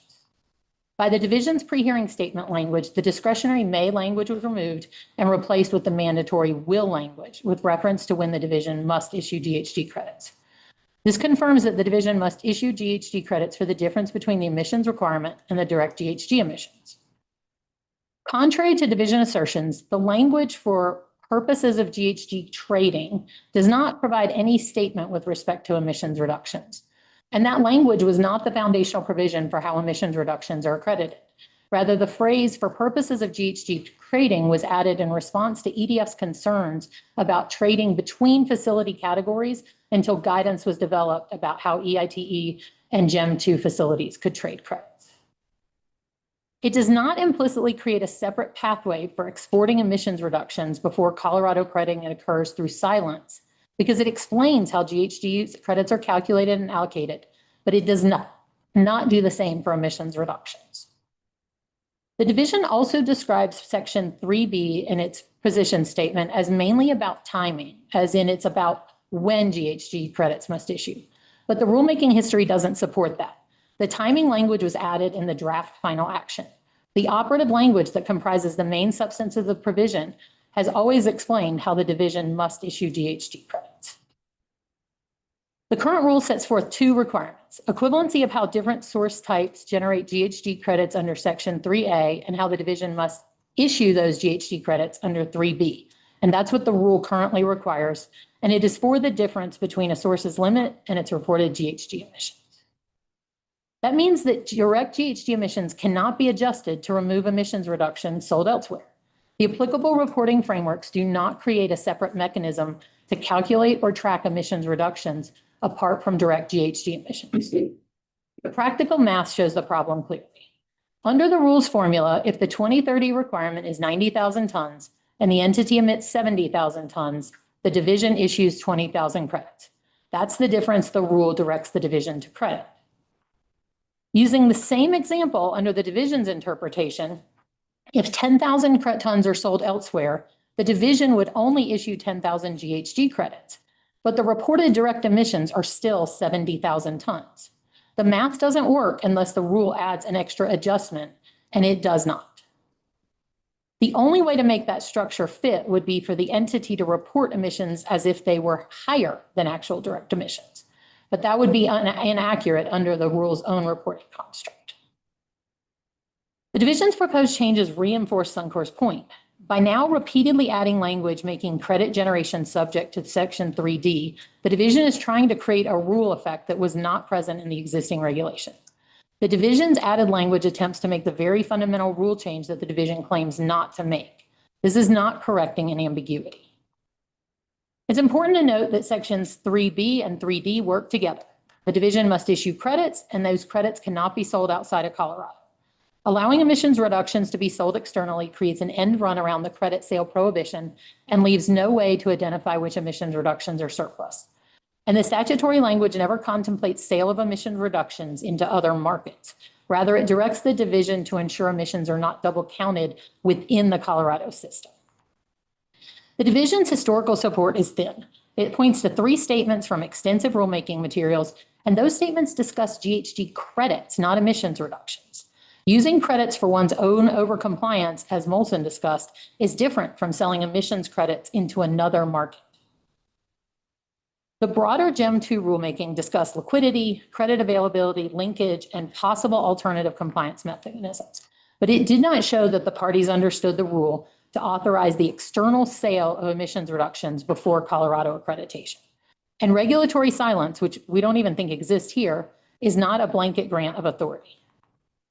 The 2025 December presentation cannot change the rule's construction. And the presentation referred to eligible credits sold outside of Colorado, not emissions reductions. And the parties agree GHG credits cannot be sold outside of Colorado. That leads to the practical consequences. The commission has not evaluated what happens if reductions leave the Colorado market.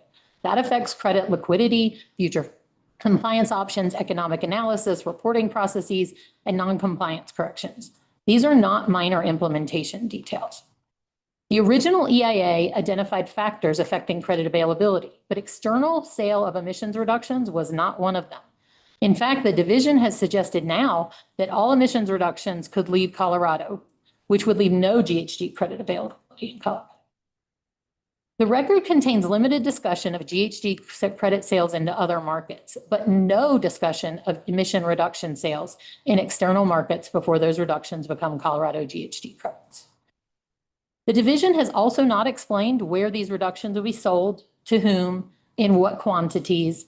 The statutory trading program is authorized only for regulated sources in Colorado, and the proposed interpretation leaves an undefined category of external purchasers. The correction mechanism also does not account for problems with sales of emissions reductions into external markets. First, the division seemed to indicate in its direct testimony that entities could sell emissions reductions that would have otherwise been needed for compliance and then would need to purchase credits to make up the difference. That seems inconsistent with the entire program. Further, the division's interpretation fails to account for when emissions are underreported and those emissions reductions have now already been sold elsewhere and were in fact needed for compliance. The division has now created the waterfall for overissuance of credits, but it does not explain how this would be reconciled for emissions reductions overly sold outside of the Colorado market. Nor can reporting forms or guidance fix this problem. Forms cannot revise rule language, and the cited guidance does not explain how this external sales framework would actually operate. Public comments also show the confusion between emissions reductions and GHG credits and do not seem to fully consider why the division's interpretation is problematic. Suncor is not opposing incentives for additional reductions, The point is that the current rule framework does not presently authorize this path without a proper rulemaking guardrails. The next issue is notice. The notice material stated that this rulemaking was not intended to make fundamental program changes, but allowing emissions reductions to leave the Colorado market is a fundamental change because it affects credit availability and whether another compliance mechanism may be needed. The division's own proposed changes confirm this is not a mere clarification. Making credit generation subject to an additional reporting requirement and external sales structure changes the operation of the GHG crediting and training program. If the policy is to be considered, it needs a proper rulemaking process. Suncor does not conceptually oppose future dialogue about allowing entities to sell emissions reductions into external markets, but that discussion needs stakeholder participation and protections for Colorado credit purchasers and market integrity. So Suncor's requested action is narrow. The Commission should adopt Suncor's alternate proposal and eliminate the division's proposed changes to sections 3A, 3B, 3D, and the corresponding SBAP language. Those red lines show the problem. The division is adding language to create an external sales structure for emissions reductions that is not in the existing rule. It's not Suncor who is trying to change the rule here. Suncor asked the Commission to reject the division's changes and direct the division not to implement an interpretation allowing external crediting of emissions reductions.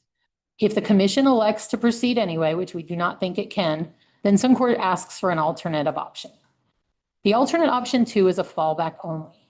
It would require transparent reporting of any external emission reduction sales, identify the market and the amount of credits sold, and allow use of those non-Colorado credits for compliance in Colorado on a first-time basis. And to be clear, it would not be allowing credits that were not originally generated outside of Colorado to be purchased. It would only be allowing the same amount of emissions reductions that were generated in Colorado to then be purchased from the same markets that they were sold into. Thank you.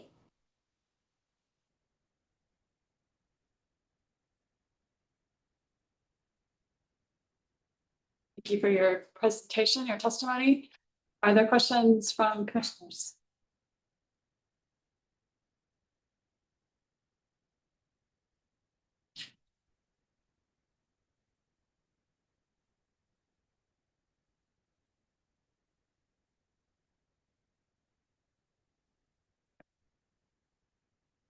No? Last call? Greg's got a minute. Stay a few minutes. I said, I did such a great job.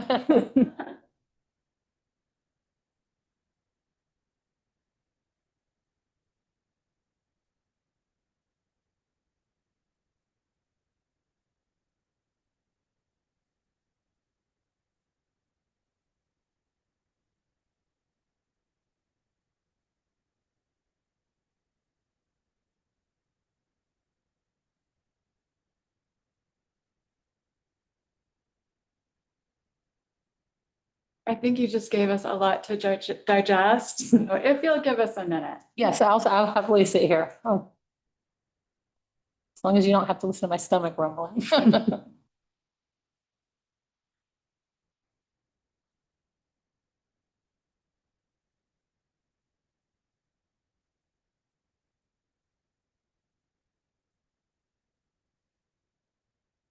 I've got a question. I always have a question. Prior to 2023 rulemaking, would facilities that are now subject to the GEM 2 rule have understood that their emissions reductions could be sold out of state? You know, I'll be honest with, because that's not entirely clear to me because it's not something we've had a conversation about and wasn't addressed in those rulemaking. So I'm not sure what markets would have been available to them. So I don't think I know the answer.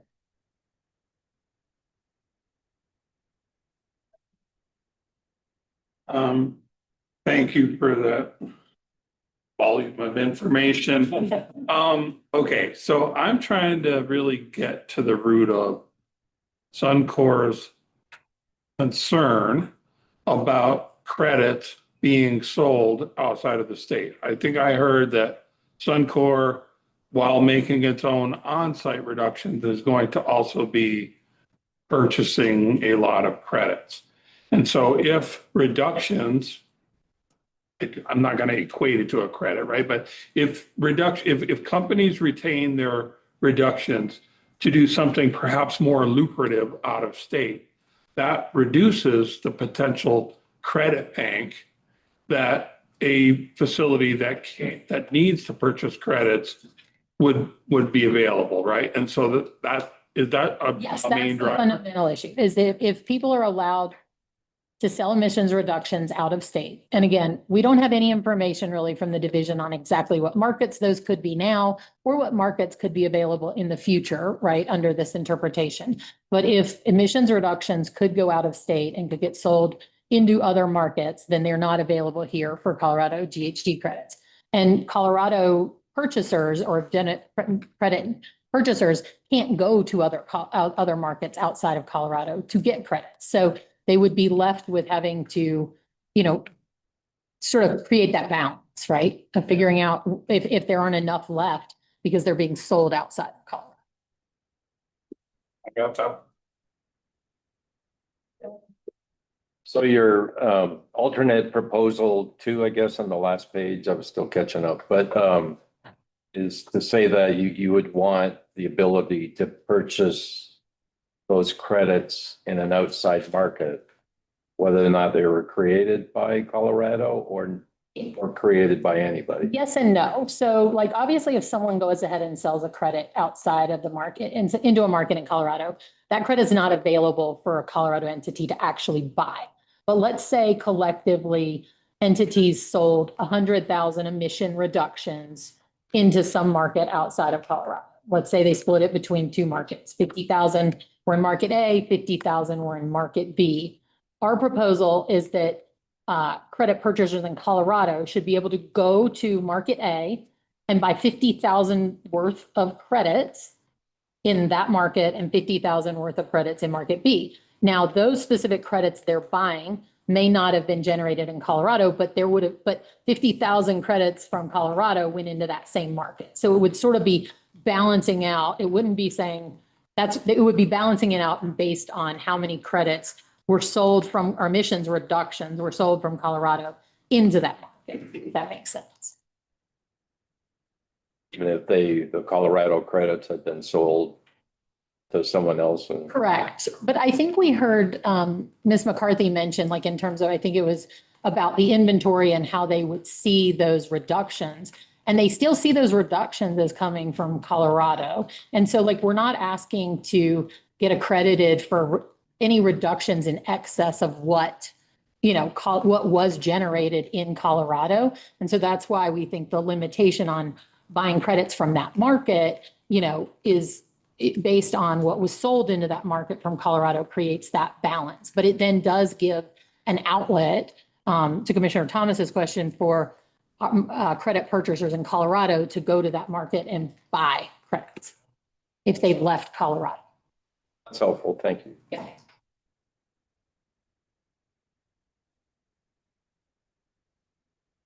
Anything else? Cross-examination? Okay, thank you very much. So it is 3:30. We are done with direct testimony, if I'm correct. I think we have an opportunity to at least take the division's rebuttal this afternoon, if the division would be up for that. We would request maybe 20-25 minutes to huddle up, make sure that we're addressing all of the questions that have come before you and put together our slide deck. Okay. So if it's okay with the commissioners, let's plan to start with the division at 4 o'clock. The other question I have is whether we want to go on with other parties' rebuttals today, or whether we need to let folks have the evening. We have just over an hour of testimony remaining. Including the division. Including the divisions, total testimony time left. I'm sure parties would also request time to prepare any rebuttal slides you wanted to see today. It's up to you all how to go with this.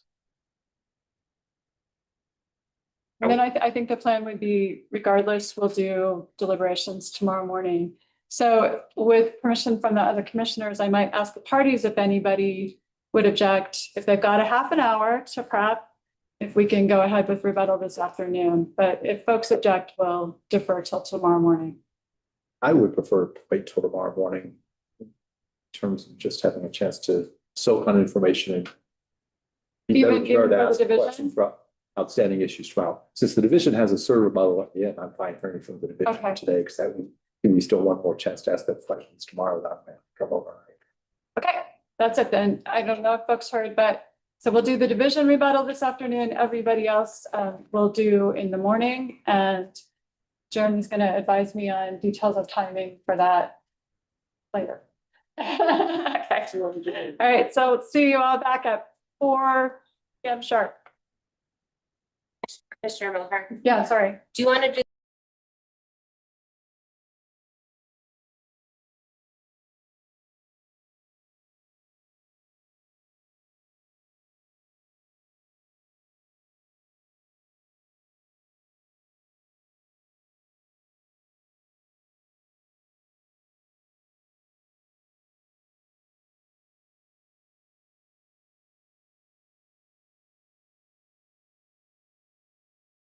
At least a 5-minute break. Okay. Sure. To move around, but we can move for it. I think a break would be good. Okay. Sorry. Do it the whole Let's 30 just, minutes? let's Yeah. just come back up more. Okay. Now that we've talked through the 10 minutes of it. No.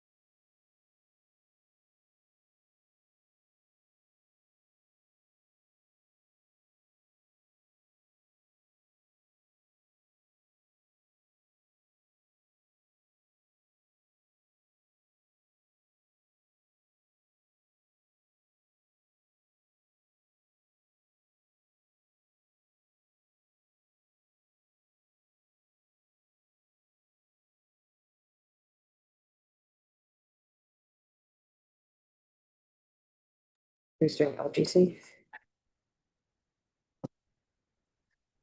Ready? You all ready? Ready. For it. Thank you, commissioners, in what must have been the fastest turnaround for a rebuttal slide deck in human history.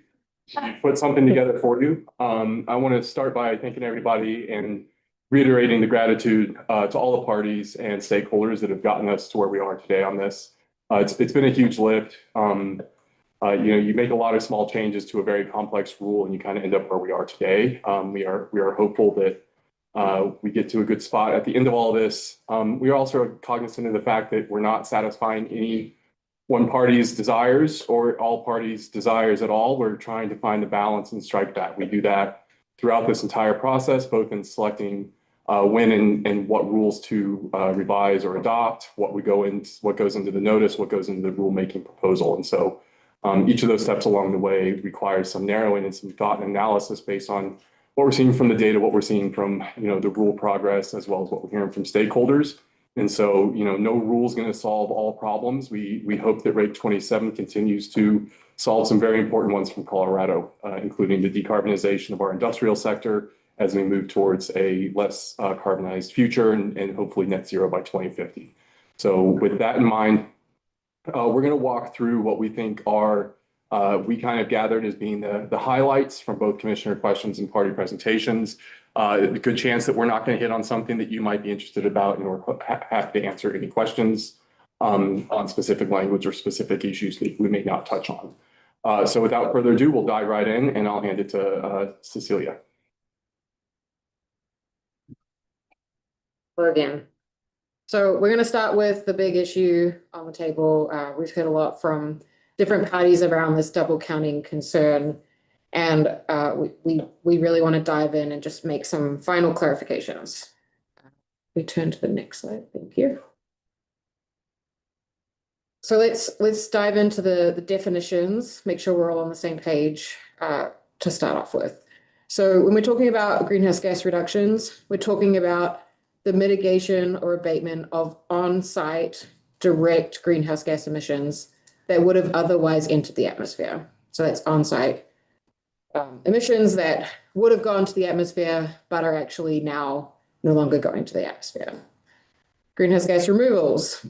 These are greenhouse gases that are taken out of the atmosphere or removed from the atmosphere through, for example, permanently storing carbon dioxide or removing it to remove it from the carbon cycle. And they're not necessarily bound by the level of on-site production. Credit generation, we're talking about facilities that overcomply with their 2030 compliance limit or their credit generation threshold being eligible to generate credits equal to the amount of metric tons of carbon dioxide equivalent that they have overcomplied. Issuance, credit issuance is related to facilities, the number of credits that they could be issued up to that overcompliance amount. Ensuring against double counting is a key piece of that. Retiring credits, this allows facilities to use or apply credits for compliance purposes and or corporate goals, and then administrative cancellation renders those greenhouse gas credits ineffective in the credit trading market, such that they can't be traded, sold, or used for any other purpose.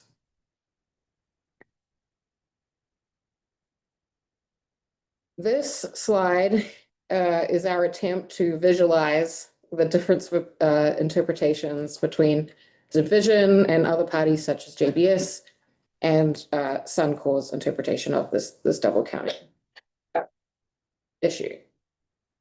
Under the division's interpretation, you have the overcompliance reductions, which are the dark blue on the right side. They equal anything that goes above and beyond in terms of emission reductions, the 2030 compliance level. Within that, you can see that credits issued by Colorado, they may not equal the total amount of overcompliance reductions. So they have to be within that total reduction amount, but they could be smaller. They could be less than that total reduction amount. And what could happen is that some of those overcompliance reductions, could be put into an external market instead. Under Suncor's interpretation, you have all over compliance reductions equaling credits that would be issued in Colorado's market. And if any of those credits or reductions went into an external market, that would be a violation of the regulation. Now, you can see in the little red box there that our key points are, we believe that this is absurd and potentially results in an illegal result. We think it's bad policy, and we believe it's inconsistent. We know it's inconsistent with our current practice. Along the bottom, we just have a quick timeline if you want to see how this works, but January to December is the emissions reporting year.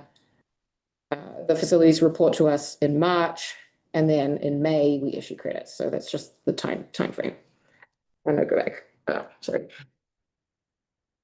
Now, now that we walk through the diagram, I just quickly want to talk through some of the key points that we want to reiterate and address based on other parties' direct presentations. So absent a restriction or a prohibition, entities could always use their reductions in external markets. This is the baseline status quo, even before the 2023 rulemaking. So our understanding was that there's no need to expressly state in the rule that such reductions could be used in external markets because they were already allowed. And this is why we did not address this in the 2023 rule. I'm going to skip this next point, but the division's assessment didn't consider using reductions in external markets because it was always considered. The 2023 pre-hearing statement also contemplated the option to earn credits in external markets. We have specific language that says if the price of greenhouse gas credits rises high enough in the Colorado credit trading market, this may incentivize Gen 1 and Gen 2 facilities that are achieving on-site reductions to generate and sell greenhouse gas credits in the Colorado market rather than an alternative credit trading market. And this would help with meeting outstanding credit demand and bringing down the price of credits. Also remember that in December of this last year, we provided multiple projections, and there were two scenarios. There was one assuming that all the credits stay in Colorado's market, and another assuming that some of the credits that are eligible to move into an external market, in fact, go into those external markets. So move to external markets. That the reduction, sorry, did I misstate that? The reductions, thank you. The reductions would be counted in external markets. And so this just is another point of us saying we're tracking and being diligent about ensuring that there are sufficient credits in the market. Let's turn it back to David. Yeah, I mean, I think just to close out this issue, the division's concern really has always been to ensure that we are not double counting credits, that those emission reductions are only counted in one place as far as Colorado is concerned, right? And so for us, that means reduction of GHG credits. And so we've really structured it around that. I think our view is that we see the linguistic arguments that Suncor is making. I think that we see those in the rule. I think that is contrary to our intent and obviously our interpretation and application of those, as well as that of other parties. That being said, we do think that Suncor's proposal to really restrict and handcuff sources in the state that are voluntarily over complying with these requirements and really limiting their ability to go find the best economic incentives to continue decarbonizing in deeper ways is just bad policy. It's bad policy for the state. It's bad policy for the commission. And we'd like to, we've proposed a way that we think clarifies the intent all along. That's in our proposal. As far as the alternate proposal from Suncor to allow parties to go outside of states or go outside of Colorado to buy credits in an equal amount.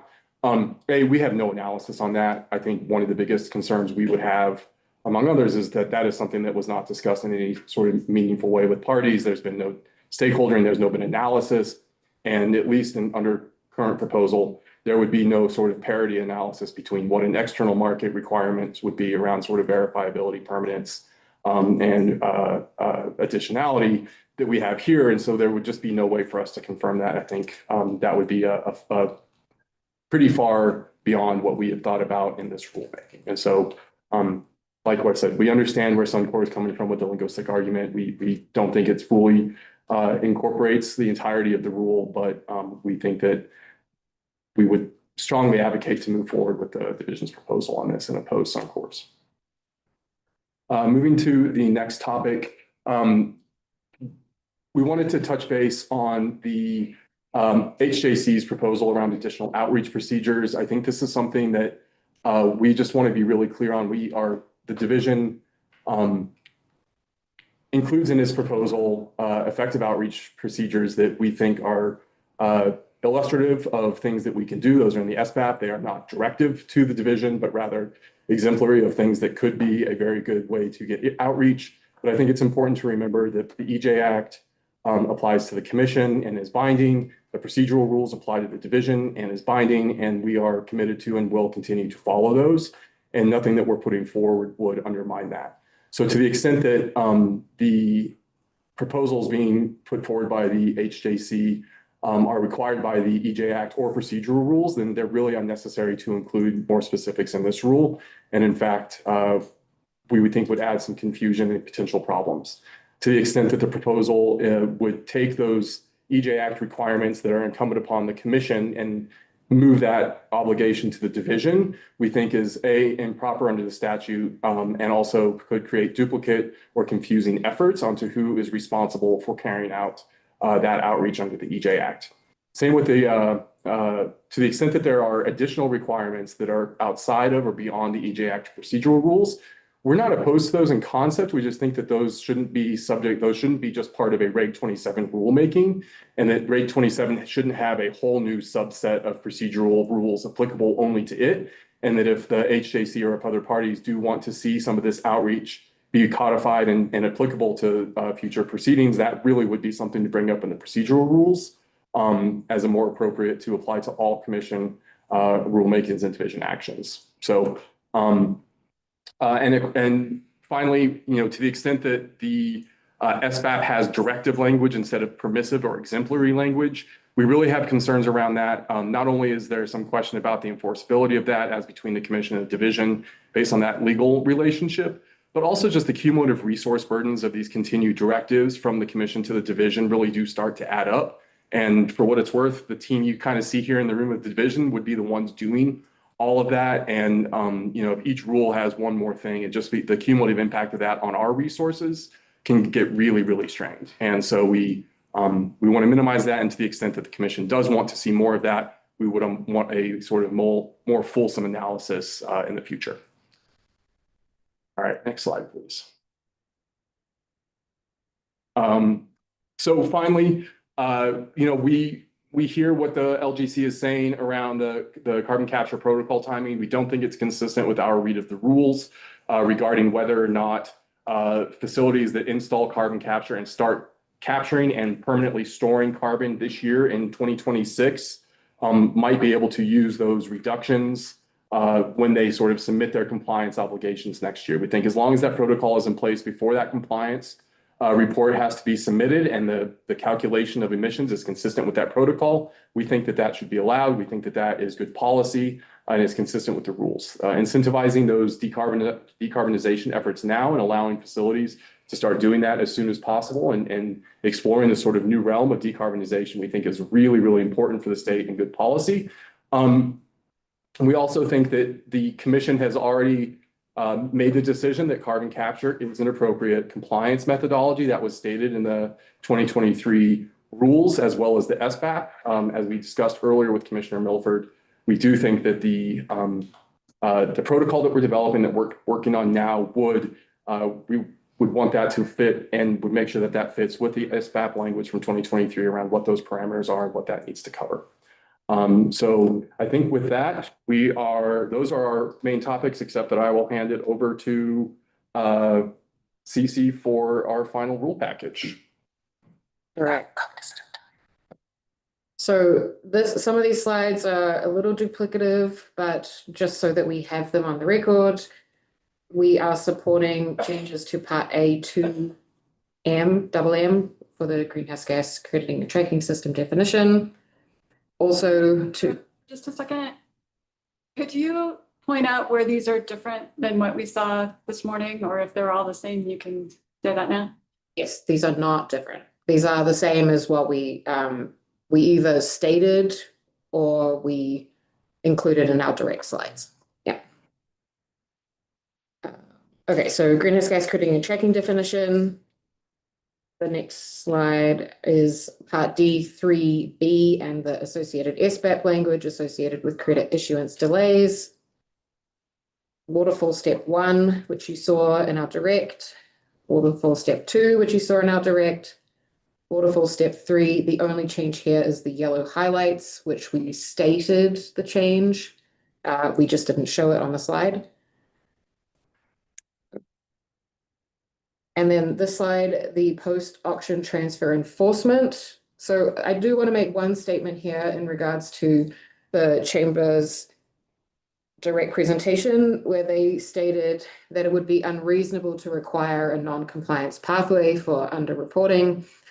For example, if an account representative is out of office or unavailable during the timeframe to transfer credits, we believe that it is reasonable to include a transfer enforcement within the timeframe that is listed here, especially because the enforcement is optional rather than mandatory, and also because each account or each facility must have multiple account representatives within the system. So it's not just on one person to make those transfers and ensure that what is needed to happen in the system is happening in the system. There must be at least 2 account representatives.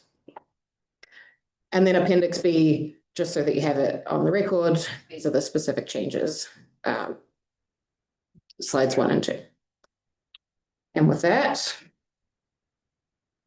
the division respectfully requests that the Commission adopt the division's proposed revisions to Regulation 27 as provided with the division's final rule proposal on July 1, 2026, and as included on these rebuttal slides 11 through 18.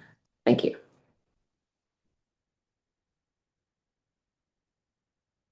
Thank you, and thank you all for your quick turnaround on the rebuttal. I have questions? Commissioners? If you could go back to your double counting slide with the big circles, I thought it was a great graphic. So as I understand Suncor's option 2, just using the one on the left as a talking point, you know, that dark blue arc is what is sold to the external market. You would basically be filling that back in with the other shade of blue by things coming from that same external market you were sold to. I heard you express some concerns in your comments about credit market quality, but if it's really offsetting quality credits, emission reductions, that were sold, how concerned should you be about credit quality?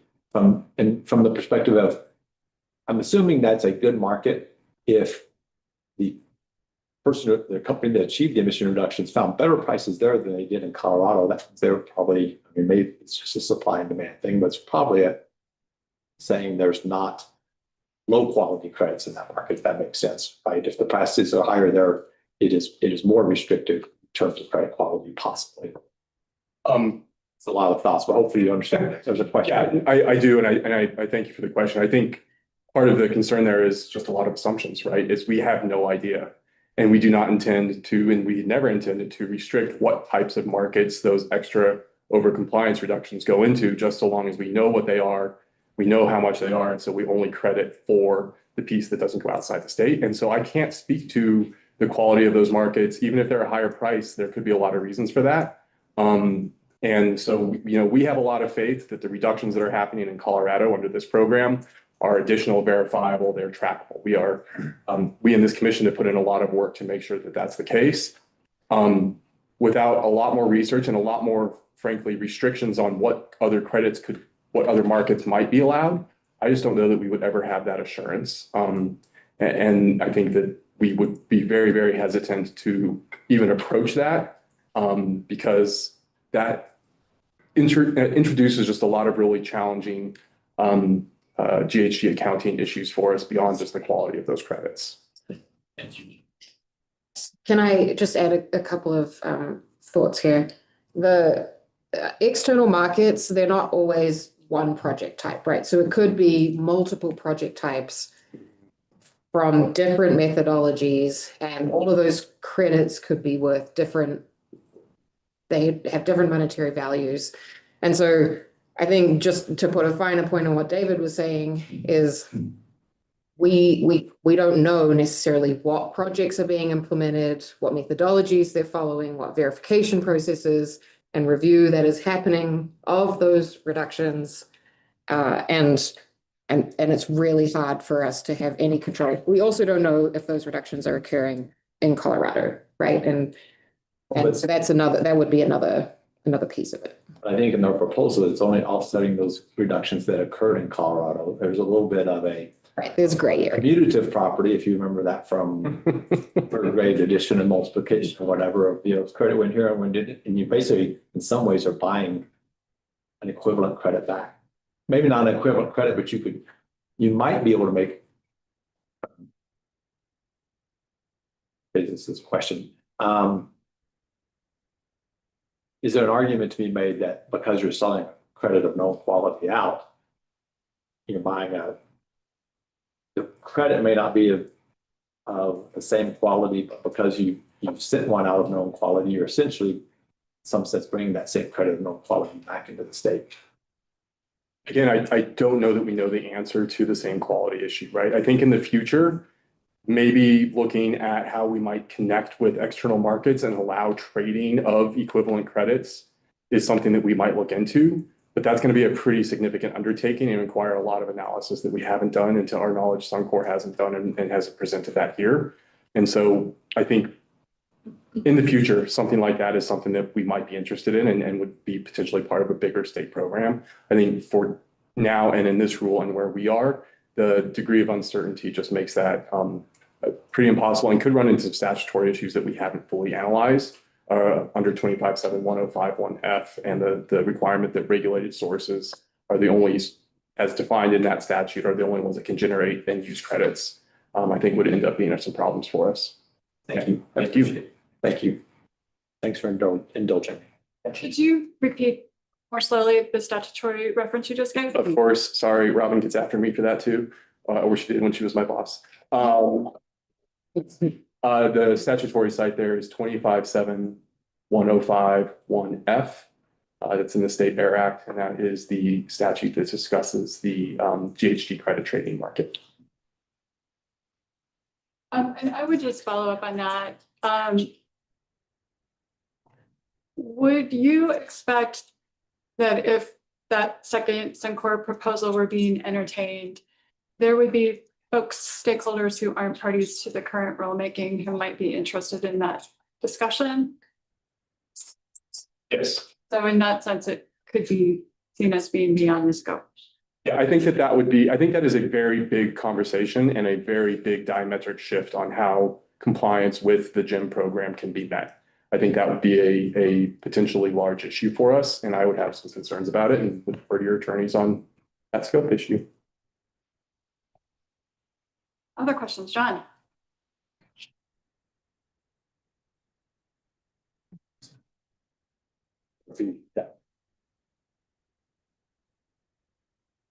As I understand it, and tell me when I say something wrong, credits purchased outside of a DIC and then transferred into a DIC. That's allowed. Correct. And I was trying to find where this is in your proposal, but get lost in all these files. If we wanted to ensure that those credits that were transferred to an entity in a DIC came from another company in a DIC, not the same one, perhaps. How would we do that? That would require changes to the rule language. We don't have, because we don't I have understand, I'm asking how to do it. within the rule language.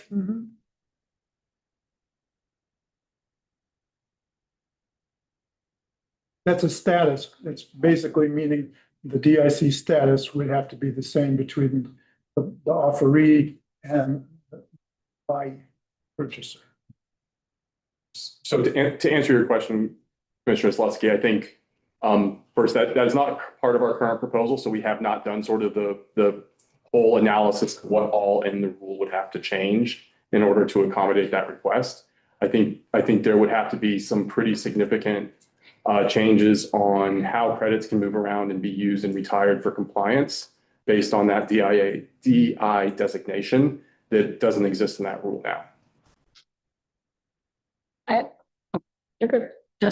also want to make one point that I think you are all well aware. I believe that it is 14 or 15 out of the GEM 2 facilities are designated as in disproportionately impacted communities. So the majority of the credits in the system are likely, yes. Yes, so in the first year, all the credits that were issued to companies that are located within a disproportionately impacted community. And this year, all but, I can't do math quickly, 50,000 credits roughly were issued to companies that are located within a disproportionately impacted community. General percent of the 50K. I need to use a calculator. You're asking an attorney to do math. You know, it's a little dangerous. This year was almost 300,000. 16 point something. Thank you. I'm not sure I'm good, but I'm done. I do have a question when it's my turn. Your turn, Miller. Okay, thank you. Could you go back to your rebuttal slide on the HJC proposal, please? Maybe the other slide. Which other slide? No, that one. Jenny, I knocked it out of presentation mode somehow, but we still got the slide up. So Oh, yeah. Anything. Sorry, guys. Control L. Yeah, I wanted to hear a little bit. I just, yeah, I need to see what your points were there. Again, my notes say that you found it. The request that I'm really interested in is asking the division to take specific outreach actions and put it in the SBAP. And you stated that this would create problems and confusion. So I am putting quotes in because I'd like you to explain why requiring 2 in-person meetings, having Spanish-related documentation causes confusion and problems.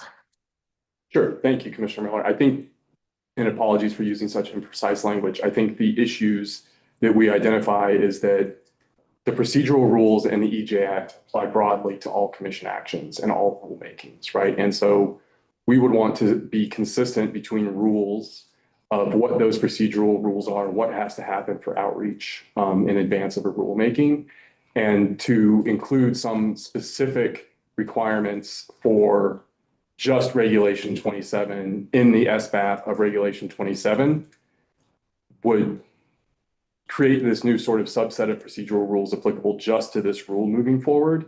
And, you know, while the team that's sitting here might still be here this year, next year, and be mindful of that in the future, as we look forward, implementation of those requirements might not be met because you don't look towards the statement of basis and purpose for how you carry out rulemaking process. You look at the procedural rules, or you look at the AIR Act or the Administrative Procedure Act. Can I ask Robin if the interpretation that the EJ Act broadly covers the commission and just the statement that was just made and all regulations, is that your interpretation as well, Robin? I don't love giving legal advice in public meetings, but I'm just, I'm gonna, telling you what the EJ Act sort of says, I think is not usually considered something that's super privileged, right? When you talk about the statute. And so what I would say, Commissioner Miller, is that the EJ Act, the outreach section, with respect to the engagement practices, applies to the commission, not the division. Just full stop, right? It doesn't mention the division. That said, practically, my understanding is that the division does a lot of the outreach on behalf of the commission as its staff. So just but the obligation is on the commission, not the division. And so to the extent directing the division to do something to comply with the EJ Act, that would just be wrong, because the obligation to comply with the EJ Act is the commission's.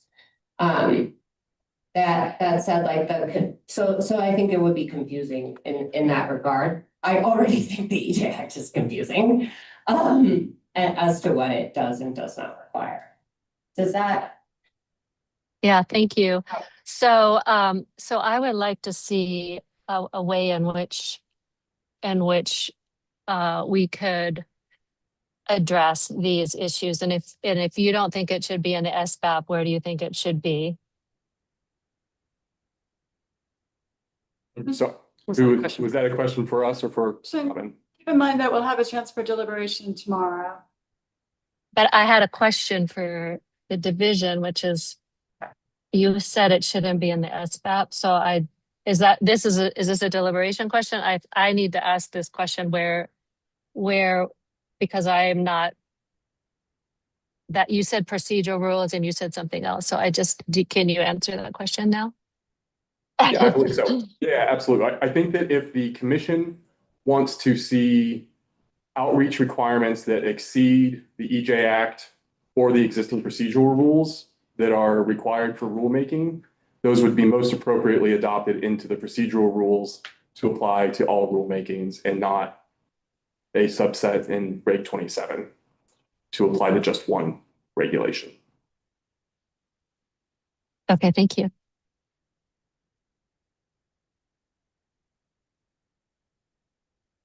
Thank you. So just to go back to my original question, as I'm thinking about this, I would ask that you figure out how to get this done and come back to us tomorrow. Just to clarify. Would you like us to figure out how to get?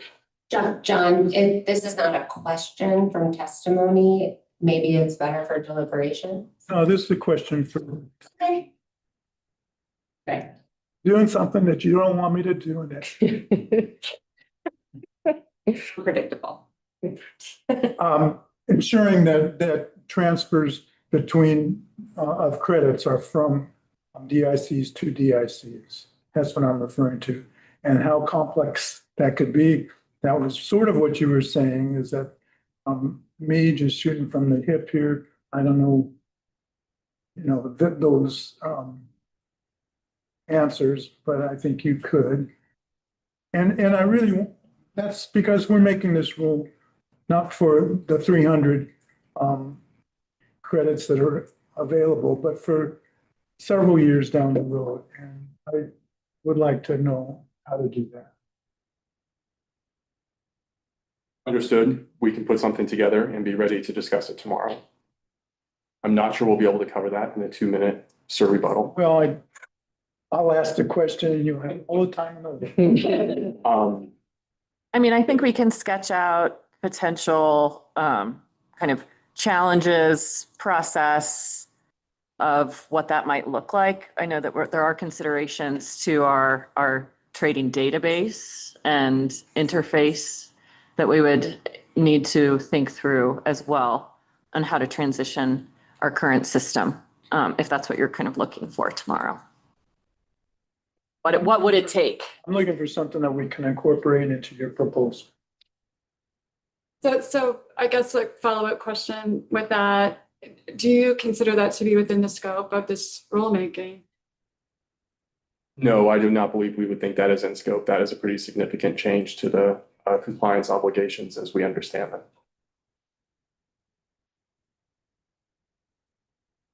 And I suspect there's some nodding heads behind me, but There are some people who stood up.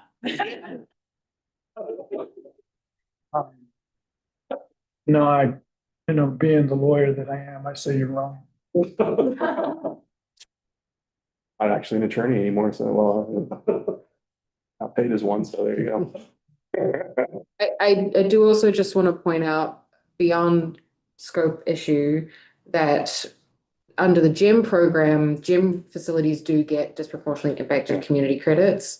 But under the midstream program, midstream entities are issued credits as a company, and there could be multiple facilities under that company. And each of those facilities wouldn't necessarily be a DI. Well, each of the facility would be a DI or a non-DI community facility, but the company getting the credits, we don't have at this point a way to designate credits as disproportionately impacted community for midstream entities. And so when midstream enters the market, come 2028, there'd be some pretty significant hurdles for us to overcome with that.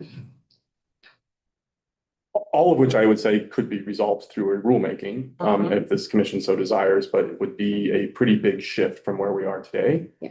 Not least of which is we have not actually proposed to amend or open Reg 7, which is where all the midstream requirements are. And that midstream uses an entirely different concept, which is the front range prioritization area. I will refuse to say that acronym out loud. So, so I think something that we can sketch together, but we would view that as being out of scope of this particular rulemaking, and so we defer to the commission. I'd like us to proceed there. I have a question. Okay, forget it. So 3B, 4B2, which is the waterfall. What does it mean to prioritize to the extent possible? Yes, good question. Thank you. So the extent possible element is included under the obtain credits component. So purchasing credits essentially through the market. This is our indication to the facilities that they need to negotiate contracts and attempt to purchase credits that are of the same type, disproportionately impacted community status and vintage year as possible. So they would essentially, because when we issue credits, we release a notice of that credit issuance, and it says where the facility is located, how many credits they get, the vintage year that they're getting credits for. And so that should say, okay, well, maybe I should reach out to these facilities first and see if I can get credits that are of the same type. So could we say if available, as opposed to what seems kind of squishy to me? I'm not supposed to deliberate either, but to the extent possible, would to the extent available be a substitution that would be problematic? I think we would be open to that. I think we need to hear from other parties on their interpretation of switching that language as well.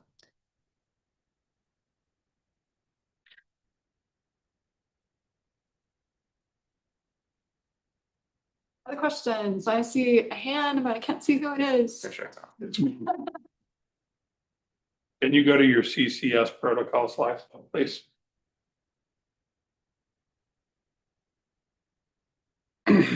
Okay, so, we obviously heard what the LGC had posed. And in bullet 2, under the division position, we heard from FRE, and I believe we heard from JBS about when GEM 1 and GEM 2 were being passed. that they were considering carbon capture and storage options for the future, right? And knowing that projects like that are large capital projects that require a fairly significant timeline. And you say that you are you're honoring the original intent and language of if you develop a protocol that follows the accounting now, and that's what the CCS protocols in early January will document, correct? Correct. And so is that language approved accounting protocol specific to Colorado? Because other markets have accounting protocols, right? And these, some of these facilities may operate in other markets. So, I agree with that bullet, I guess. But I was just trying to figure out if, because it isn't approved yet, does that mean that all the planning that went into it was for naught? Because that just seems like that's what we want. We want early. And so that's what I'm just kind of figuring out. Is that specific to Colorado's protocol, or is it in general trading markets? We interpret that as being specific to a Colorado protocol. We think that's consistent with what the commission told us to do in 2023 and the language the commission adopted. I think that as we view it, the protocol is really going to be a calculator to sort of get inputs from the facility. We tell them sort of what all the variables are. They give us those inputs. It cranks out a number and says, here's what your net emissions are based on that. I think our view would be we really applaud companies that have moved out on this quickly and that are looking at these opportunities. And we think that there was some limited, assumption of risk that the protocol might limit the amount of reductions that they get to count from that project, because we have not yet developed or finalized that. But we don't think that it fully discourages that. And we hope that by getting that out as soon as we can after this technical working group, that we resolve that risk, that people fully understand what that's going to look like. And that during the development of that, of course, they'll have input into what our protocol looks like as well. Okay. And then last question. Did GEM2 or the originating law that required this program, was there a timeline on when the guidance would be developed? And was it supposed to be earlier than 26? I guess that's my question. There was no timeline listed within GEM. Thank you.